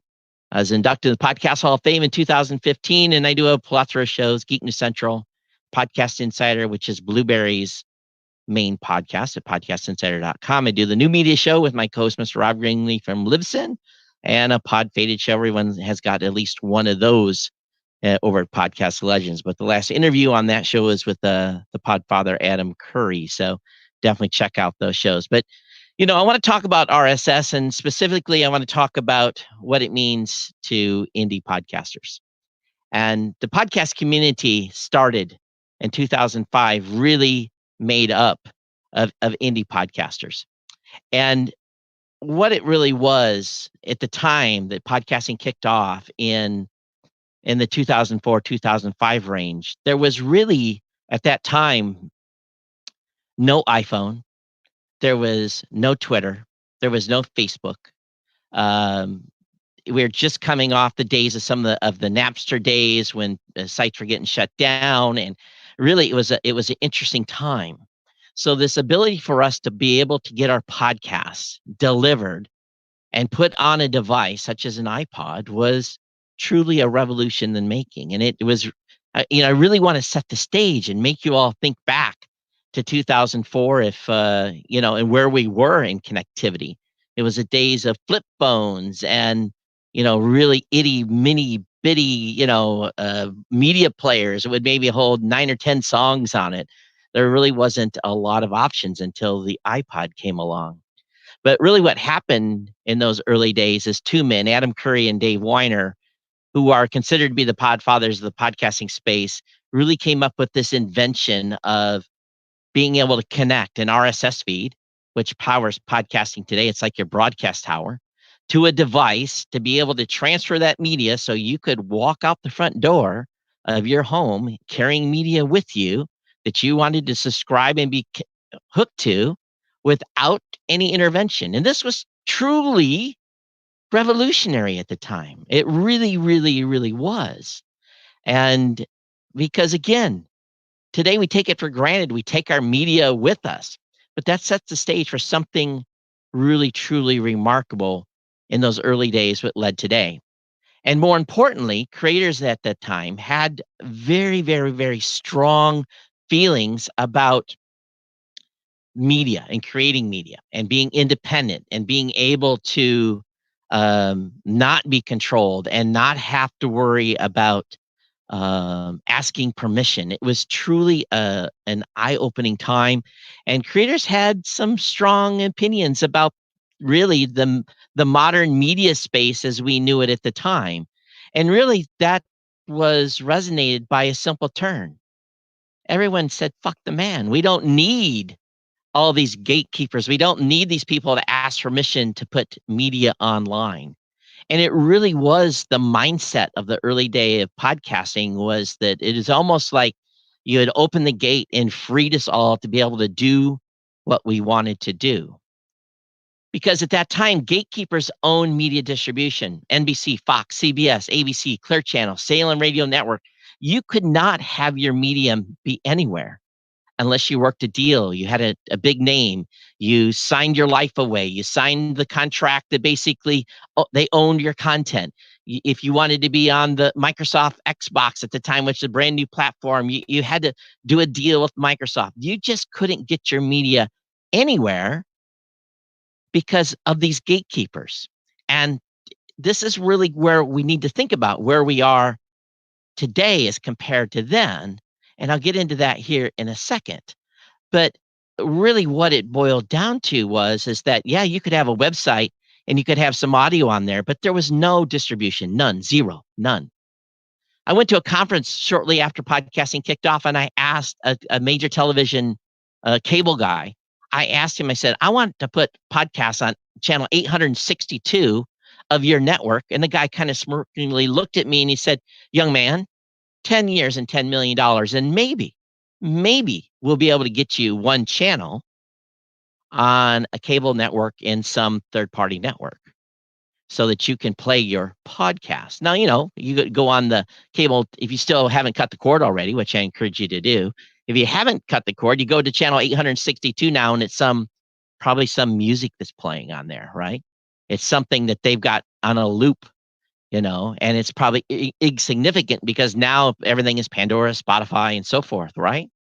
So Adam Curry had a saying in the beginning of his podcast that he was doing in those early days. He said, with $16 million worth of airplane strapped to my ass and the next generation radio content in my ears, I'd like to think I'm flying into the future.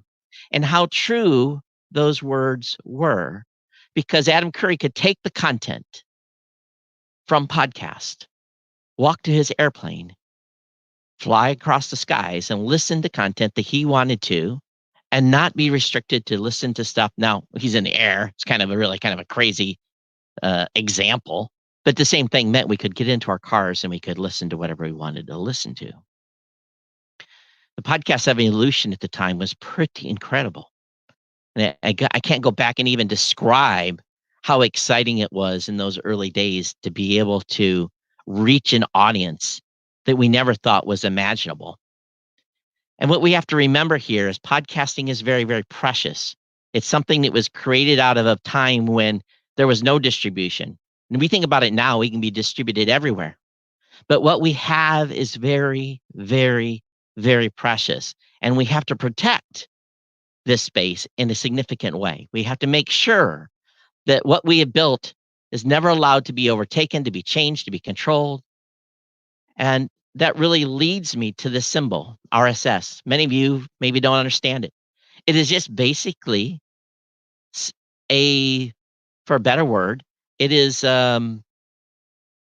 it's a file full of metadata that if you look at it, make your head spin, make your eyes glaze over, but it contains all the data that allows our content to be distributed today to Google Podcasts, Apple Podcasts, to Spotify, to Pandora, to all these sites. It's very, very exciting. And for the most part, many of you may have your own RSS feed on your own website, or you may be renting one from your service provider.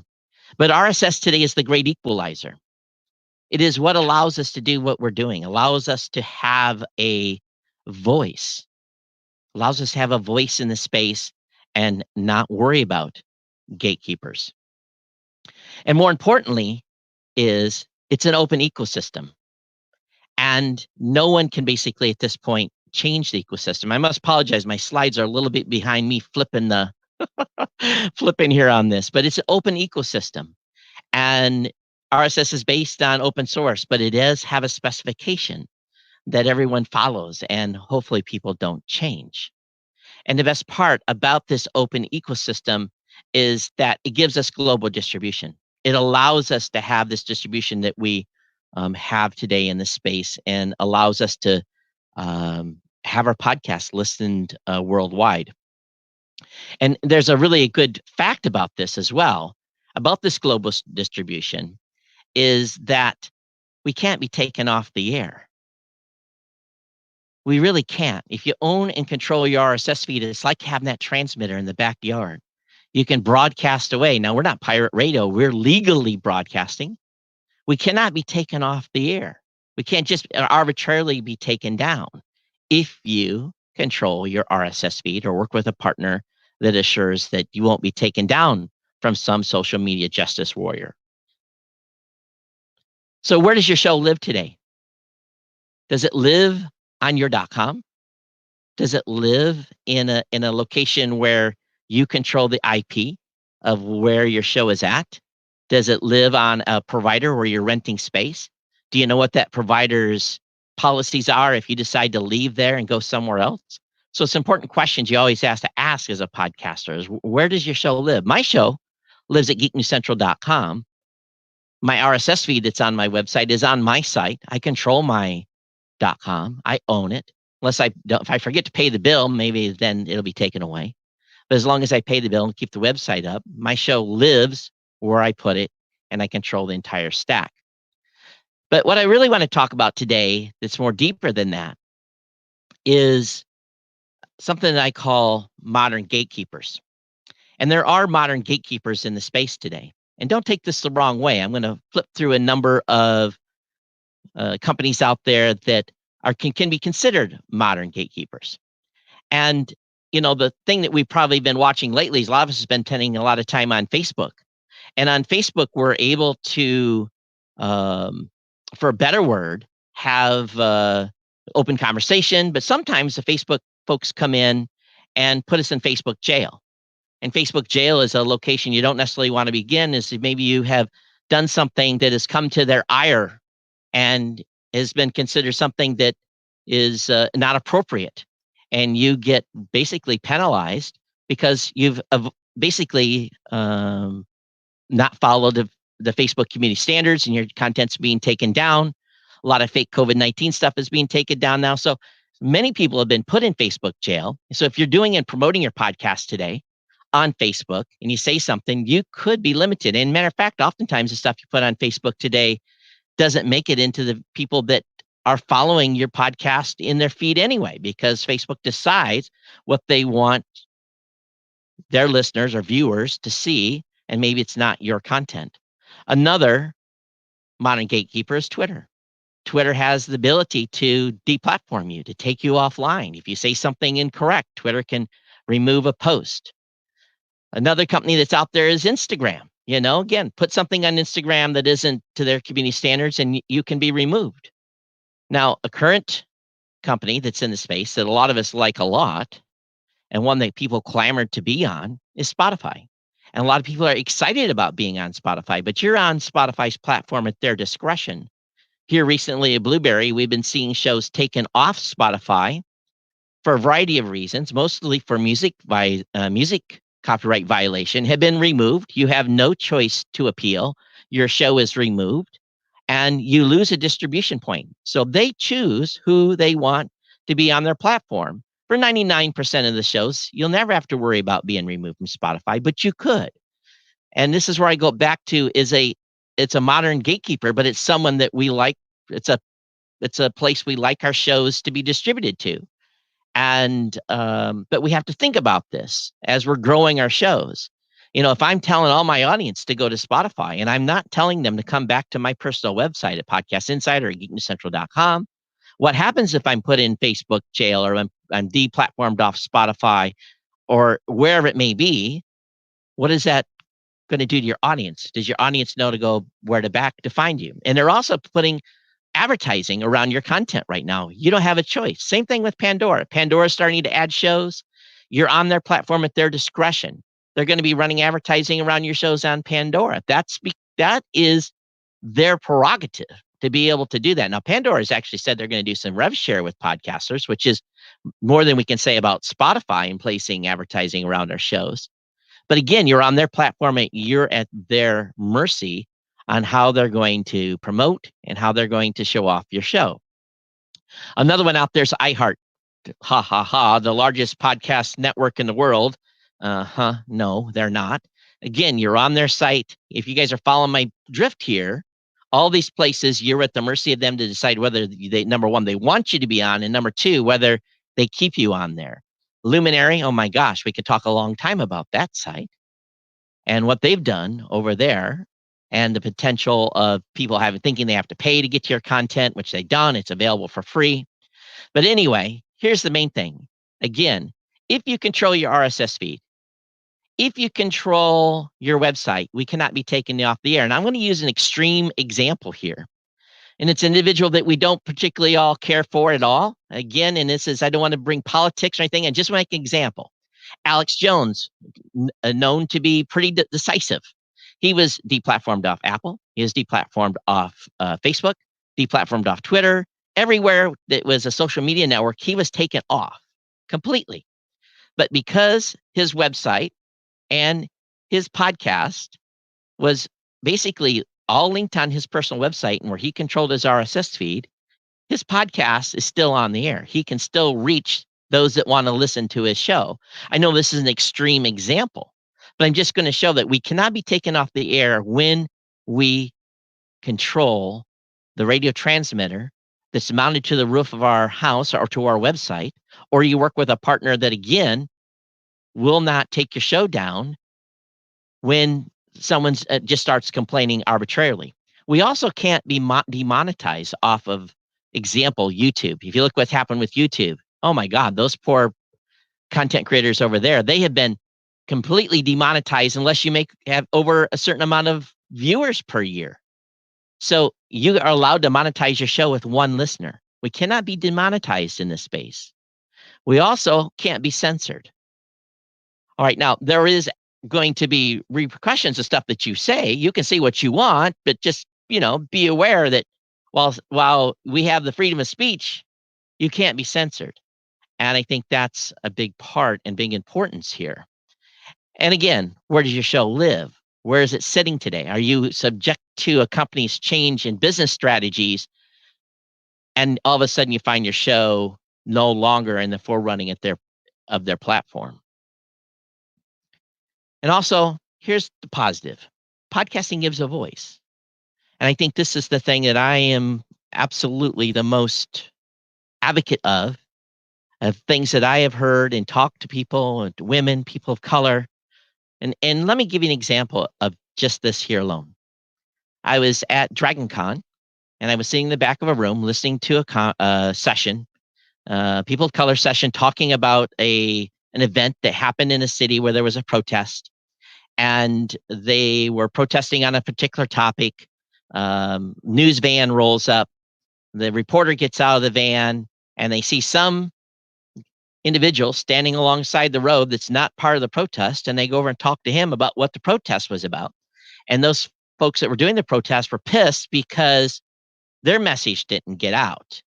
Somebody that was watching the sidelines did, that had nothing to do with them, got out the message. So what they did is they started a podcast, and they were able to promote and talk about the issues at hand that they wanted to.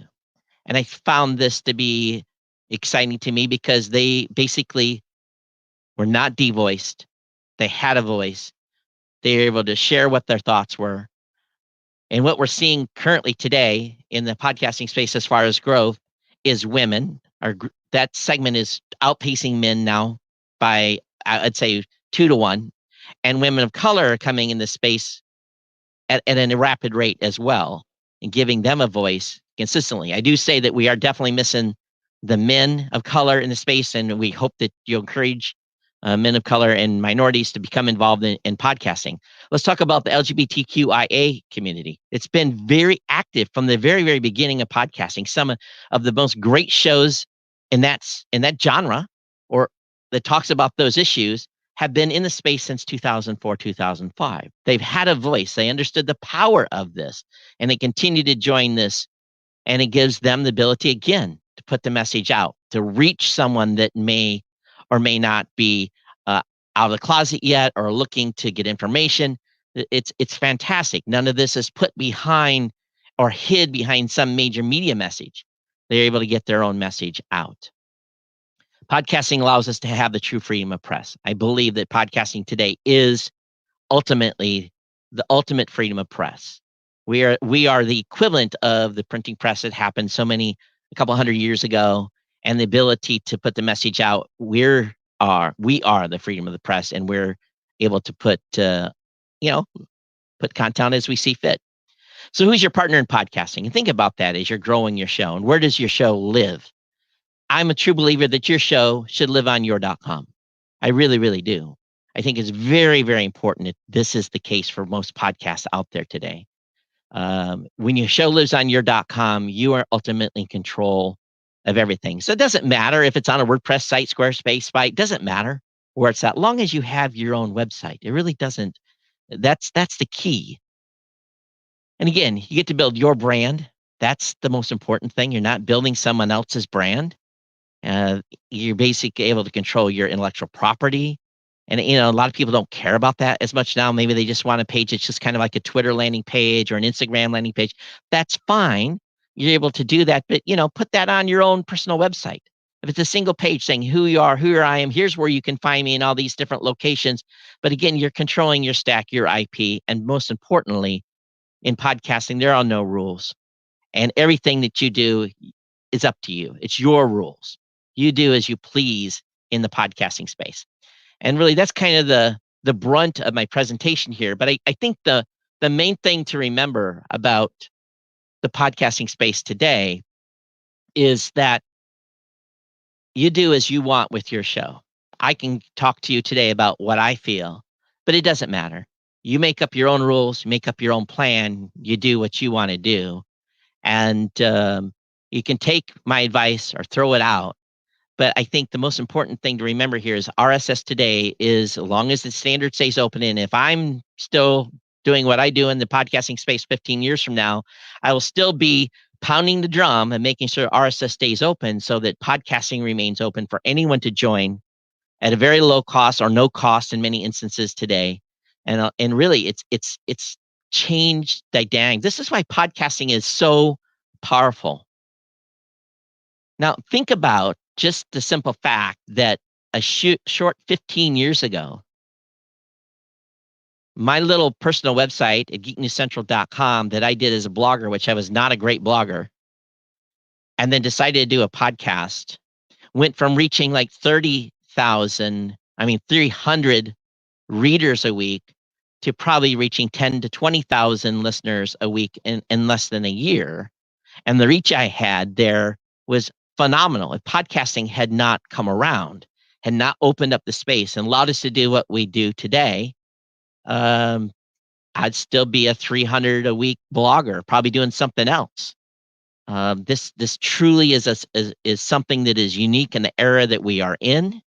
RSS has made it possible. That little piece of code that resides at basically Apple Podcasts reaches and grabs your latest episode, Google Podcasts, all the different places that pull that code to be able to update their directory listing so that your listeners can find your content, it's a very important piece. Without RSS, we would not be here. Without Adam Curry and Dave Weiner doing what they did, this space would not exist today in the way that it does. It would maybe be controlled by some multi-conglomerate. So as you're getting ready to join a network or work with someone or sign some exclusive contract, read those contracts closely. Make sure that you don't give up your show. Make sure you don't give up your feed. Work within that constraint, but keep control of what you have, because I've seen too many extinction events where shows have went off to work with a network. They've moved their entire show over, the feed all over. Something's went sideways with the network arrangement, and someone out of spite or just they ran out of money, shut things down, and you have an extinction event for your podcast where you lose your listeners. You can't get them back. They don't know where to go find your show. So in my show, first thing I always say, this is Todd from Geekness Central. Go over to geeknesscentral.com, get subscribed to the show. Sure, I want them to subscribe on Apple Podcasts, Google Podcasts, Spotify, TuneIn, wherever they get the show. I want them to get the show there. But I want them to know that if all of a sudden someone pulls the plug on me, I know where Todd's site is. I can come back and get his show. And if that's a Twitter page or an Instagram page, well, again, maybe you're rolling the dice there, but at least have a place to send them back to. So let me see if I've got any questions in here.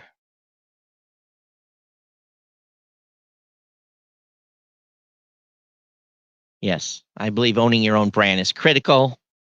And ours is critical. A lot of things, including what we do on smart speakers. That's right. That controls the message that goes into those smart speakers. Even those are very small, very tiny percent of people are listening to shows on smart speakers at this point.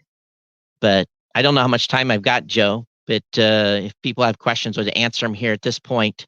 But if someone says, "Don't you have to own the hardware?"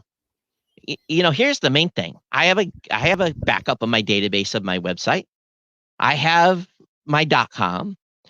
I rent my stuff from GoDaddy because GoDaddy sponsors my stuff. If GoDaddy ever says, "Todd, we don't want you as a customer," and takes my stuff down, I've got a backup. I've got the domain name. I just move to another location. I'm not going to be down. I'm going to stay up. But if you're renting from some provider, when you don't pay the bill, they pull the plug. They take your stuff down. You're gone. That's not the case for me or anyone that follows the advice that I give them. And again, it doesn't matter where you host your media. Let's just be square of that. This is not about media hosting. This is about your show, about your brand, about this baby that you built and grown up. So that's what I've got. Joe? There's a small story. I don't know that I've ever told you this, but when I got started, I was running my own web server out of my own house and hosting my files that way as well. And I finally moved it to like my website and my hosting for that to ultimately I went to DreamHost.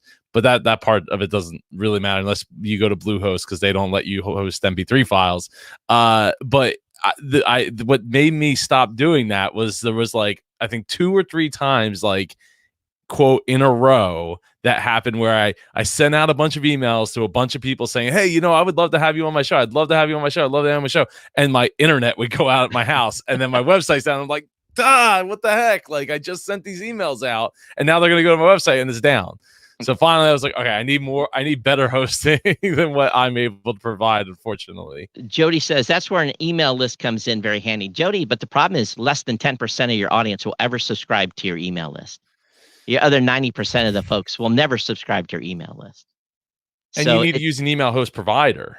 So they're still a gatekeeper. Like you can't, you could just send out individual chunks of BCC emails, but like be real. And you look at open reads on newsletters. Open reads on a newsletter is, if you're lucky, you get 30% or 40% open reads. So it's that too. So anyway, there's a question here, Todd from Stephen Green. Where do we go from here? What do you think this is going to look like in 3, 5, 10 years? I think the future for podcasting is great. We have an open ecosystem. Yeah, we got some big players come in this space. No one's complaining about the new listeners Spotify is bringing to the market. No one's complaining about that. We think that's good. I've always said I don't care where people listen as long as they listen, but they're going to know where it came from. where the source is. So I think, we're just going to continue steady climb of podcasting. There's been a few inflection points along the way throughout the years, but we're just going to continue to have a nice steady growth with maybe a few spurts here and there that increase. And we've seen a boost over the past 2 weeks. People entering the podcasting space is up based on my sales numbers. So just because all of a sudden things are crazy, people then say, oh my God, I need to get the word out. I want to talk about this. And so podcasting is kind of a fail-safe, we think.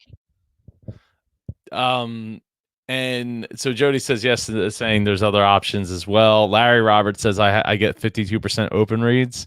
I mean I get between 20 and 30% myself, but even that's 52 is low. fantastic. Like, no, it is fantastic, but it's Yeah. still low in compare. Like when you're like, hey, I have 10,000 emails, but only like 5,000 were being opened, or if I have 100 emails, only 50 people are opening it. Like, And if you have 10,000 people on your email list, there's 100,000 people listening to your show, because I don't believe in putting those big blasting funnel pieces. If someone rudely puts up one of those sign up for my newsletter thing when they come to website, I leave. I don't put up with it. It's like you don't even get introduced to me and you're blasting me with sign up for my newsletter. I feel maybe I'm old school. I just find that rude. Jody says because that's because you're awesome, Larry. Let's see. All your show in one place or individual sites for each show? That's a great question. I think it all depends on if the show's related to another show, then sure, put it on the same website. If it's a whole different brand, I'm doing a tech show. It's at Geek News Central. Rob and I do the media show. It's at newmediashow.com. We do the Podcast Insider at Blueberry. It's at podcastinsider.com. So we believe in Google SEO as well. But if it's similar and you're part of building a network, then put it, do category podcasting in WordPress and put it right on your same website. Yeah. I think we can spin it both ways.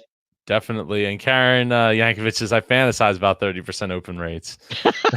That's why I was laughing. The Blueberry newsletter we send to about 100,000 people, I think we average like 32, 33% open rate. And we send it once a month. So I'm pretty happy that we get that. Yeah, definitely. And Larry Roberts, maybe you're supposed to speak tomorrow, I believe. So maybe you want to talk about that, about your 52% open rate. Yeah. And that's a pretty high number. That's good. 52% effort. That's commendable. And that's success. When someone has that kind of success, I applaud them. That's doing well. Yeah. I mean, the Indie Pod, I just had it open here. I mean, that usually gets like a 30% open rate with like 1,700 people on the list. Yeah. So it just depends. But I hate it. I scroll down a little bit on a website and they think I'm leaving. They do that pop up. It just drives me insane. Like now I'm gone.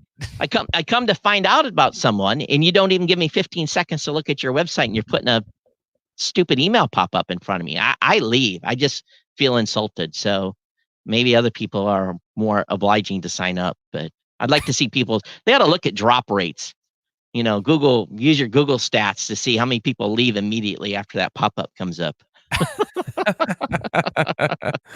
Oh, I hear you. I mean, and then the question is the quality of that email anyway. Like how many times are they really going to open it up, and is it just going to drain money out of your bank account hosting that email in a MailChimp or a Aweber or whatever? You want to hear how I send my email to about 30,000 people from my personal show? How's that? Google Groups. Never paid a penny for it. I put it on one-way email. Oh, I'm in a couple of those. I've never actually used it that way. But zero. Yeah. Cost zero. I don't get the open rate readings. I don't care about that. I just send them the show notes and say, here it is. Can they unsubscribe? They can unsubscribe. Yeah, they can unsubscribe. Yeah. Oh. Just like a regular newsletter. But it's free. What is that? Google? It is use Google Groups. Google Groups. And you basically set up a group. And then there's a way you can have people subscribe to the Google group. You don't make it so it's back and forth. It can be a one-way push or a discussion. Yeah. Yeah. Stacy Greenberg agrees with you, Todd. I hate those pop-up funnel things. I haven't even had a chance to read anything. And I've got a PayPal link on my website. I don't need Patreon. I've had a PayPal link on my website for 14 years. So why give Patreon that percentage? I keep that money. Well, I mean, PayPal will take a percentage, but You know, Yeah. But somebody's not getting a paying someone cut. twice. Right. At least Patreon is providing a service that's tailored to creators specifically. But yeah, I agree. You have your own website. You can have your own tailored program for creators on your own website. Yes. As long as you know how to do all that stuff, all the wizardry stuff. If you're going to go through the complications setting the Patreon thing, you can do it on your website. So yeah, that's true. Yeah. Todd, thank you so much. Thank you to Blueberry for sponsoring this conference. This has been awesome, and I gotta say, like, I am relieved that we had such minimal amounts of issues throughout the day. Just a couple of little hiccups, even having to kill the stream that had like 60 people on it right then and there and jump everybody over to the other stream, to this stream. Not ideal, but thanks Facebook Live for only accommodating 8 hours of live stream. I think you can change that setting somewhere. Can you to more than 8 hours? Well, when I Googled it, that's all I could find was Facebook's like back saying 8 hours. YouTube 12 hours. So like I could, if we wanted to do it differently, we just do one. Hey Joe, thanks for putting this together and the hard work getting everyone. I know this is layman's or a yeoman's duty here over the last couple of days and getting this ready to go, but thanks for doing it. And again, for all of you who's been watching my stuff, this is just my opinion. Do what you want to do. There's no rules in podcasting. That is true, sir. That is true. Well, have a great night. I hope maybe you'll be able to join us tomorrow for some of the talks. And I hope all of you will choose to join us tomorrow for the talks that we have starting at 8 o'clock in the morning. I mean, we have there's just so many talks. Even one that I'm particularly looking forward to is about audio branding and why it's important to your podcast. You know who you are, who's doing that. So I appreciate all the compliments, and to the person that said that I should run for president, I don't think I'm old enough to do that yet. So maybe someday I will be old enough, and we'll talk about it then. But anyway, I'm gonna sign off now. Just shoot, quick thank you to Blueberry Podcast Hosting. They're a full service podcast hosting company providing hosting, podcast stats, and the PowerPress podcasting plugin for those with WordPress websites. If you don't have a website, don't worry. They will provide one for you if needed. Phone and email support is included, and you can get 3 free months by using promo code IndiePod. Thank you to Podit. They're the best way to connect for your next interview. Towncast. If you have a podcast, YouTube channel, blog, or any digital content about your local community, sign up for a free listing at Towncast today. And Spirit Music Production, bringing your podcast to life by unlocking the power of music. You can get your music over there, and it's awesome. And CVP, thank you for sponsoring like halfway through today. That's Custom Video Productions. You can go to cvpnj.com. Thank you very much, Frank, for that. Thank you, Angel. That I know that is 5 a.m. tomorrow for West Coast people. There was just too much greatness to bottle up and I didn't want to go to midnight. So we're starting at 8 a.m. Bring the coffee. Yeah, that's probably a good idea, Frank. See you tomorrow, Chip. The only other thing I was going to point out is if you want to start your podcast, you can go to indiepodcon.com/start. Me and Samantha Riley are running. We are running a 6-week mastermind. It's pretty inexpensive. It's like $250 for 6 weeks. You get both of us in chat and all that stuff. And if you want to monetize your podcast, we're doing a very inexpensive, again, it's like $250, 6-week mastermind course. And if you go to indiepodcon.com/monetize, it breaks out what the 6 weeks look like. So if you're interested in either of those, please go check those out. If you want to get 4 years of podcast conference videos, from MapCon 1 through 4, 2015, 16, 17, and 18. Normally it's $99. Right now it's on sale for $33. Just go to indiepodcon.com/bundle. Use offer code virtual and you will save 66%. Get it down to $33. Thank you everyone for donating to the CDC. Last I checked, we're at $200. If you want to make a donation to say thank you to me, to the speakers, to the CDC for doing their job the best that they can, go to indiepodcon.com/CDC. And I will see you all bright and early in the morning at 8:10. Thank you all and have a wonderful night.